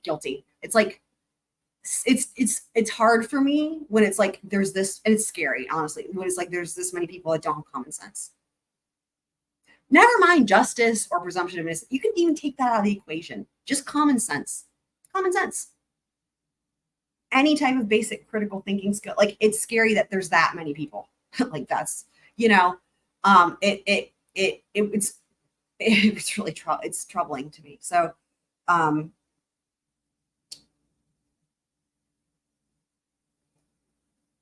don't know how you fix that. you know what I mean? But thank God they've got a jury who has brains. So yeah, Kit Smith says it's really scary. Well, I'm glad I'm not alone in that because, you know, but you know what? The Squirrel Crew is like, I love you guys for so many reasons, but one of them is you guys have brains and you guys think with your brains and are, you know, have common sense and then some. So I'm really glad that we have a group here that is not in that category.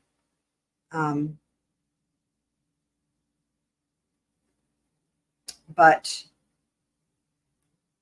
you're very welcome. You're very, very welcome. Yeah, I mean, if anyone's interested, like, you know, the like people who I have been, well, people who channels who I haven't really watched much, not for any particular reason. Honestly, I just don't have time because I'm doing my own streaming. The difference is this is a trial that I want to follow, but there isn't trial to watch, right? So, but the channels that are able to cover it because they're there are Andrea Burkhart and Lawyer Lee. I mean, there's some other ones, but the two I would recommend. And the reason I say two is because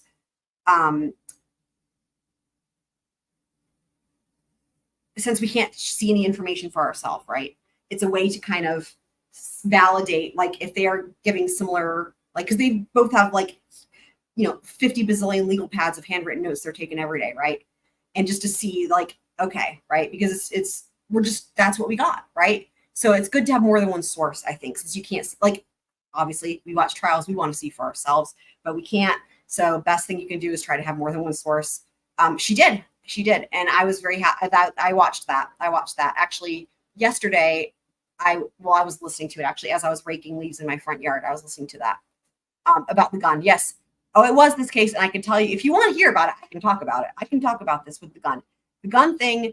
And what's really interesting is one of the things that they talked a lot about there is the standard of consistent with. And what's really interesting is the video that I've been editing, not the one that will happen tomorrow night, but the next video I've been editing for Casey Anthony.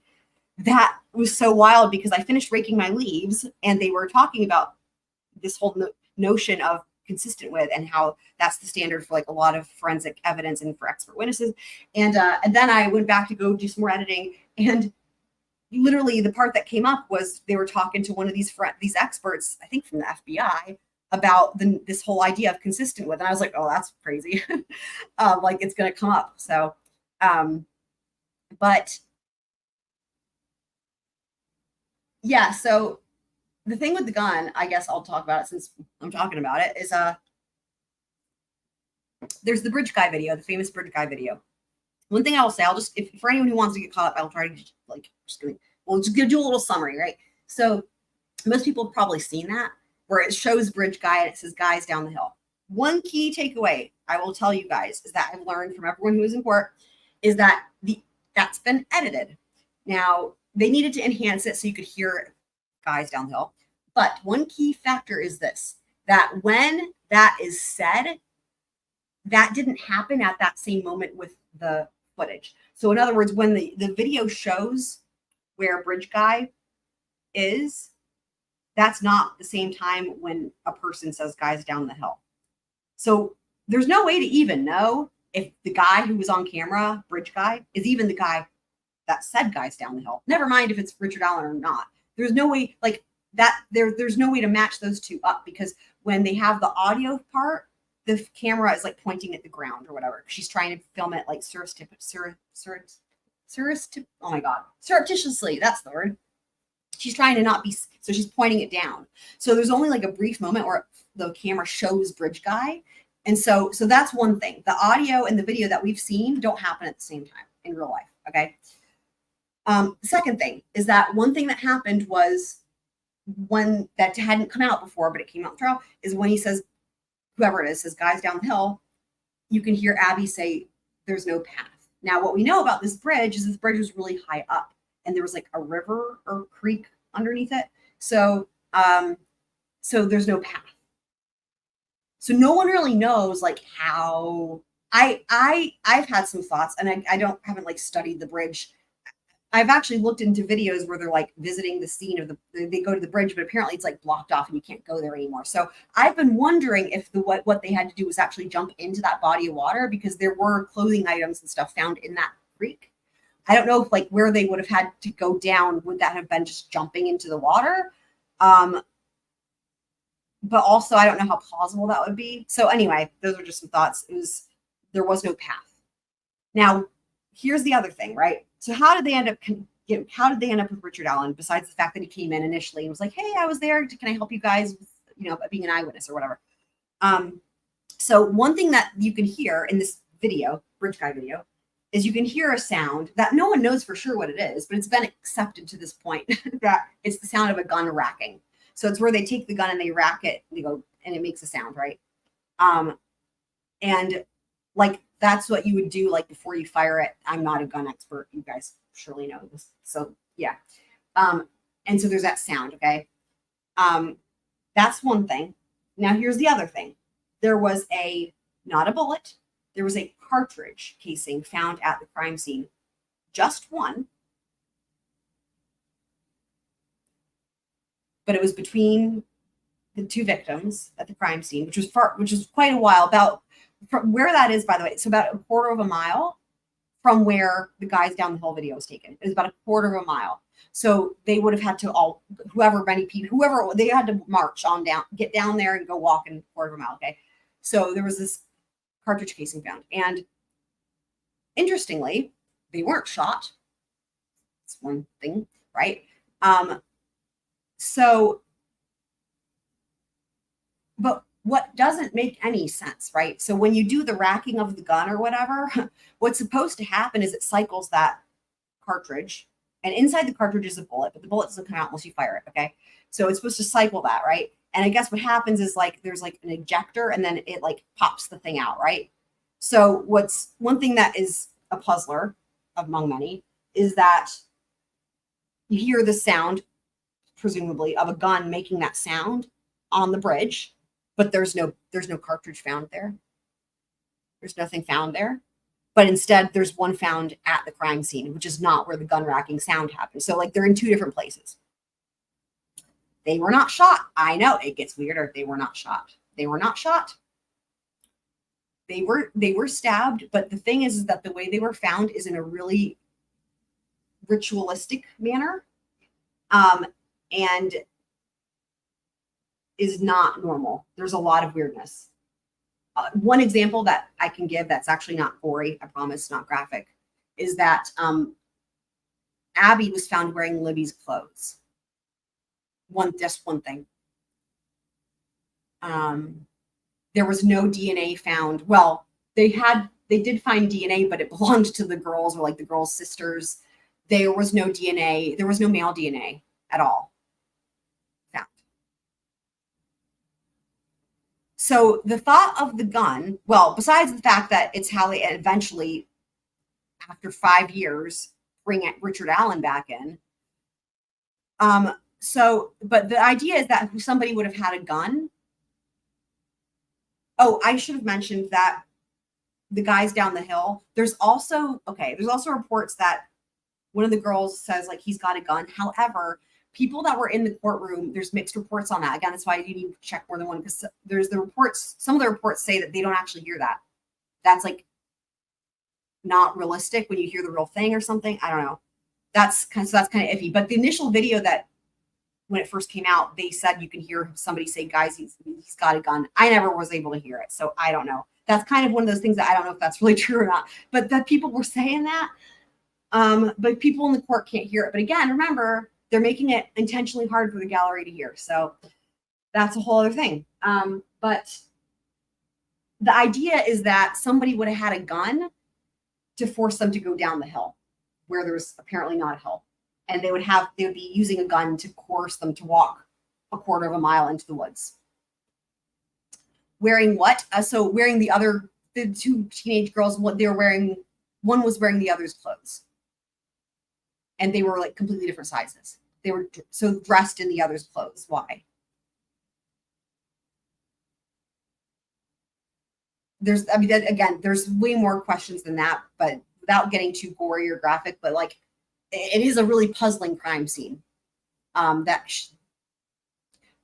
things in this crime scene are not things of like practical matters, like just trying to kill people and not get found or whatever.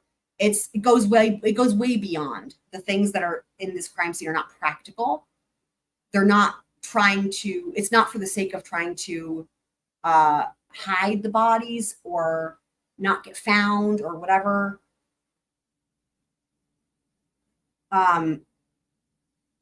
It's, one of those. So, well, yeah, I mean, and there's a lot to it to no one really, the thing is like, that's what's so wild. It's like, no one really has a good answer for it. There's a lot of puzzling things in terms of when they brought in the expert for the blood spatter. And again, I can go into it, but I don't have to, but the direction of that is, there's puzzling things that they don't understand, but it could be that at some point Abby was maybe in a vertical position, like maybe hanging from a tree. Now, let me be clear, not hung, like that was not, there's no signs that of either of them, I think, being restrained at all, which is another thing. No binding or anything like that. Okay. I don't know. It's hard to even describe it because it's hard to picture it because there's no trial we can see, right? We're hearing notes about it, but like, it's harder when you can't actually hear it from the witnesses, right? And like make sense of it yourself. Anyway, and see any exhibits. Of course, a lot of that wouldn't be shown, but there'd be some exhibits, right? Like at least to see the crime scene after the bodies are gone would be very helpful. Yeah. And again, I'd never watched her channel. And I had never watched Lawyerly either, not for any particular reason, but like, I have very little time to watch YouTube channels, but like if I do, it's like EDB Runkle where, so, but they're the ones that are there and they're trustworthy coverage. And I honestly, for me, I'm fine listening to them on 2x speed. Not everything I could do that. In fact, most things, but for whatever reason, I don't know. I'm able to watch the coverage of this on 2x speed, and I'm motivated to do it so I can try to listen to as much as possible in as little time. But yeah, or see the evidence, right? So,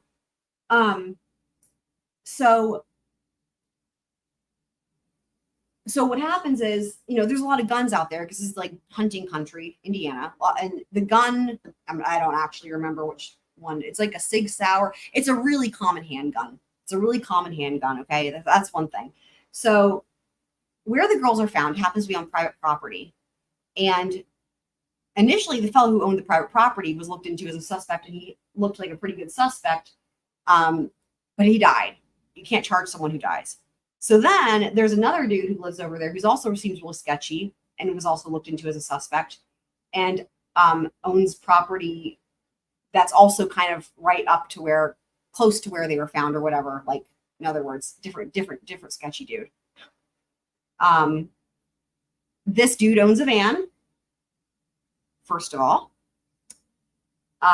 This dude also owns a gun that could have been potentially a gun that could have had cycled that round or that cartridge.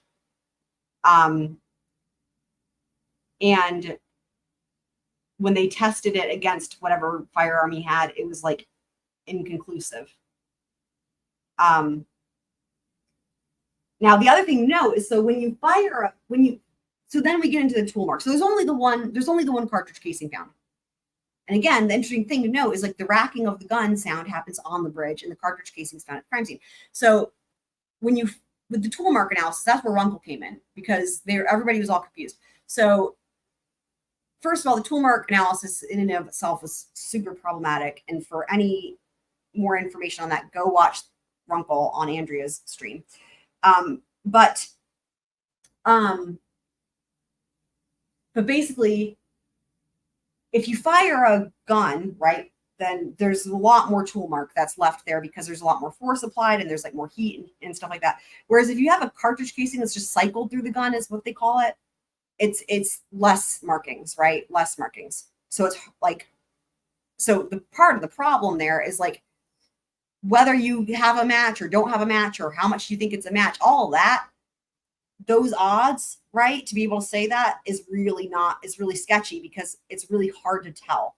That's part of the thing. And there was only one of them, only one cartridge casing. That's right. The slow talking cadence. Yeah. Yeah. And so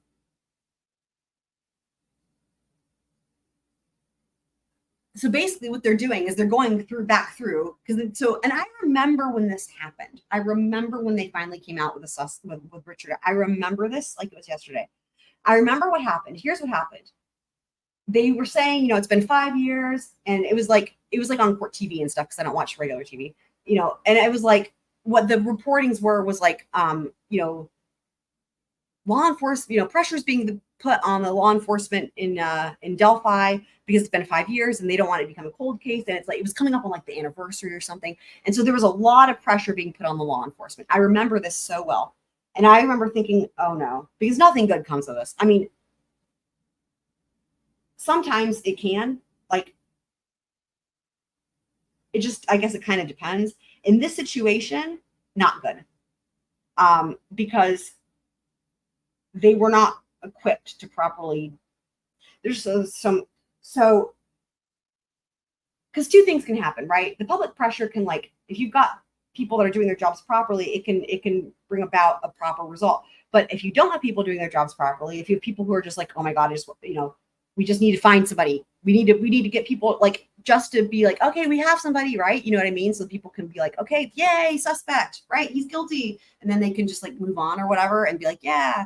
And then they can get reelected or whatever. And we just need to find somebody. And then they just like, okay, right? That is not good. Good night, Cece. Right. Kit Smith remembers that at the time, right? I know. Yeah, it was in a way that felt not good at the time, because sometimes it's like, okay, yeah, but this was like not good. And I was like, fuck, because it was such a big deal in the community, and it was a really small community. And anyway, so, and because everything we knew there was really no leads. There was nothing to go on. There was no, sometimes it's like there could be like DNA evidence that was older, and now with technology, you could retest it. Now you have them, and that's completely different. But this was like, there just wasn't anything to even go on. So it's like, at that point, you're like, what are they going to do? Just pull something out of thin air? Well, that's what they did. So the thing they went back to was that cartridge casing, and they went back through all the people, and they were just looking for anybody who had any type of firearm that possibly could have contained that type of, or used that type of round or whatever, which is like a ton of people. And that's how they came up with Richard Allen, because he owned that type of firearm. Again, which a lot of people had. And so then they tested it with these other sketchy people, and then him and whatever. And apparently with the tool mark analysis, it was like a closer match. But again, Runkle explains it really well of how, like, this is insanity and shouldn't even be allowed in court. And a good thing too, and I already knew this part, but like, bite mark analysis, right? We all know that's not used anymore. It's junk science. That's tool mark analysis. That's what that is. And that's been thrown out, but for some reason there's other types of tool mark analysis that haven't been. So, and the reason why is because, well, there's a lot of reasons, but again, part of the problem is like, the other thing is this. The way that they were able to then say, more conclusively, potentially it could be his gun, is because, so here's what happened. This is what will really get you, oh man, it's crazy. So the firearms lady person, I don't know her name. She did to test this, right? To as they were going through, they had a search warrant. They got Richard Allen's firearm, and the right type of, ammo, whatever you call it. And they did the thing. They tried to cycle it through with racking it, right? Like the sound that you hear, and they did that, and they could not duplicate the tool marks with his own gun. That, in my opinion, you should stop there. Okay, done. Like, let's move on. But instead, what she did was she fired the gun. Now, to my knowledge, I don't know that she fired any of the other people's guns, but she fired his gun, and then was able to say, oh, well, now it's more of a match. But remember, when you fire it, it's gonna make more marks that are more obvious and stuff like that. And again, I'm really trying to. This is just my layperson understanding based on what Runkle says, and he's like brilliant. So, but for people who are also lay gun people and don't use guns, this probably will work for you. So, so it was like, and that is the only thing that connects him at all, besides the fact that he was on the bridge that day, which he volunteered at the time. I was there in that window of like 2 hours, volunteered that, you know, and that, so that's it. And so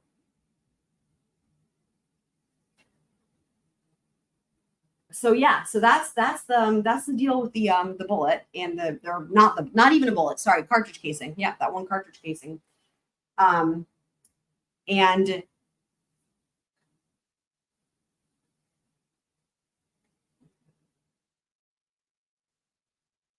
you know, and one thing too is like, so Libby, one of the girls, would have had to, there's no way around it. Everyone agrees that she was moved.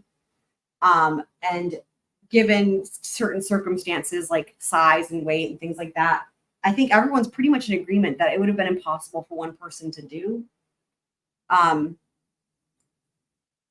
And for anyone that y'all might remember too, when this came out, right? Remember when they were amping up that pressure? Just going back to that thing when they were amping up the pressure on law enforcement, and they came out with those eyewitness, you know, the sketches that they do. Do y'all remember those sketches and how there was like completely different people? There was like a young boy with curly hair and then somebody else completely different. And you look at it and you're like, this is the eyewitness reports. This is a mess, right? And well, neither of them look like Richard Allen at all. There's that. And then they came out with Richard Allen. And I remember being like, oh my God, that's not, I couldn't believe it. I was like, that's not him. They have the wrong, they just found, like, they have the wrong guy. Like, I knew it in my gut. I looked at it and I was like, I'm sorry, what? Yeah, Kit Smith says, so they basically just said, well, that didn't work, better go do it again in a way that'll prove our hypothesis. Exactly. Yeah, exactly. So yeah, then they came out with him and I was like, and the thing is like, again, this crime scene is really a puzzler that, so then what happened is, like, I don't remember when this was, maybe a number of months ago, his defense attorneys, who are awesome and are great, they had this whole Odin thing, and you guys might have heard about that because it was like, you know, whatever. But it sounds like it's a legitimate thing. And what happened was, I feel like he had some other attorney or something, and then they got appointed, and then they got like all this, like there was this discovery, right? The state had been hiding discovery, of course. Honestly, that's like small potatoes for what's going on in this case, but they were hiding this, and then this came out in discovery, and it was like all this stuff, and it had to do with, like, you know, the other people who, the other weird thing. Oh, I forgot to mention this. The other weird thing. This is the other weird thing. Okay, I forgot to mention this. Kegan Kline. So Kegan Kline, all right. So when they did the girls' phones, right? And this came out, this was announced publicly before pretty soon before they actually announced Richard Allen. So what happened was, my memory is something like a month. So like a month before they said, Richard Allen, we got Bridge Guy, like a month before approximately, they were talking about Kegan Kline. Now, Kegan Kline was like this younger fellow who apparently had made these fake profiles on social media with a fake picture a real picture of a live human being, but wasn't him. And I created this profile pretending to be like a 14-year-old boy or whatever. And then was communicating with one or both of the girls. And he was like making plans to meet with them. It came out like on their phones, like they were going to meet with this dreamy looking teenage dude, and he was going to meet them at the bridge. Like that right there is like, oh, okay, that, right? And so anyway, this dude is currently in prison for like a long time because of child pee things. Like, you know, so there's that. Like everything was like pointing to him like, this looks like a pretty good bet here, right? Like he lured them to the bridge, clearly. And I never really found out, right? And the thing is like no one really found out. and this is where it gets problematic because, like, I think he had an alibi, but like I think everyone just assumed that because we never heard anything else. I mean, he's in prison for the other stuff, but I mean, so like whether or not that was him on the bridge, like looks like, and this is another thing that would point to more than one person, and actually not Richard Allen at all, obviously, but like to lure them there, and then there's somebody else there waiting, right? And apparently, I think if I recall, he had a dad who also had some criminal background. And then you had, I think it was Libby's boyfriend. So Libby had like a boyfriend or a friend, male friend or something, who had a dad, I recall. It's something like that. And the dad was like posting, like the boyfriend's dad was like posting on Facebook right after, like after the murders, and like posting stuff and talk about, and this is the irony, things about the crime scene that only the killer would know. And I don't just mean things like a van. I mean like actual things about the way they were positioned. Things like the way that the branch, so one of the really notable things is the way the branches were positioned over them were really weird and really noteworthy because it was not meant to obscure them. And it looked like there was some symbolism, right, at this crime scene. There's a number of examples like this at this crime scene. Like there was, so again, it wasn't like something it's like something you would have had to go out of your way, risk being caught, take more time, take more effort, all this to do, but didn't serve any practical purpose. And that's where it's like, right? And so meanwhile, you've got all these other sketchy people, and then you've got this father dude who's like saying stuff on Facebook that like literally, and this is where the Odinism stuff came in. So they got all this late discovery. And this is where in this discovery is where they talk about the Facebook posts from, like, again, I think it's like a boyfriend's dad or something like that. But then it's like all these pages, and it trickles on down to like the guards who were watching him at the prison, Richard Allen at the prison, that they had these like Odinist badges on. And that's factually been proven. They've been fired because you're not supposed to have that. But here's what I understand is like, this is like an ancient Norse religion, and that's great. We love ancient Norse things. Right. That's exactly right. Yeah, the adult male pretending to be a teen boy and who we have messages showing he was luring, right, I know. Right? And so this is where it gets to be like this conspiracy thing of like, who are they protecting, right? I mean, that's so especially when you get into people who are related to law enforcement or people who are like in the prison system, and I don't know, it's just, it's creepy. It gives me the creeps, gives me the heebie-jeebies. And I don't usually get that with cases very often. Like this one's got a weird feel to it. And so you get all this discovery and like, right, the prison guards. So the ancient Norse religions that, we love that. But from what I understand, in this part of Indiana, right, people that call themselves Odinists are not like maybe descendants of Vikings so much, but more like white supremacists, from what I understand, where it's like they've taken it and made it into a nasty turn.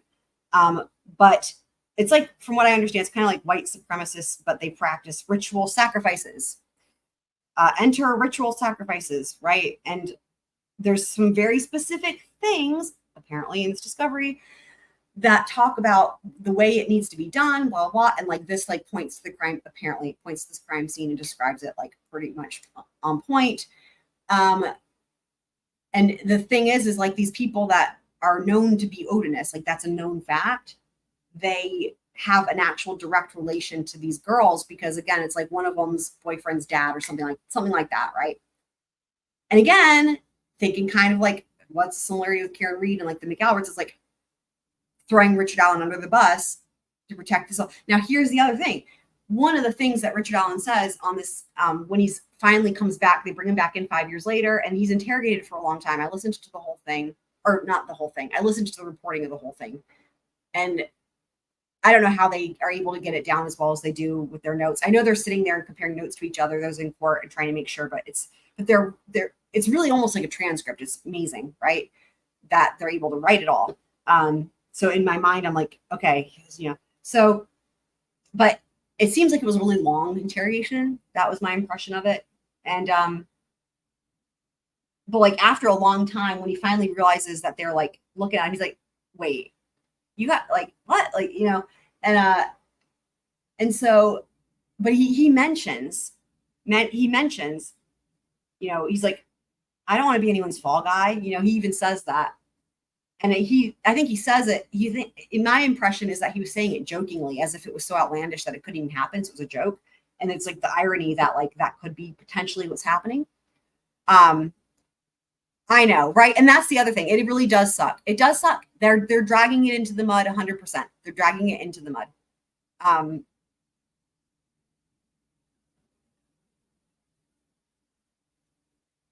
Yeah, it is a lot of effort. Mm-hmm.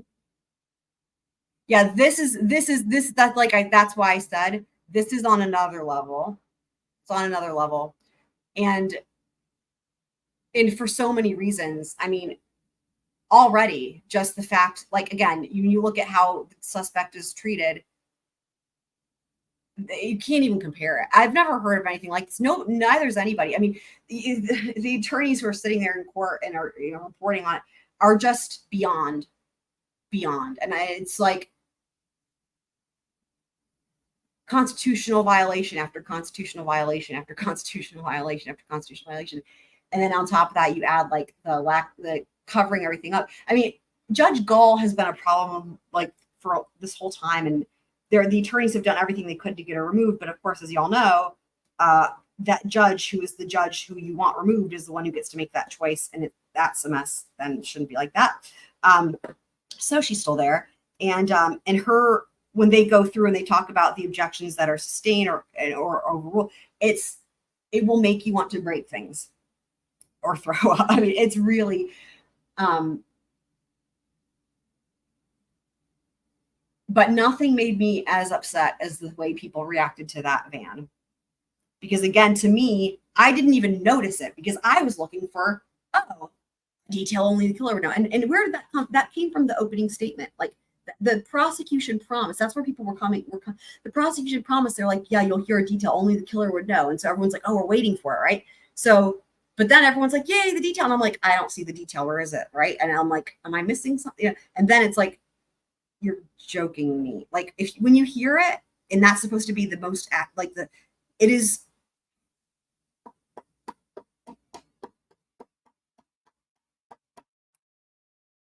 And the way people reacted is the thing. Again, the general public and not everybody, but a lot of people, and just how quick they were to be like, oh, yep. And it just makes you realize that they were like, he's guilty the whole time because there's just no. So, yeah. So anyway, that's a synopsis. I really wish I could be there. I mean, there's just no possible way, obviously, but even if I was in Indiana, it's just like, you know, it's really upsetting, right? I mean, it's like you can go on YouTube, right? And you can go to like any state and city and probably find some sort of trial that's being covered, even if it's just a hearing, a bail hearing or whatever, right? It's like, you know, these days, even specific like counties have like their own Zoom channel and you can just go, and it's like, of all the cases, I mean, trials are public. And it's like, of all the trials that should be public, all of them, when you've got this judge and you've got these prosecutors, and in addition, Indiana has specific rules that are specific to Indiana. I say rules, it's not rules, it's really case law. For example, this witness thing. So they have this rule called, what is it called? Oh, it's so stupid. It's just, it makes me incensed. It's like called, it's like expert witness, but it's like a middle ground. They have a specific name for it, and the name is so annoying, I've blocked it out of my head. It's like, I don't remember what the name is again. I've literally blocked it out of my head, but they have a specific name for it. And so what this means is you can be a lay witness, not an expert. And if like the prosecution and the judge decide, you basically can testify as an expert. So for example, these prison guards who were at this maximum security prison before it got shut down, these prison guards, and you know, some of them apparently could be Odinist, but that was, Judge Gold didn't allow, but that was it. Judge Gold didn't allow anything to come in with the third party defense with the Odinist, not allowed. So that was just, yeah. So some of them might be, but that they couldn't get, they wouldn't have been able to get into that in the trial.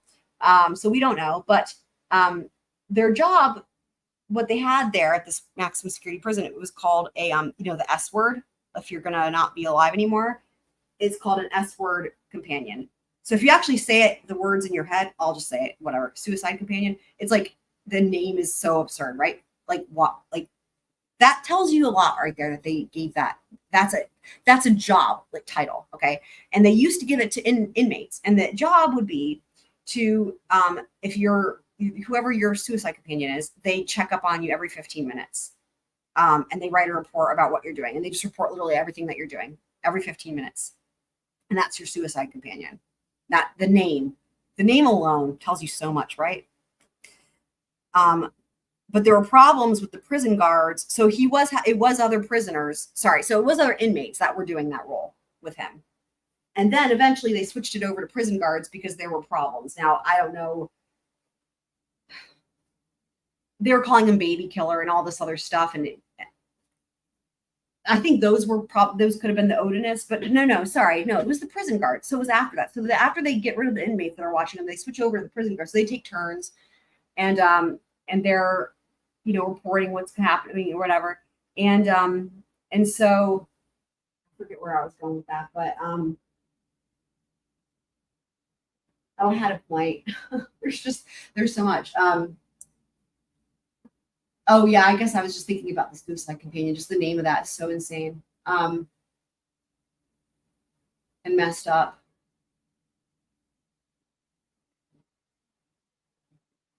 Oh, the witness thing. That's what I got it. Okay, yeah. So this rule specific to Indiana about being a. So again, it's like saying like anyone can just be like, yeah, I'm now an expert at whatever. Like it's like me saying, yeah, I decided I'm now an expert at field hockey. I don't know the first thing about field hockey, by the way, right? But like if the prosecution asks and you've got a judge like Judge Gull, they can be like, sure. And now I can testify as like an expert about field hockey. Okay. So in other words, these prison guards who have literally no training on like mental health or anything like that, were allowed to give what at best are called would be objectionable due to speculation, even if they're an expert, which they're not, like into like what he was thinking and all this stuff. That it's insane. So they're getting all this other testimony in as if people are experts when they're not. So that's one thing. It's a lot. Right. Like a sober companion, except that's right. I know. Yeah, good comparison. Like calling True Paul an accident reconstruction expert. Great comparison right there. Yes. So now the only good thing is that what happened, the way the state opened the door was they were talking about through this stupid bullshit case law in Indiana that allows this. They were able to open the door because part of how they were having these people, these prison guards, give expert testimony was asking about his demeanor. And, it's like, oh, how was he, blah, blah. And like, they don't know because they're not trained experts, but they would be like, oh, his demeanor was this, right? And it's just so whatever. But it ended up, these defense attorneys are great because they're like, oh, how can you describe his demeanor, blah, blah. And then it's like, well, what would be the best way for us to see his demeanor? And it's like, because he was videoed the whole time, right? He was, not only did he have lights on all the time, watched all the time, but he was videoed all the time himself, but also like the interrogation, when they were commenting on like the interrogation stuff, it's like demeanor this, demeanor that. It's like, what's the best way? Oh, to see it. Because remember, the state didn't want the interrogation in. And so that's how the state opened the door, because they were asking these questions that elicited testimony about the demeanor. And then it came out that the best way to judge the demeanor is through the video. Aha, right? So, and then that's how and that was a big deal when we learned that was going to come in. Because it's like, well, this is for the jury to see, right? They get to judge the demeanor from the video. Here you go. So, yeah, right.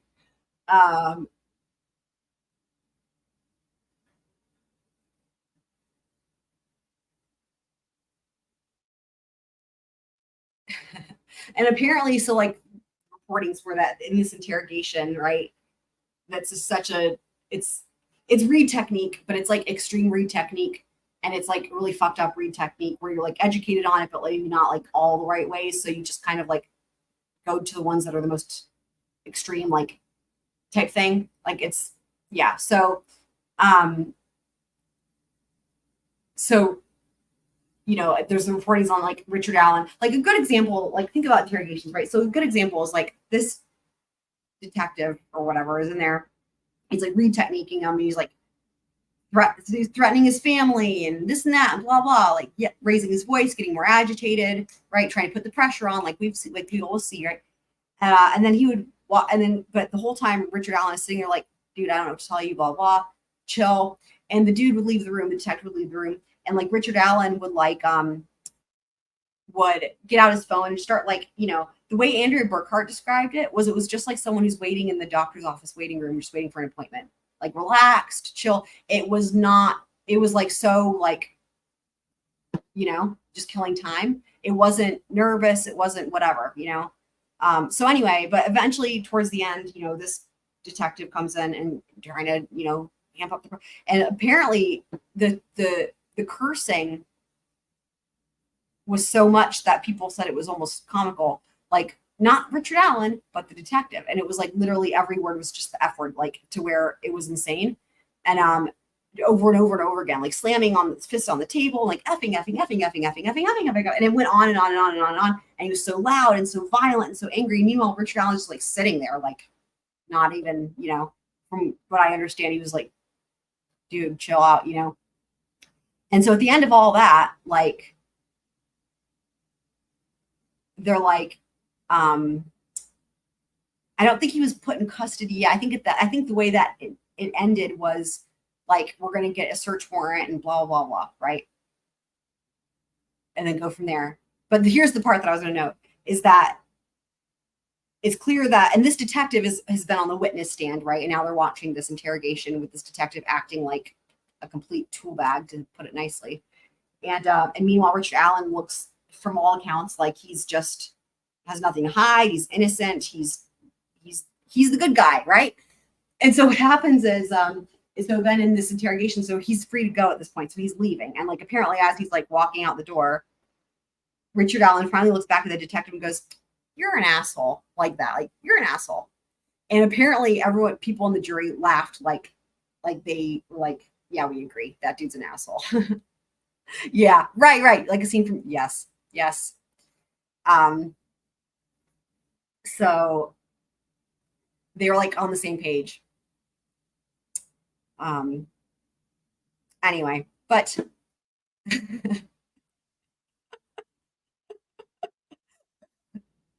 it's so funny. It's like this is where we're at, right? It's a trial that is not public, and there's no transparency. So it's like people that are writing it down and relating it, and then me like acting. Not, I feel like I'm acting it out, but you know, describing it like, and it's just funny. This whole thing is very comical to me in a way. Just the situation that we are in with this. I wish I could get it. You said it's a YouTube show or channel. Is it anime? And I know that there's plenty of squirrel friends that love anime, which is awesome. I'm literally not the first thing, and I would not understand any anime references. I mean, if I would get it without watching it, then you know, you can put it in the Discord. So yeah, there's Team 4-Star. Oh, it's a parody of an anime. Okay, I don't know if I would get.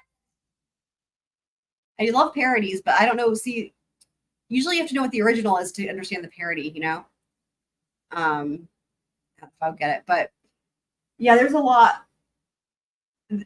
going on. I just thank God for this jury, and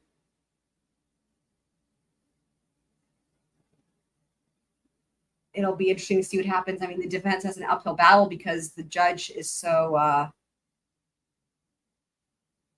biased. I mean, it's just such an understatement, you know, like they're not allowed to do anything. Like I don't know what they'll be allowed to put on because they're like not allowed to do anything. So we'll see. But again, I think that the state's case in chief alone is like enough to where I would be shocked if it's not a quick not guilty verdict.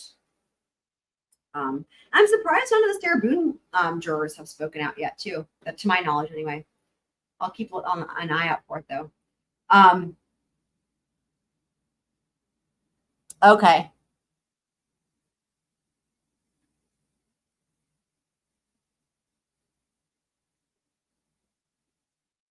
Yeah, if you want to find them and put them in the Discord.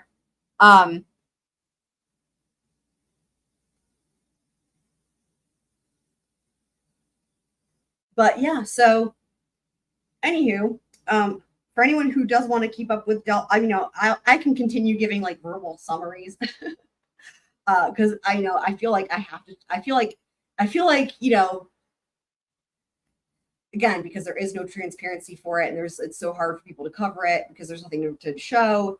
I feel like though it's something that needs to be talked about, and people need to know what's going on, and so I'm grateful that anyone will be listening, and so that it gives us an opportunity to have a discussion. But yeah, so they'll be having more trial tomorrow, and I guess there'll be the defense's case in chief starting tomorrow. So, but yeah, and tomorrow we'll have the next episode for Casey Anthony, again starting out with some of the really crucial moments that were insane from the video jail calls that are completely unhinged.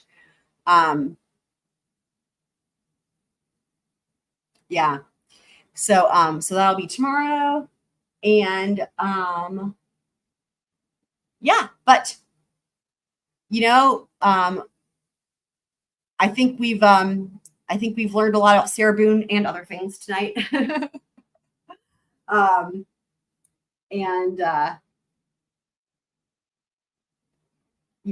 Don't forget, anyone who hasn't seen those videos from day 5, definitely check that out. And if you want to watch it from I've got timestamps there as well for each of those too. If you want to see, if it makes it easier. For me, it does anyway, when I'm trying to go back and find something. That's why I make such specific timestamps. So anyway, but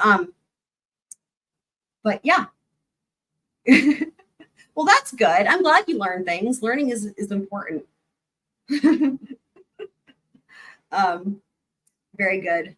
So, all right. Well, love y'all. And thanks for being here. And hopefully see you guys on the next one. Love y'all. And I'll roll the outro.